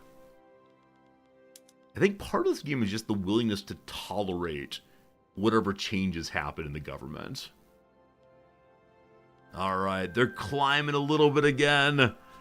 Unfortunately, L'Entente are absolutely out of control. So, had these parties not broken, it'd be 13 plus 11 plus 8. That does not add up to 67. So, the nation wants conservatives in power. I don't know why. I mean, standard of living needs to increase. Maybe that's it. Under the current government, the standard of living did not go up that much. When they came into power, it was like 10, and now it's 12. So probably the standard of living is increasing substantially in the capital, and not too much in the rural areas. So Götaland and Norrland both need substantial investment. We'll see how it goes. In addition to solidarity of the Farmers League, Otto Rosengren of the Armed Forces encouraged supporters to vote for it. So the military does not have an active party. That's fine. The endorsement should be specific. Oh boy. Oh boy. So it permanent increase the farmers, or instead, just for this election. Well, I don't want the farmers to have real power, so just for this election, thank you. Okay, so clearly the North and the Mid-South need something. How is your infrastructure? It is bad. Only 1 point bad, but still bad. Your ports. You know what you need? You need a trade center. Everyone needs trade centers. This is what we decided. Maybe for the rest of today's stream, I just build trade centers. And maybe they'll fix infrastructure. Yes. Yes. Yes. Or I unpause and let the game figure it out. Alright, no, yeah, I pause and let the game figure it out again. Or it's in laissez-faire that would help so much. Kindly burn this letter. Charles Meyer, a member of the Longmana party, has been accused of gross corruption. Ew. He strenuously denied all the allegations with damning letters surfaced signed by him. Yes, I'm willing to discuss the con's letter with the committee. If only I'm given time to study the letters in my personal chambers first. Of course, on my honor, I will not alter or destroy any of them. So the party should stand by him all the way, or we should protect the party. The party will stand with him. Boom. Boom. 8% of the voters changed over entirely to the Farmers League. Oh man, the rural folk who hate me, again losing infrastructure that way, may end up in government. Will then immediately attempt to placate them, though they're going to be incompatible with laissez-faire. So if the rural folk get into government, I don't think it's going to happen. It's not going to happen. There's not enough time left for it to really swing. So conservatives in power soon. I think they're neutral on the question of... One second. Hey, this is huge. The forestry conglomerate is at full prosperity. Because of that, we get +1 infrastructure per 100,000 people. Only Gotland is suffering now. It's very poorly populated. That is pure shenanigans. Instead of solving the problem by, getting people hired, raising prices, etc., we just get a flat buff. Alright, the election happened. It's looking pretty bad. So, the king says, how about we bring in the second place party, that's Farmers League, and keep the intellectuals around. We could accept the actual election. It's still contested. But okay. Keeping the intellectuals in power. Largely paying attention to the election, but still. It's a coalition government, we'll call it. Okay. The majority of the cloud is still strongly opposed to this. I feel like I should go ahead and just stop it now. Fair. So what do I want instead? Looking for anything useful. I mean, better schooling is good. You were here 30 minutes ago with positive money. It's if the construction queue is working for me or working for the industrialists. If the industrialists are producing things on their own, then we get lots of money because the industrialists pay me to use my construction factories. If I'm doing it myself, the money drops off hard. So we've been pausing regularly. I just need to keep doing that from time to time to pay off the debt. It's sort of like, do I buy nice things for myself that I want, like chair factories? Or do I instead let the powers that be use my money as I pay off my loans? Insert something about student loans here. And maybe magic cards also. Hard to say. But that's what's going on. We can immediately swing it by just pushing this button. And then in a tick or two, it'll change back over. We're having bureaucracy problems. Do I raise the price of paper substantially? If I do it on everyone, paper doubles in price. What if I just do it on our capital? Paper stays largely flat, and we get enough bureaucracy for now. Another thing on the list of things I need to work on. Paper production. Now, I know the Two Sicilies likes me. Two Sicilies, do you have paper production? Is that a thing you're doing? Where do we best see this? In their market. Yeah, in their market, definitely. The fabric's cheap there. I mean, not super cheap. They're making excess fabric. Okay. Would you be interested in a trade here? Two Sicilies. I would like to buy fabric from you. As much as you'll send me. There's a 40% chance of them accepting this without me doing anything in return. What's something you would like? How about I give you a removal of subventions on something? On wood. They're now 70% chance. And no tariffs on wood. They're now at 95% chance of sending it through. Let's see. Hey, Paradox Gamer, thanks for that follow. All you new followers today, thanks for being here. A treaty, 90% chance. Come on. The Stockholm Agreement's online. We have fabric coming in. Fantastic. We'll watch the price of fabric over the next little bit and see if it comes down some.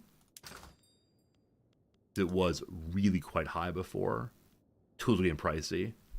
It's at 23. Yeah, we can see it's dropped off some. Not a huge amount, but some. Enough to feel good for the moment.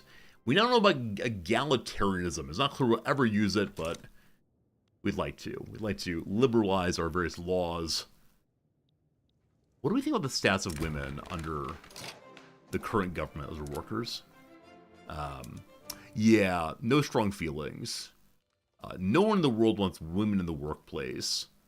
No one wants women's suffrage, etc. Far away from that one. I mean, it turns out we have a possibility of going to racial segregation, which I swear sounds incredibly gross, but actually factually it's a step in the right direction. So, Abu Second Muhammad, Othiamba Ramogi, and Albert Shirfka would strongly support this movement. And the Swedish supremacy movement's on board also. The Swedish supremacy Swedish supremacy movement's on board as long as we don't start talking about more fully integrating. So national supremacy is foreign culture discriminated against unless they share heritage and language. Racial segregation, we stop discriminating so long as you speak our language. No. We don't care about your language. We just need you to chill on the looking different thing. What percentage of Sweden is non-Swede? A small amount. I'm trying to liberalize though, and anything to liberalize in the game. But yeah, let's see how much of Sweden is non-Swede these days.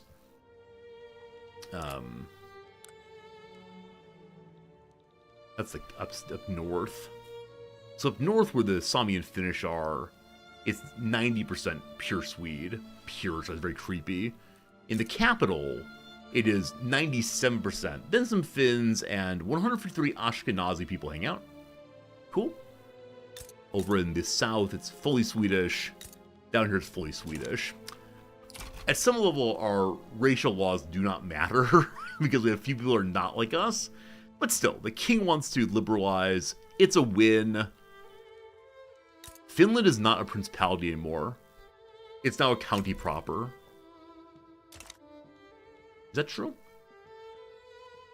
No, it's a country, sorry.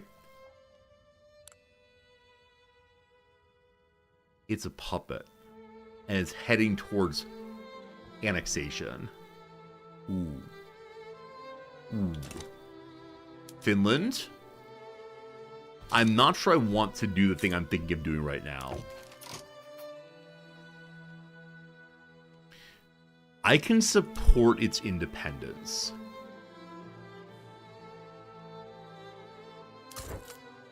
Is anyone else doing that currently? No.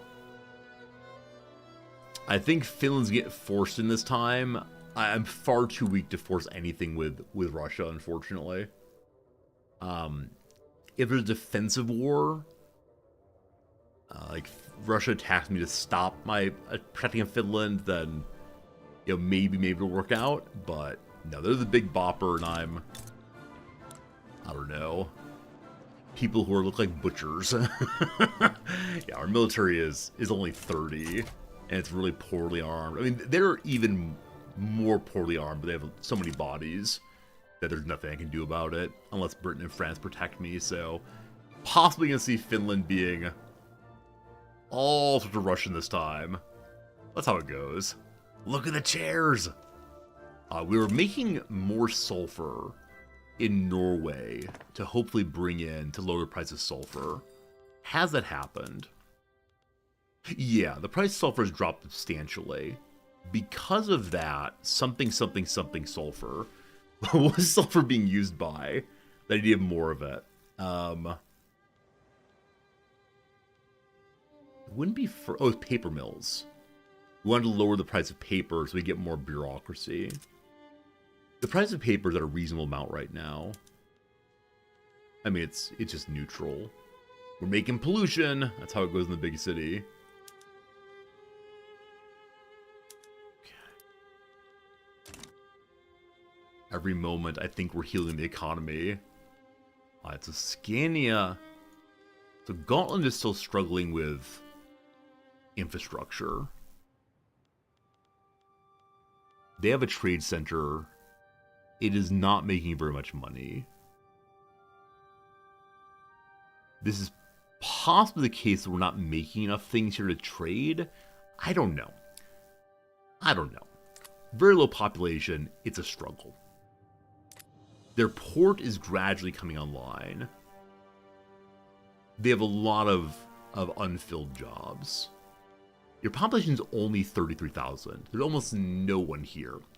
So, I can remove something on authority to give them grass is greener to help with people moving in. Okay. Do we need road access in the capital right now? 122, 130? Yes, we do, unfortunately.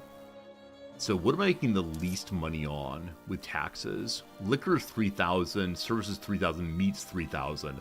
Rough. Kind of need them all. What can I do to get 20 more authority? Become a police state. Music is so heroic right now, my goodness. Okay, I'm gonna kill taxes on liquor for right now. Okay. I'm then going to ask the Minister of Propaganda to encourage people to move to Gotland. The standard of living is garbage, but if you come there, blah, blah, blah, won't it be lovely? People are being hired now. Cool. That will be good in the long term. Awesome. Now, standard of living is lowest in Scania. Why? Why? So local prices. Clothes is the big issue here. Clothes are needed by everyone. Wibble is amazing. Feel there's too many people around, we've Gotland. Wibble? That was pretty good. I enjoyed that, Wibble. That was great. That's great. I should ban you, but that's great. Thank you. You have 73 infrastructure? Wow. I don't know what I did to make the ports go, but the ports are going. With that much free infrastructure, you can make your own clothes locally. Though, okay, you have one more arable land, it becomes a ranch. Ranch are pricey because tools are pricey. We go to the capital. We throw in another tooling location. Or we can try to give them tooling also. Someone there is surely smart enough to make tools. Is that rude? That's probably rude. Friends, an ad break is coming here in about 15 seconds. We'll go ahead and play our little ad break bit of crossword puzzle. And when that's done, we will get back some gaming for sure. Here we go. A hyperbolic statement from someone who's hungry. I could eat a horse. Good. Pace. I don't know. What's the down, though? Diamonds or spades are suits.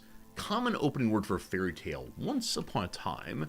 Wallow in depressing social media content slangily. One doom scrolls.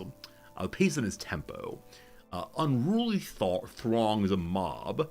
Intelligence organization from which Edward Snowden leaked classified documents. That's a name I've not heard in a bit. Striking stuff, that. The NSA.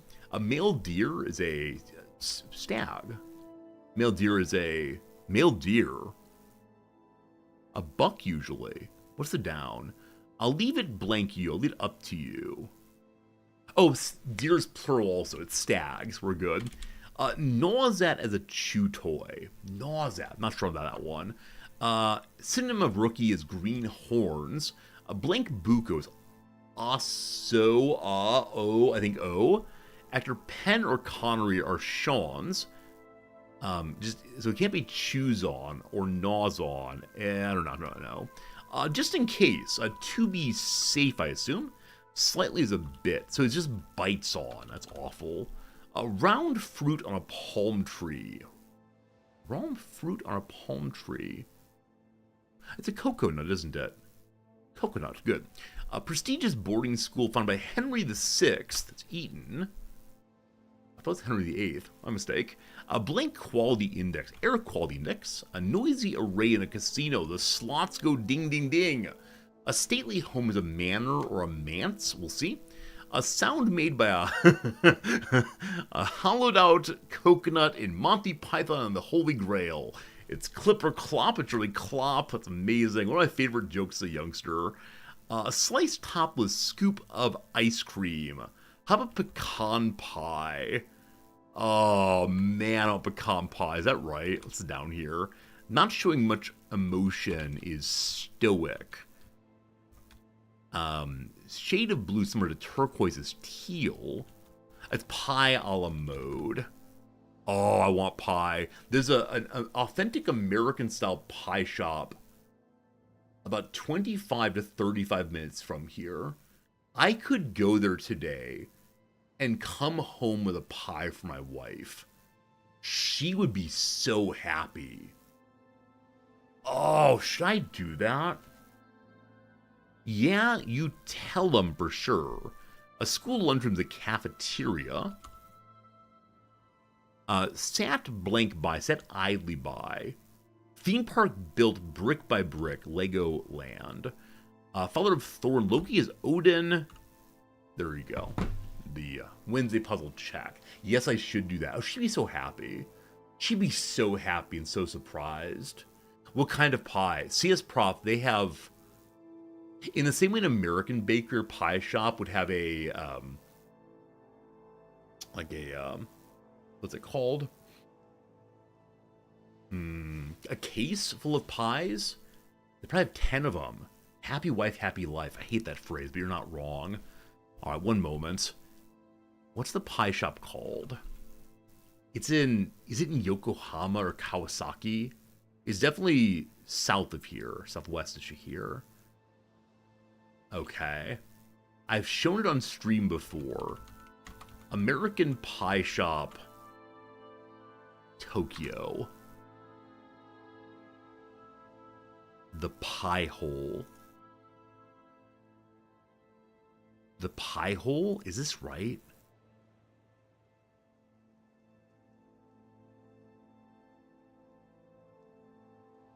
Founded in 2011, the Pie Hole reintroduced Los Angeles, the all-American pie and organic coffee shop. Is that actually a chain? Wait, I need to see, like, a picture of the outside. Okay, where is this? I don't think this is right. I don't think this is right. Japanese, please. It's in Minato. No, it's the west or the east of here. Let me try one more time. I think I have it in my real person email address, or email account rather. This is a good use of stream time. I know who sent me the email about it.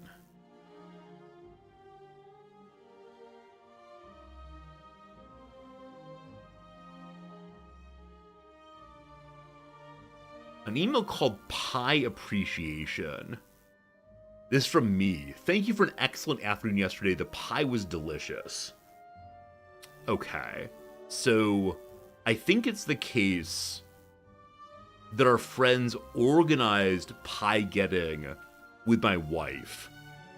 And then I sent the thank you note. One last search. Yeah.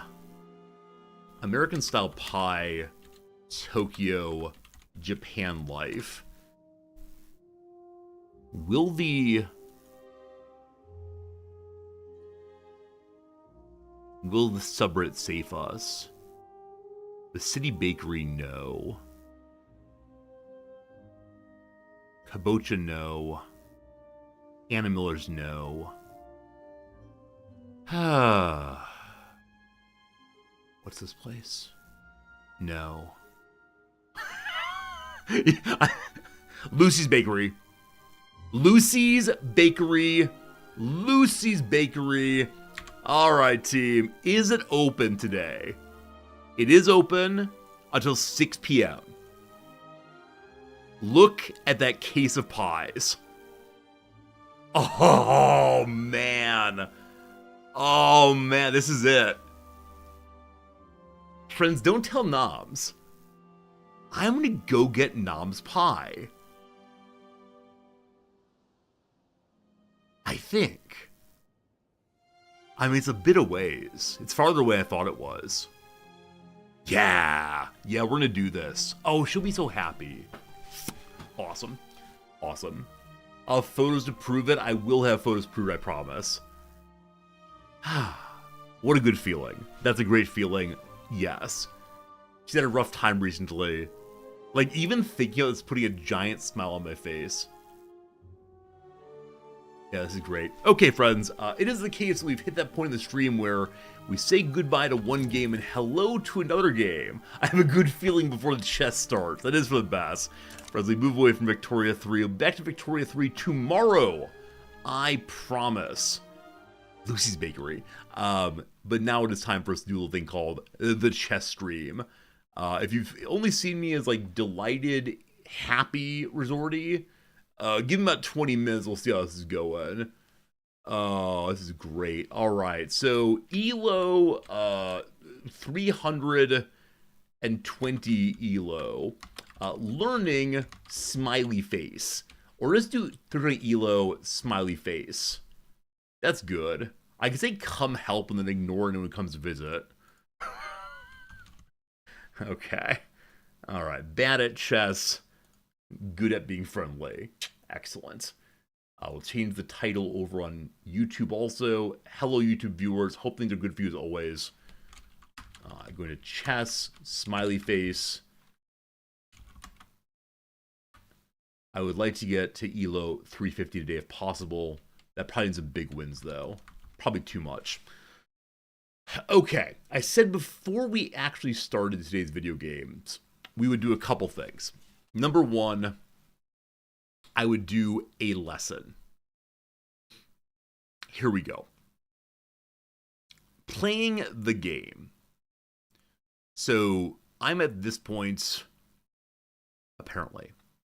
Every square in chess is a name, with vertical files from A to H and horizontal ranks from 1 to 8. Each move is written with a letter for the piece and a square it moves to. Watch the video for more. White wants to march a pawn up the board, play A5. Good job. Yeah, I know this one, no problem. White would like to attack the B7 pawn by playing RD7. How can you do that? RD7. Great. Next up. White wants to cut the black king off from the F file. Play RF2. Hooray. White can move 2 pieces to D8. Play queen D8. Woo! Okay. One last one for this lesson. White can move 2 knights to e4, play the knight from the g file to e4, which is ng e4. Cool. All right. I'm ready for the next lesson, playing a game. I said I would do only one lesson. I'll do at least 2. Also, George, a bit ago, you gave bits for the Pi Fund. I forgot to say thank you, I believe. Thank you for the bits. I will spend them to buy a Pi next month.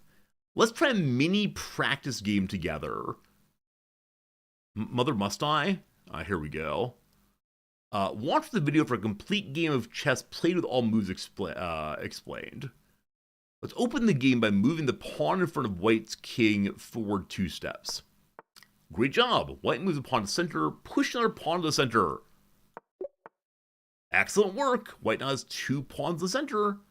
Black is threatening to capture White's pawn e4. You can find a move that develops knight and protects the e4 pawn. How about this one? Hey. White brings another piece in the game, protects the e4 pawn. How can White capture Black's pawn on e4 and regain material? Hooray! Okay. Can you develop a bishop to attack the f7 target and control the center? f7 targets, control the center. How about this bishop? I think I often bring my bishops out way too late. I don't know why I do. Probably because the knight sits here. All right. Can you move the e4 knight to safety and join the bishop on c4 and attacking the f7 square? But attacking f7, knight goes to f7. f7. f7. Good. Black attacks White's knight from the h6 pawn. Can you find White's winning move? Winning move. We say winning, do you just mean like something can be done? I mean, we move away and the bishop can take it. Nope. Why is a stronger move? This attacks a knight, but nothing comes of it.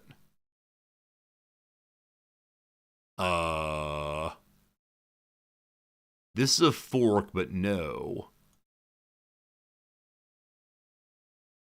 White's winning move. White's, oh, I see. This is a check. Hey, the bishop checks the king into the knight, press the bishop, Black is in checkmate. Is that enough? Have I learned enough now, team? I think I have. All right. With that, I now want to learn the end games. I want to learn checkmate. I want to learn the rook mate. I have rook. I have a king. I have a king. Okay. Apparently I'm supposed to do quickly. I don't need that. So I know that my king provides a bit of a buffer, right? If the rook moves into the 3 positions next to him, he can't be affected. He, she, it can't be affected. So I need to make use of that. My suspicion is I want to drive the king into a corner. How best to do that, I'm not sure. I'm going to move my king here and see what happens. Here and see what happens? Okay. I think we then just walk over in the same way all the way.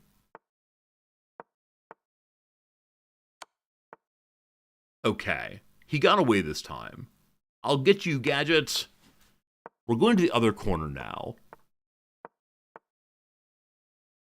That's fine. Okay. At this point, I screwed something up. I want to move my king over. Okay, now what am I trying to do at this point? If we go to here, we win. Hey, I found it. Okay, so I think it's drive into a corner is the strategy for rook mate. Do we agree with that? Is that the general strategy? Here we go again. So the rook comes flying across. He's driven to a corner.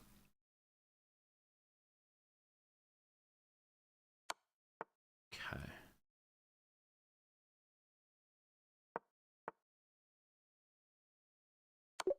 Hooray! All right, got a second one. I think I understand this ending now. Does this seem sensible to me? Probably there's some harder positions for it. That's wrong. Sorry. Oh, you have to do 5 in a row. Never mind. Friends, it's time for 3 puzzles, and then we'll get to some actual factual matches and see how it goes. I win the game with checkmate. This is the Black King there. The fellow here can't do anything, but he's protecting each of those. So, can I have the knight attack him? No.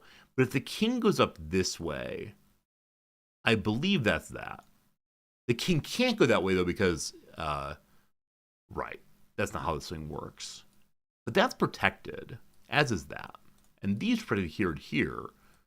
So it's something involving, I guess the king's blocked. So I need to get like an attack on the king and we're good to go. That's not useful.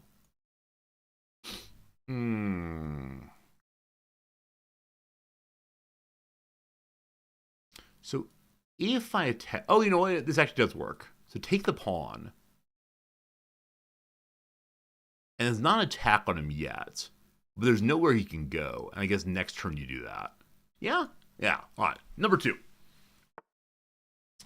Calculate correctly and you win my queen. All right. Win the queen, please.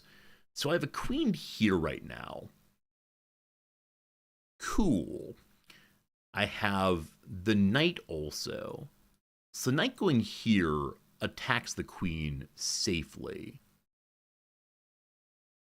But does that do anything for us? Oh! This also attacks the king. So the king has to move. We take the queen. Hooray! Okay, that's good, that's good. One more. I can win with a checkmate here. Okay, the king is right here. So the queen can't go there, obviously, because of the horse friend. If you go here, you're actually not being attacked. The same with here, you hit by the rook. So I kind of want to go just right here. The bishop's attacking here already. That's all I see. So what happens? Cool. All right, we've done our 3 warm-ups. We've done a little bit of a lesson of how to do a rook-king checkmate. Seems good. I think my trouble is always... I think my trouble is always, in the games, they say, okay, do this. And obviously when it's checkmate, I can know how to do that all the time. When it's things like go take the queen, I like having that job, but I often don't see it in the game. But we'll see how it goes. Friends, it's time for an actual factual match. Here we go. Against the human in the world. We have 41 minutes, nice ad break, should be good. Someone from Vietnam, exciting. How do you start Vietnamese friend? You go like that. Okay. I'm going to play an ordinary response. That's fine. I control the center. I was taught that in a lesson earlier. The bishop comes out really early. Okay. So, you're threatening a pawn here. I don't know why that happened. If we develop to here, nothing good happens. What's the best way to respond to this? I mean, we can kind of just ignore it and move a pawn forward 1 step. Yeah? If he wants to take the pawn here, the queen... Yeah, fine. Surprising, but fine. Okay, knight moves forward. Knight's protecting this, defending this. I need to start developing larger pieces. So, I can move my bishop here for an equal trade. I'm better responsibility lift as a point. I can do that. The knight can come forward, attacking the pawn. That said, this was defended before. So maybe I should have done that earlier, but the queen is there also. We don't want to do that. The equal trade really interests me right now, I believe. But is it too early for that? So if we don't want to do that, we just develop the knight.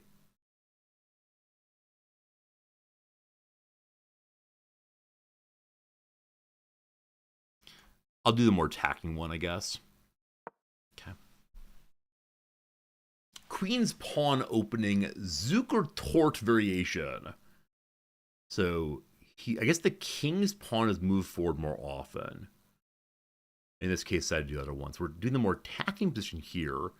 This one been more defensive because it protects here instead with another piece. Had we moved the left knight, we're one jump away from threatening the bishop, I guess. I don't know. I've been told early game it doesn't matter. So they have another defender there. So if attacked this way, they're protecting it in two ways. I can bring the queen out to attack also. Makes it more complicated and interesting.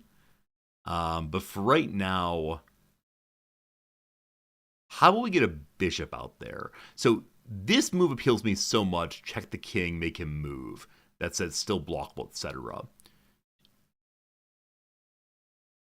Okay. If this pawn moves forward, presumably that happens, and that happens, and that happens. That's bad. We can make it an even trade, I suppose. Just go in this way. It takes. There's no longer a pawn on the white side in front of the queen.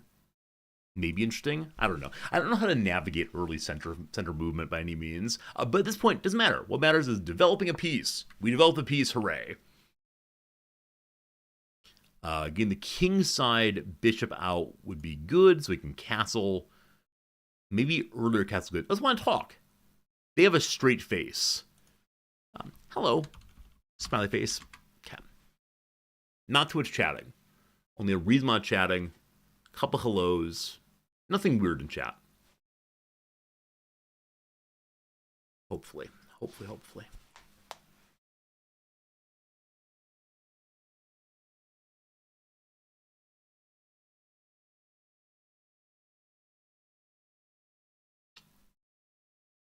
So I guess to get the castling fun going, we could move in and just take... Hello. Okay.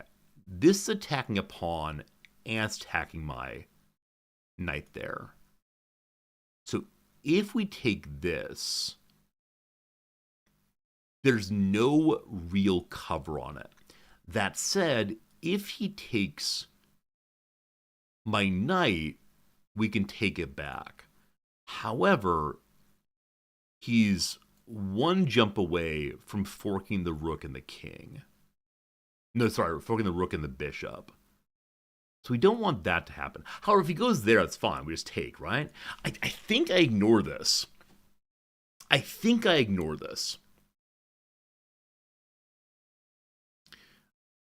of go kick the bishop, but there's no protection on that. So I think I just moved the bishop out to here, which is super interesting because I could potentially trade bishops off of that. Yeah? I think this is an interesting move. It adds to my constipation here. I think that might be interesting. Now, earlier someone, I believe Fernandes, said maybe I should stop playing with knights so much and focus more on using bishops, which is probably sensible. I'm really bad at noticing diagonals still. Okay, they take a knight. If I don't make this trade, they take the queen. So I make this trade. They might go for the bishop. That's fine if so. I think I'm okay with that. It also frees my bishop and my rook. Okay. So this is just trading. And I think I take this to my queen. And that's fine also. Yeah, so that's just trade of a bishop and a knight. I don't like that I've doubled my pawns here, but having the rook available, I do like quite a bit. Okay, a pawn moves forward, trying to bait me into that. My knight could just go forward here. There's an interesting, like, controlling of territory. But I said that I would like to go ahead and castle, so I probably do want to do that. But I wonder what else I'm not seeing right now that could be useful. If we just step forward here. No, not right now. We're just going to castle. Always a nice thing to do. Everybody loves castling. Maybe. Manage to move that pawn forward.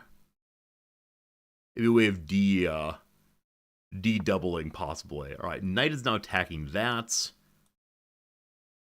Okay. So, the queen protects that piece. That's cool. I think I want to do this. And the reason why is if I then attack, and he then attacks. Oh, the queen also. Not sure I want to do that. I mean, I kind of want to do something that encourages them to take this, so the queen can take the knight. Okay. You're not attacking anything. Ah, we could jump to the middle, encouraging this for a knight trade. I'm castled. That seems good. But I'm not up enough that I can think anything in particular right now. Okay, if I do this, what am I opening myself up to? You know what? Let's just try it. So hope this happens and then this happens, and wouldn't that be a good time? I don't know if it would be a good time. But I'm trying to trade more freely. Cool. I'm trying to trade more freely. It just seems important to me to be comfortable losing my pieces. So now I have double the double pawns from before. Go in the right direction for sure. They immediately push forward a pawn.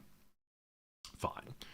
I could have my rook come out and threaten the line. He's offered a draw already. A team, I refuse is correct. I don't see any reason for a draw at this point. Thank you, but no. Thank you, but no. Okay, with that movement, he's now blocking off his bishop. He really wants to draw. High draw. No peace in our time? Alright, good. I like this movement very much.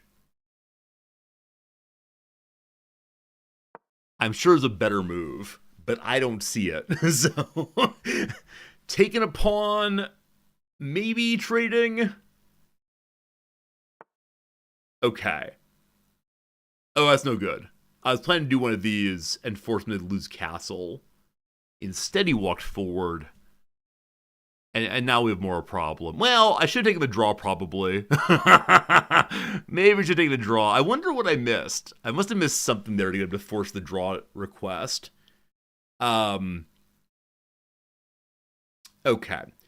If the queen moves forward, she's safe. If the queen moves backward, she's safe also. I guess queen forward is good. Now, I'm going to lose a bishop here, and that makes me sad. Oh, I thought I was being so clever. Like, pawn moves forward, I trade the bishops, but I didn't see my queen being involved. That's unfortunate. These things happen. That's unfortunate.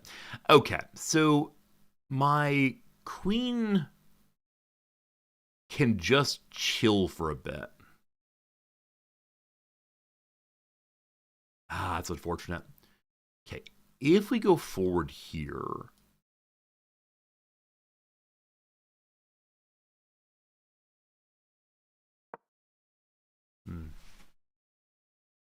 That's too bad. That's too bad. That's too bad. But it's okay. All right, he's going for my rook now. Fine. We have our rooks back up the queen. Always fine to do that.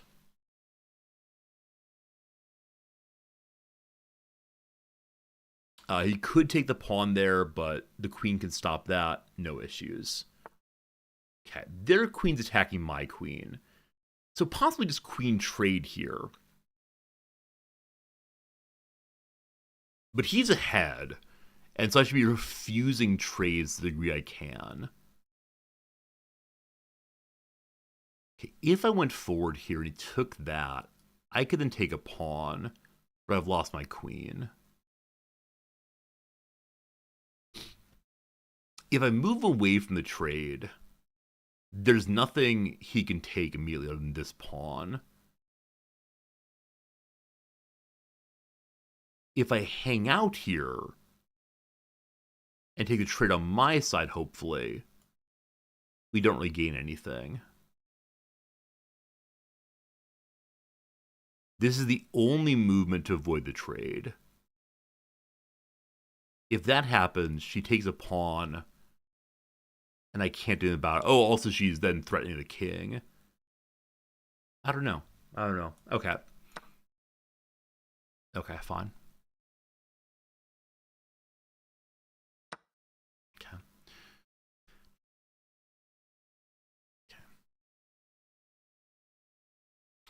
If we move to here, we're threatening a bishop. If he goes forward at all, bad time for him. If he goes away, I take a pawn, and that's a piece. That's a piece. We like pieces.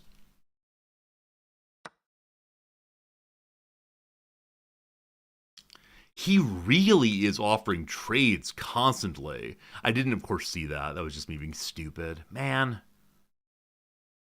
So obviously obviously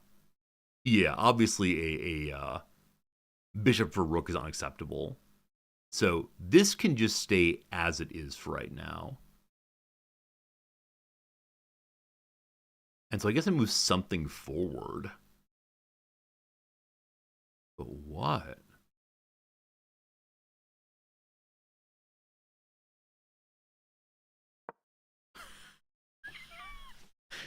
Oh dear, folks. Oh dear. All right, there's their castle. Fun. Does the king turn into an offensive piece now? Has that happened? So what's happening is I don't see a way for my rook to get through the pawn structure safely. So we go forward here now?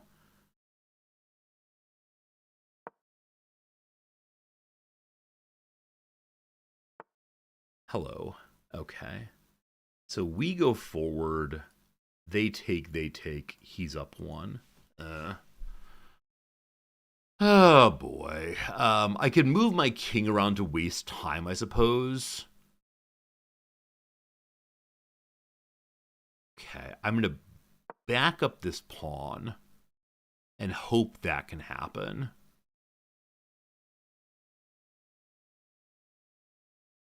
Huh. I should take the draw. I really wonder what I did that made the draw not work. Okay. I want that.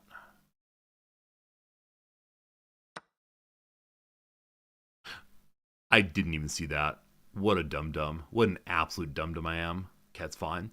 So I worry if I abandon my rook back here, he'll do one of these, and then the rook is lost, but maybe not in a problematic way. I can't believe I did that. I saw this side, didn't even see that side. So we have our rook potentially here now. It gives us access to more things, but again, I think I lose my rook if I do that. I could just pull my rook to here. We'll need to be sure we leave a rook behind to defend the king.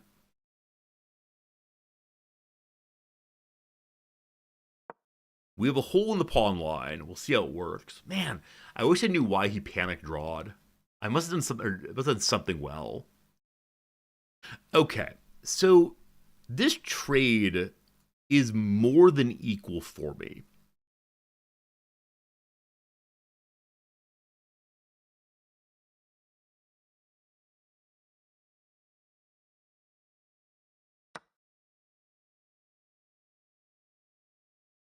I guess.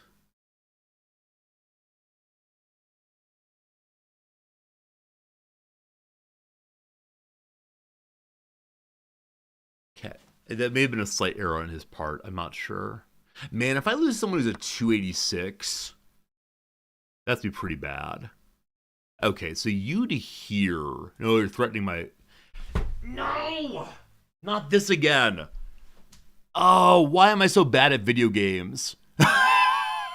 Why am I so bad at video games? That's the bishop forking my rooks. Yeah, that's okay. That's okay. These things happen, I suppose. That's unfortunate. That's unfortunate, team. That's unfortunate. Okay. I can move my king over to protect that one.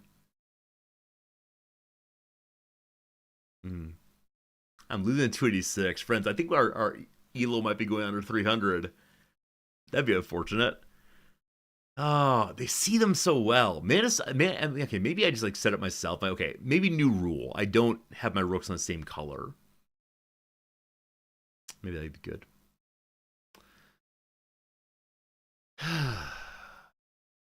So I can like threaten a pawn here. But he's also threatening pawns in a big way then. I think we just resign. I think this is a like it's very rude to keep playing kind of moment. Are you okay with resigning? If you're okay with resigning, put a 1 in chat. If you're not, put 2 in chat. I'll glance in a moment. I'd like to resign, though. I think that's just the friendly thing to do. I'm good and truly beat here. But we'll look in a moment. 2s. Okay, sounds good. Sounds good. We move to protect now.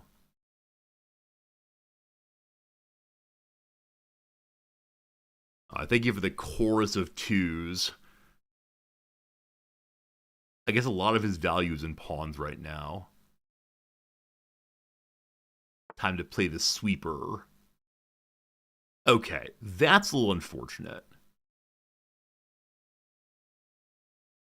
Let's think. So 1, 2, 3, 4, 5, 6.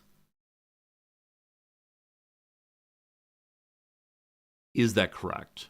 1, 2, 3, 4, 5, 6. He takes more pawns. Ha!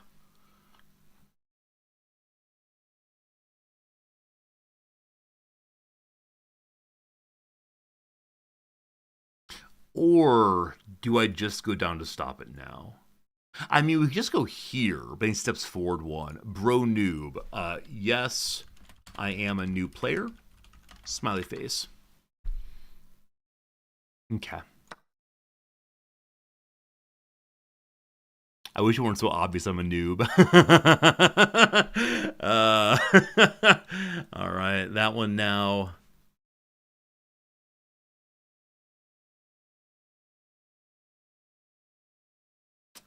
All right, that's all right.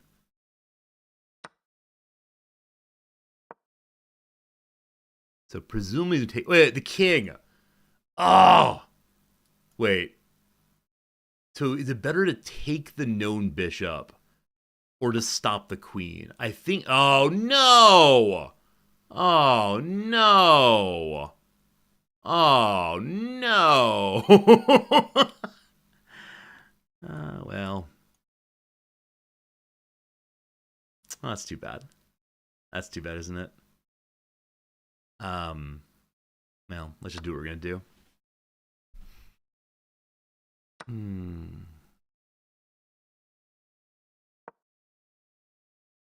May I resign now? I learned a lesson, I'm sure. May I resign, please? I'd like to resign, please. 2, okay. 1, all right, thank you. Thanks for the game.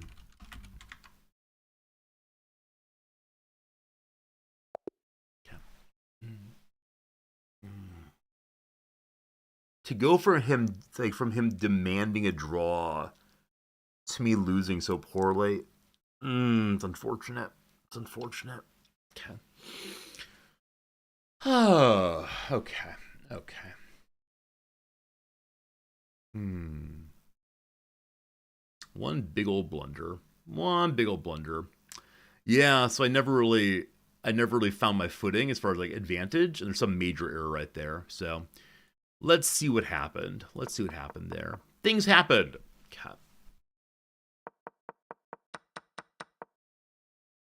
At this point, I could have won a pawn via a fork.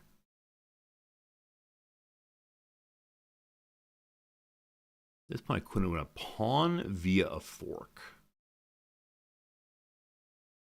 I mean, I see this, but that's losing a pawn, and then I have my queen lose too. Um, I mean, my knight could have gone here, attacking this spot. We talked about doing this earlier, but it doesn't really do anything for me. Push here, I discussed previously. Probably too late in the game, though. That's exchanging a pawn, not winning one. Oh, he also attacking here. That might actually be it. So this. Is that it? No, it's not.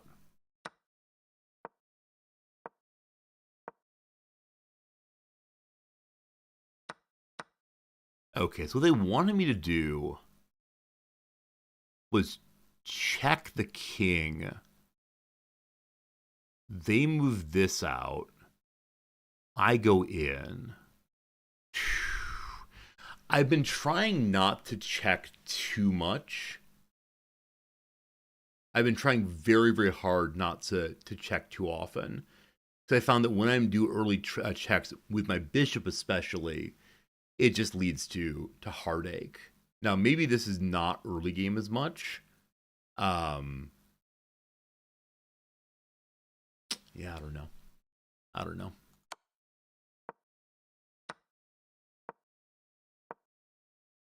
Okay. Okay. I see how it works. Luckily, not a blunders and inaccuracy. On we go. Okay. So this is the moment where he said, rabble, rabble, rabble, draw. Checks lead to mates. I understand. But, okay. So last time, like, I've been doing a lot of attempting to check with my bishops at like turn 7 or so, and it's consistently led to just problems for the bishop. I waste a lot of turns on bishop retreating then. I see how in that case the knight had to come out. That's a good thing. But I agree. I absolutely agree. I should do more checking. So what is happening in this moment that makes them say draw, draw, draw, draw, draw?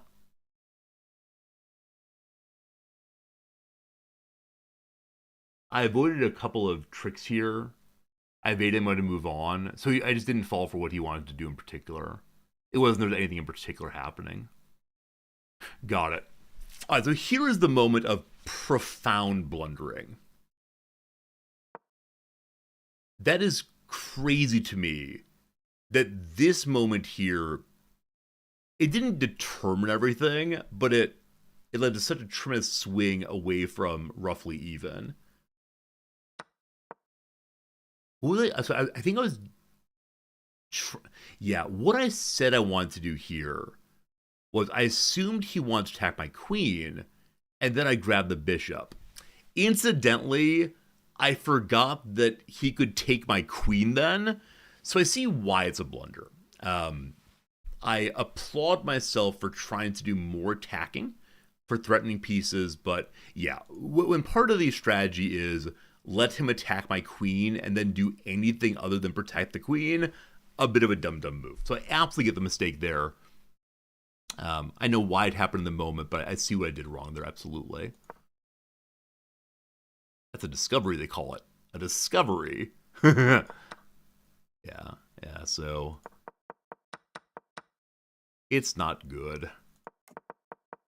So in a moment here, yeah, he makes an error. Yeah, I wonder at what point this thing was basically done. I want to look at this conversation here. I liked the way that I counted out and knew I could get back to here before he could do anything. Like that felt like a moment of interesting planning for me, but it ultimately just set up a a rook fork I didn't see coming. So I think unfortunately a lot of my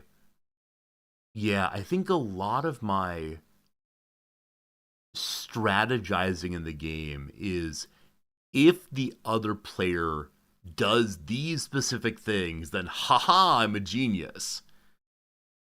I know there's certain conditions under which you can force your opposition to do something, but I know that that's not something you can always do. In some cases, you just need to accept that, like, you're still kind of free playing. So probably like stronger positioning is more important than exactly planned out. But I don't know.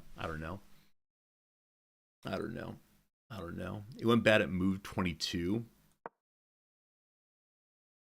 I mean, at move 22, he messed up allegedly, and I made what they said is a good decision there.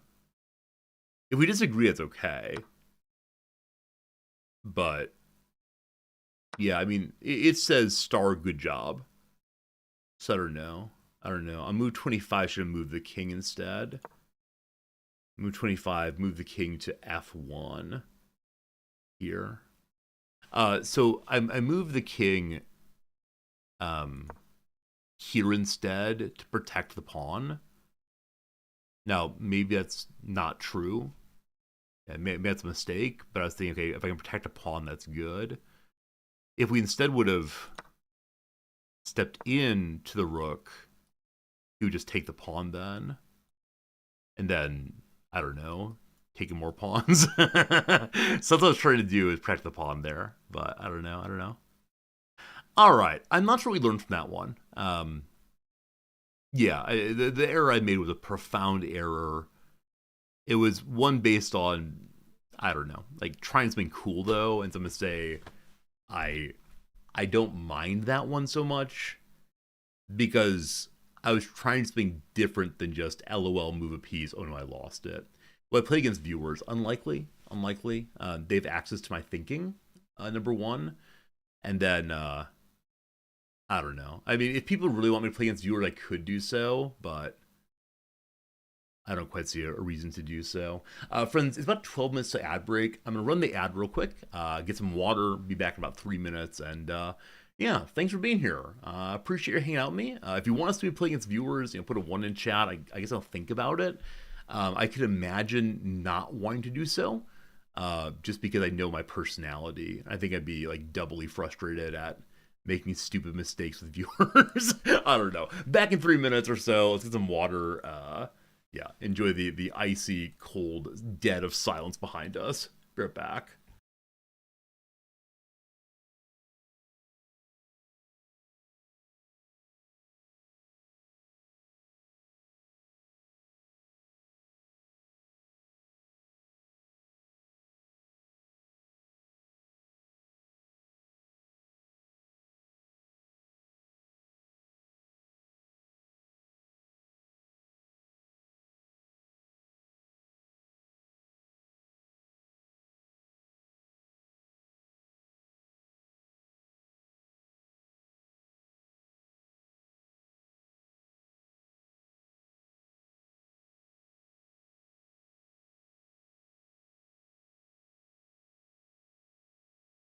Hello again. I play unrated, possibly. When you say unrated, do you mean against a viewer unrated, or do you mean I just play unrated in general?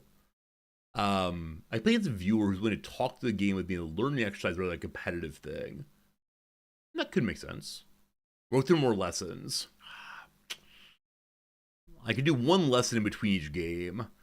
I think with lessons, I just want to play them off stream. They feel, I don't know what they feel like. All right, what happens when you run out of moves that aren't in check? Number 2, stalemate occurs when there are no possible moves, but neither king is in check. Stalemate's a draw, even if one player has many more pieces on the board. Okay. What can white play to end the game in stalemate? Okay. So if we go, oh boy, I don't know, man. If we go here, then no, that's not right.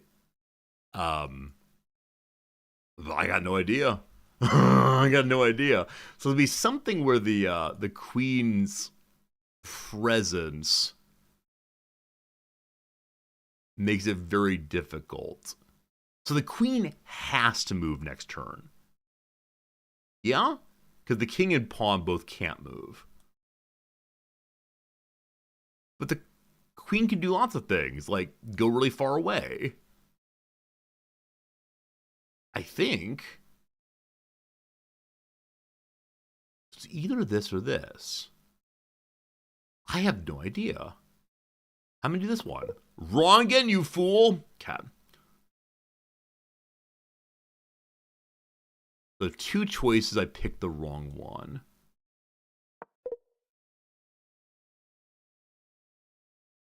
There's a better move. There are no other moves. Oh, I can take the queen. We're ignoring chat. It's fine. It's fine. It's all fine. Everything's fine. We adopted Tater Tot today. Tater Tot, you're a lovely cat. Thank you for adopting cats. It looks really good with you. Hello, Tater Tot wants to go in a bag. We love Tater Tot. It's good. Oh, a little bit confused. At least you're strapped in. No worries, Tater Tot. Oh, what a cutie. All right. All right. White looks doomed, but can you find a way to save the game with a stalemate?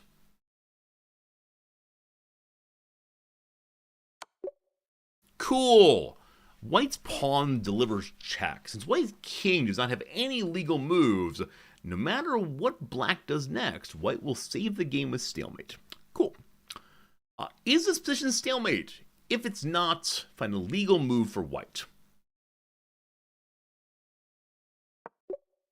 Cool. Black is trying to promote the G-pawn, but White can immediately end the game with a stalemate. What should you do?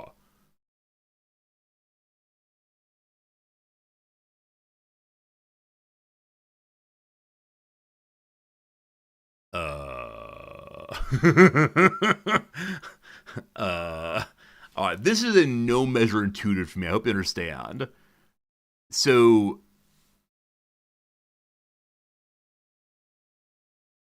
like, it's got to be a king move. If we take that, we can't take that. I didn't mean to do that move. I apologize. If I go forward, we're checking ourselves.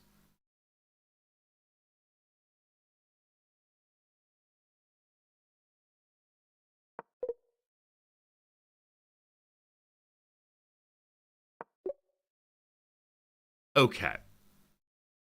Okay. That leads to a stalemate because... Wait, why is that a stalemate? The pawn can go forward and become a knight or something. Black has no valid... Oh, I see. The bishop's attacking the king. Got it.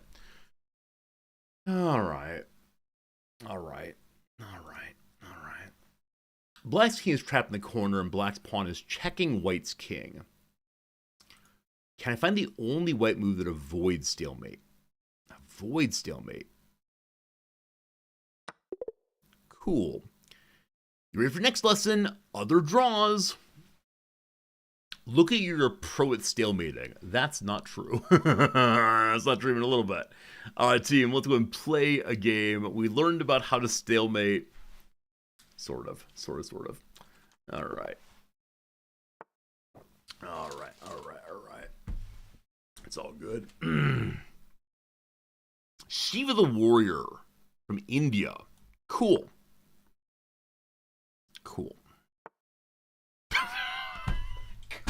on! Come on! Come on. I just want to play a game of chess. May I please just play a game of chess?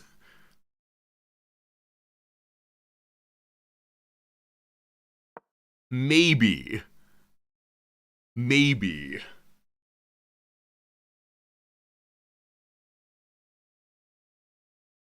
Maybe bots. Maybe it is just Resorty versus the bots.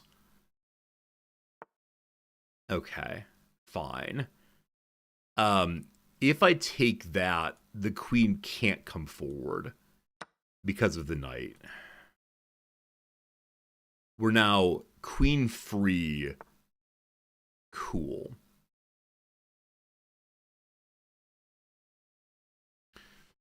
Okay, if he takes that and I get baited, the queen takes my knight. I can move this bishop up to protect that.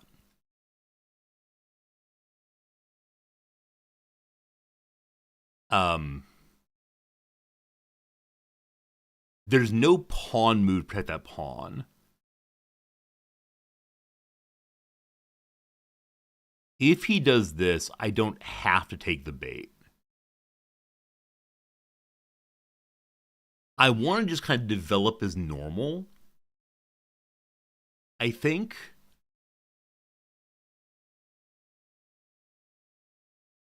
Without our new team.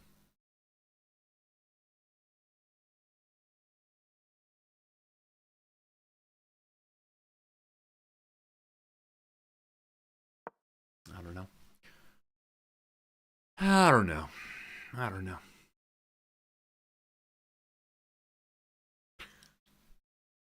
Silly, silly, silly, silly, silly.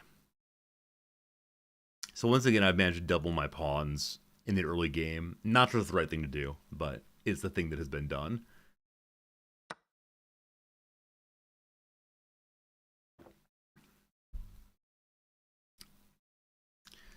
If you're here for it, I'm here for it.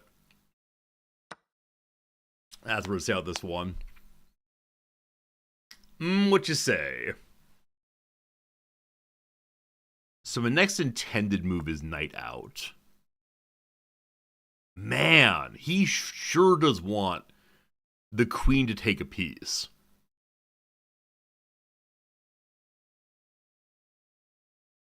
So if this, he's up a piece.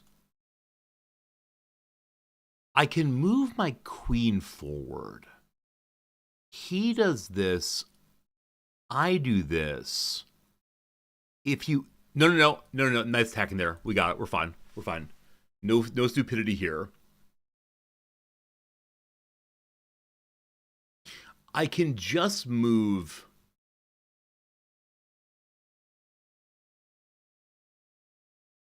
I can take a pawn. I can take a pawn. The queen then attacks that, but that's fine. I think I take a pawn.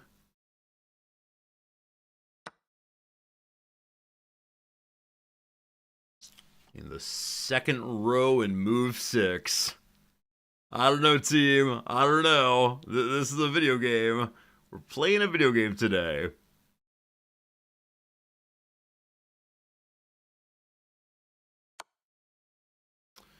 Cat. The queen is now, or king is now checking my queen. That's fine. The c pawn steps forward.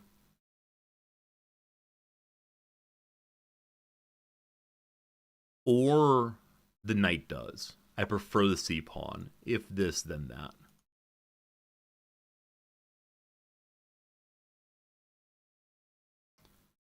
Can my bishop do anything interesting back here? I mean, I don't know. Remember the part where I always forget how the directions the queen can move?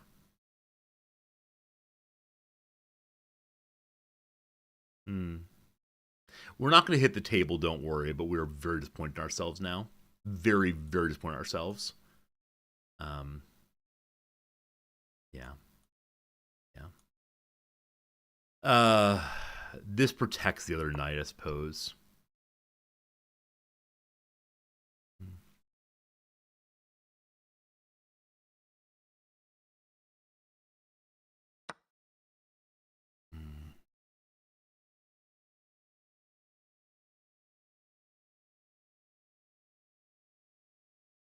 We can go for a queen trade, I guess. I'm back by 4.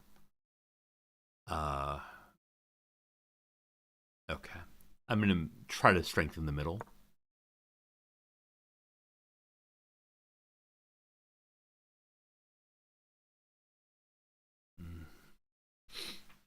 I guess move my queen to here would be a good idea to protect both of these.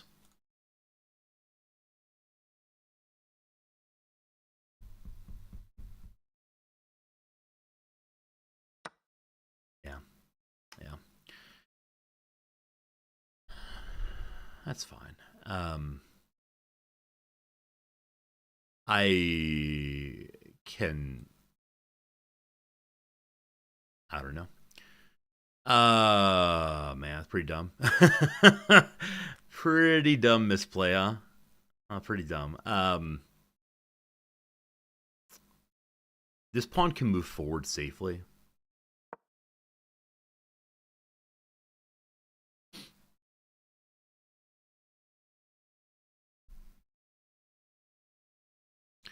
So the bishop on dark can move somewhere now,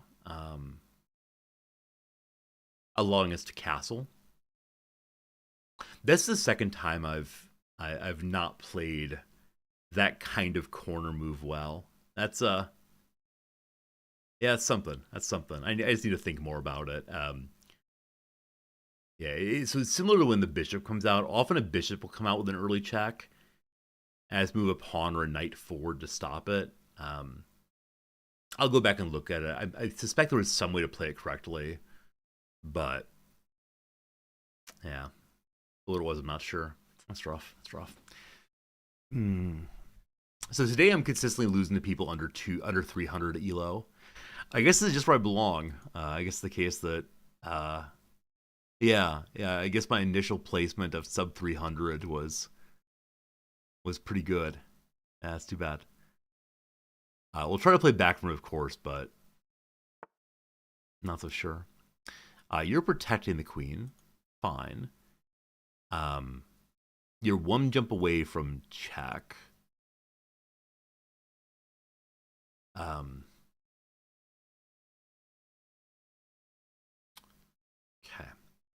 If I move the bishop to here, it's like really jammed in number 1. But 2, it's just gonna be taken probably. So do I just develop pawns still? This pawn is protected by that bishop. It's probably the limit of where it can go. Yeah. I mean, we don't necessarily need both knights here. Okay. So she backs out for now. But yeah, our right side has some holes in it, we'll say. There's some things going on there we do not like going on. Okay. So you're protected by the bishop. That's great. We can. Okay. If I move you forward, you're not protected by anybody. But you're also not attacked yet.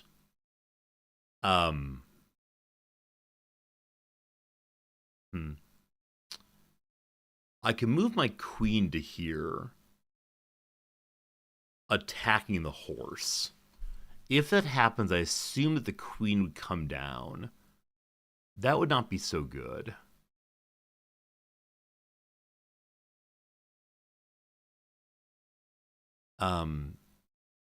I need to bully you out of there somehow. So I want to get my bishop moving so I can castle and at least have one rook helping out. Oh, I thought I played the intro so well.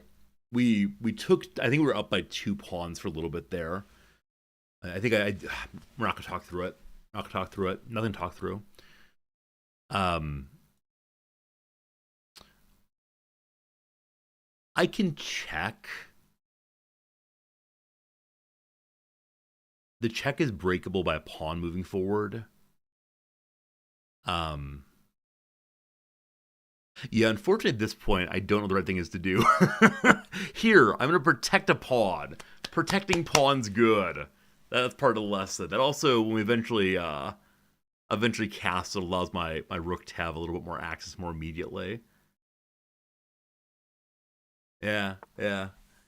Okay, so I wonder why he did that. Like, if we attack now, and he does one of these, we actually don't mind. Oh, there's this also, though. So presumably this, this, this. If I don't do that, and he attacks this way, then we go here, and we're safe for now. But it's a pawn trade. This is protecting here. I can move this knight forward to add more complexity to that position. It's slowing down the castle, but okay.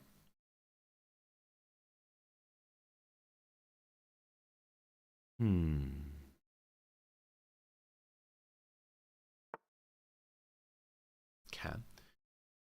Attacking the knight, attacking a pawn, attacking my bishop. The queen's just too strong. Please nerf queen. Please nerf queen. Okay. I believe that this is the correct move for right now to at least take something on the way out. If you go for this pawn, I don't know.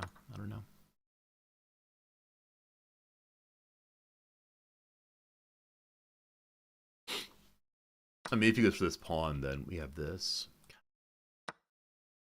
Yeah, I don't know. I mean, if he goes for either pawn, we take the queen. I guess that worked out, actually. I think it's an even trade, but I didn't realize the queen was protecting. Okay, I'm considering moving my queen to right here next. Just to get the check. The blocks in the, it blocks in the bishop.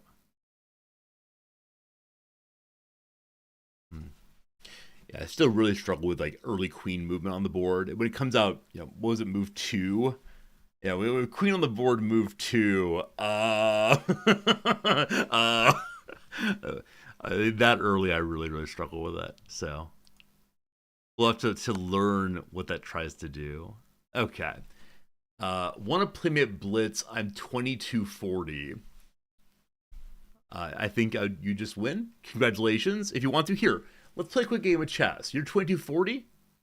I concede. Hey, you got to win. That's good. Why wouldn't I do this? Why wouldn't I just take that?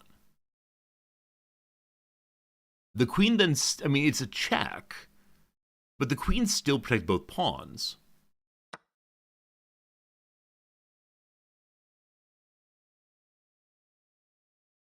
I don't know. I do kind of wonder if this player is someone who has memorized some really tricky openings, and then their actual play is not that strong. Not to be rude at all. I make similar errors regularly, but I do kind of wonder if that's the case. Because that opening seemed really fascinating. Incidentally, the queen is also protecting the knight here, though it's the case that this pawn's already doing so. Okay. The queen could drive forward. She'd be protected here. That'd be pretty cool. This knight is still at starting square. We should probably change that at some point soon. Again, the castle and get the rook out, I think I'd like quite a bit also, but I don't know. Yeah, I don't want to besmirch the other player. Perhaps they're kind of with their own clever openings. Disconnect maybe. All right. Come on, Indian internet. You can do it. Come on, Indian internet. by the power of Moti, that's the current leader, by the power of Nishendra? Something Shendra, Moti. I come to you and I say, electricity. Gandhi worked too hard for you to rage quit this match. Why did you pull your Ethernet cable out of the wall? I know, man. I know, it's tough. We can talk about ahimsa if you want.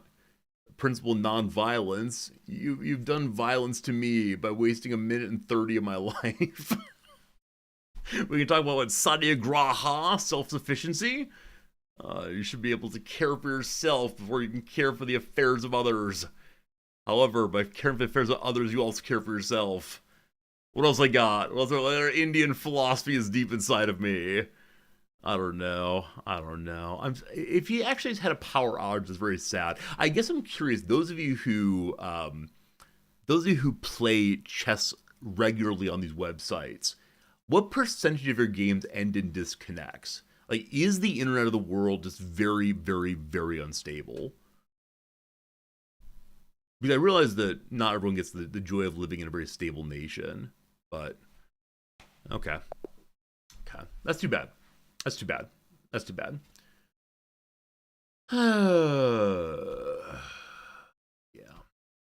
Yeah.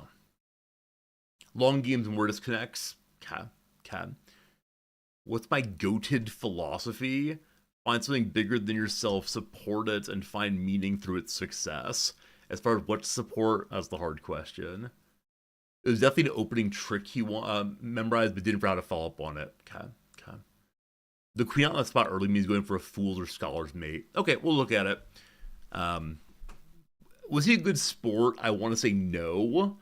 But I'm not going to do that at this point. He didn't spam pornography at me. So I had two. We both played 100 level players. Okay. So the Scandinavian defense, we like that. I'd like to discuss this.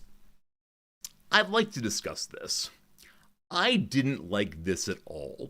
This was not an enjoyable moment. So, what are they trying to do? Thanks for the follow, Jabba. I appreciate that. So they're trying to do the scholar's mate here. What exactly is the scholar's mate in this context? How did I follow up? I followed up by attacking the queen. I could have just pushed. Why didn't I just push? Oh, so I think I said this attacks and defends simultaneously. And I liked that idea very much. Yeah, I think I like this idea.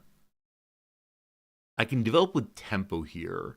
I mean, you need a little help to understand what developing with tempo means. I know tempo is you're dictating how the game is being played, but how does that work? I like this move. I think this move makes sense. Oh, I see. It says you develop a piece while also winning a tempo on the queen. Okay, so the move I made was the correct tempo, in that it forces the queen to retreat. Now, did the queen actually retreat? What's that? Okay. If your piece is doing more than one thing at once a tempo, cool. So a fork is a version of a tempo. Is that correct? All right, so I go forward. Hooray. They retreat. Okay. I take that. I feel very proud of myself at this point, because it feels to me like I have... Yeah, it feels to me like I have sussed out the trickery. They move for a pawn. I defend my pawn. More layers of protection. Oh, the pawn's already protected by the knight, though. Right. So at this point, I'm pretty certain what he's trying to do is, what was it? It was to get me to commit in a way where he could take a minor piece with the queen.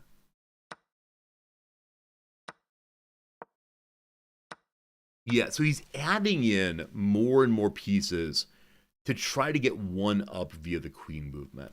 Now, at this point, I say, haha, there's an open pawn. And if the queen wants to take my pawn here, that's fine. But apparently it's a profound blunder. Why?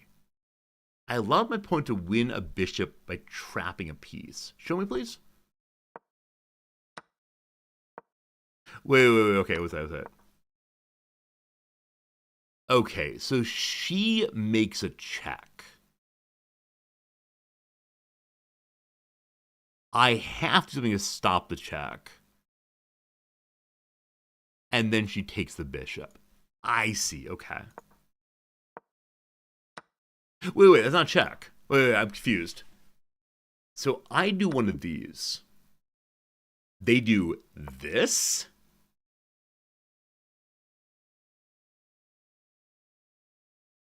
Okay. Okay. I see now. And then the queen just takes it. So blocks it in and takes it. I understand now. We're good. All right. I like taking that pawn, though. It felt like something productive I wouldn't normally do. I'm very glad that I saw it, I suppose. But I guess it was a fairly weak move regardless. So I'd prefer that I'd pull back here. Sure. Okay. This is the part where things start feeling bad again. Yeah. So they don't win my bishop, but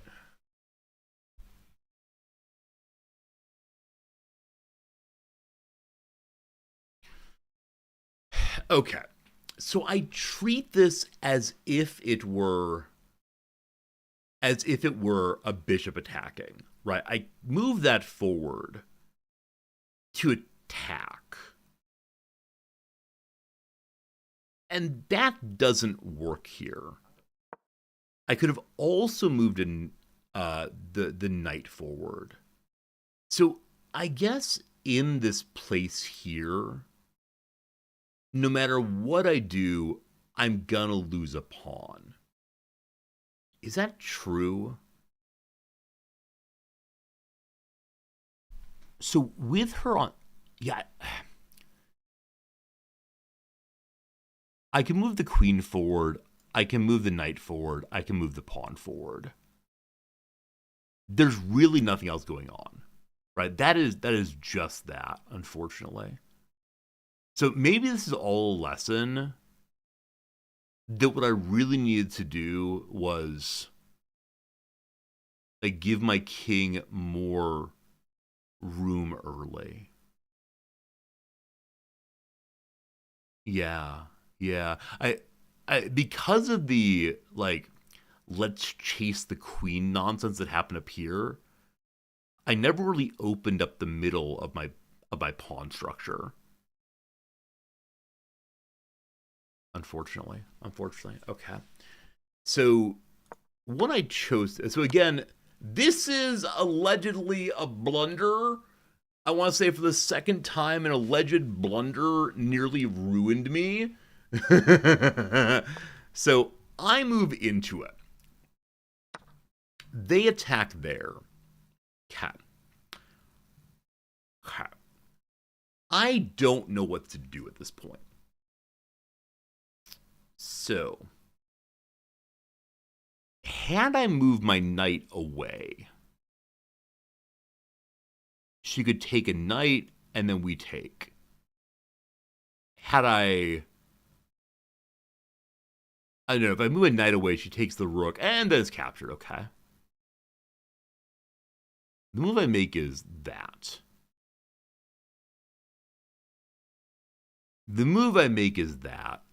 In hopes of protecting something. That's what I said. That's what I was thinking. Because once again, I just didn't think of the queen moving diagonally. Of course she does, blah, blah, blah.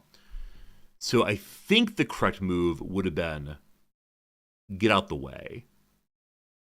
In so doing, if you attack the rook, I then take the queen. I see how I should have done that now. Yeah, I think often I get overly focused on, hey, this piece is attacking that piece, without seeing the further pieces. Okay, I see it. I resigned myself to the rook being gone. Oh, did I really? I don't remember. I don't know. I could have protected the rook by moving the queen side knight. Yeah. No, I agree. All right. So I do that. That's a bad idea. They take the rook. That's a bad idea. At this point, I say, I just need to do something else. I just need to develop some piece. And so I go ahead and do one of those. And I'm not sure if that's the right move, but I don't know. So they take more stuff. Apparently, develop piece while winning tempo on the queen. Where would that be? Ah, interesting. So the bishop could go forward. Yeah, I don't do that. I move my pawn forward, saying it's protected by the bishop, instead of moving the bishop forward. Yeah, I see how it works. So, should have done that. All right, their knight comes in. I move my pawn forward because, once again, I must control the center. Yeah, at this point, they're kind of just moving around. Apparently, I'm losing a bishop for going forward like that. Is that true? Yeah, it is true. Okay, so we're just moving around, having a good time. Whee! And then they go to there, and yeah. I know my knight's being attacked, but the queen's protecting it. Oh, at this point, I say, right. My bishop is dead no matter what I do. Let's take a pawn. I think I'm fine with that. They don't like it at all. Oh. Had I moved this forward, it actually protects the bishop. Oh. I mean, that makes sense. So I think that in this match, the mistake I made twice is saying that piece is already dead. Now, it's important for me to be able to say that piece is already dead, so I don't get overly focused on, like, oh no, this is horrible. If I just say it's done, then I can move on. But I shouldn't say it's dead before it's dead. Yeah, I see why this is a very strong move in terms of, like, it's the better version of what I'm supposed to do. Very well.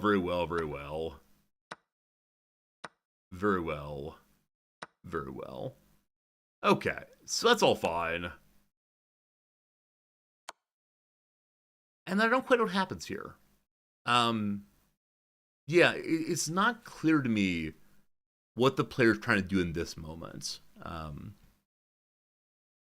Yeah, but they go ahead and jump the knight forward. And so it feels like the way this player played was all offense, all attack, all the time. They were always looking for an attacking move. And yeah, they went ahead and did the check on the king, and and that was that. So I want to say a pretty poor mid game in this one, for me, but it was definitely an opening I hadn't seen before. So yeah, at move 2, we panicked. I made a pretty good move here. I'm very, very proud of that response to it. And that was confusing. Okay, so taking the pawn was the first really bad move I had. And then just that was not good. I knew I should move a knight, but I moved the wrong knight. That's okay. All right. What we lose when we win one, we maintain our plus 300. That's pretty good stuff. That's pretty good stuff. That player, almost brought me down under 300. I felt pretty bad. So, I don't know. I don't know. We're being placed a lot against people who are mid 200s, unfortunately. I don't know. I don't know. Yeah. Unfortunately, it's 2:30. I'm intending to go buy my wife some pie. She's gonna be so happy. I can't wait to do it. And yeah, thank you for helping me think of the pie idea for my wife. We've had less strong accuracy than our opposition in both of these today, unfortunately. But only if it's chocolate pie. I think my wife would be so happy and surprised with any pie at all. And I was thinking earlier today, I don't do enough like random nice things for my wife. Partially because here in Tokyo, it's hard for me to imagine doing a lot of things I'd be able to do back in the U.S.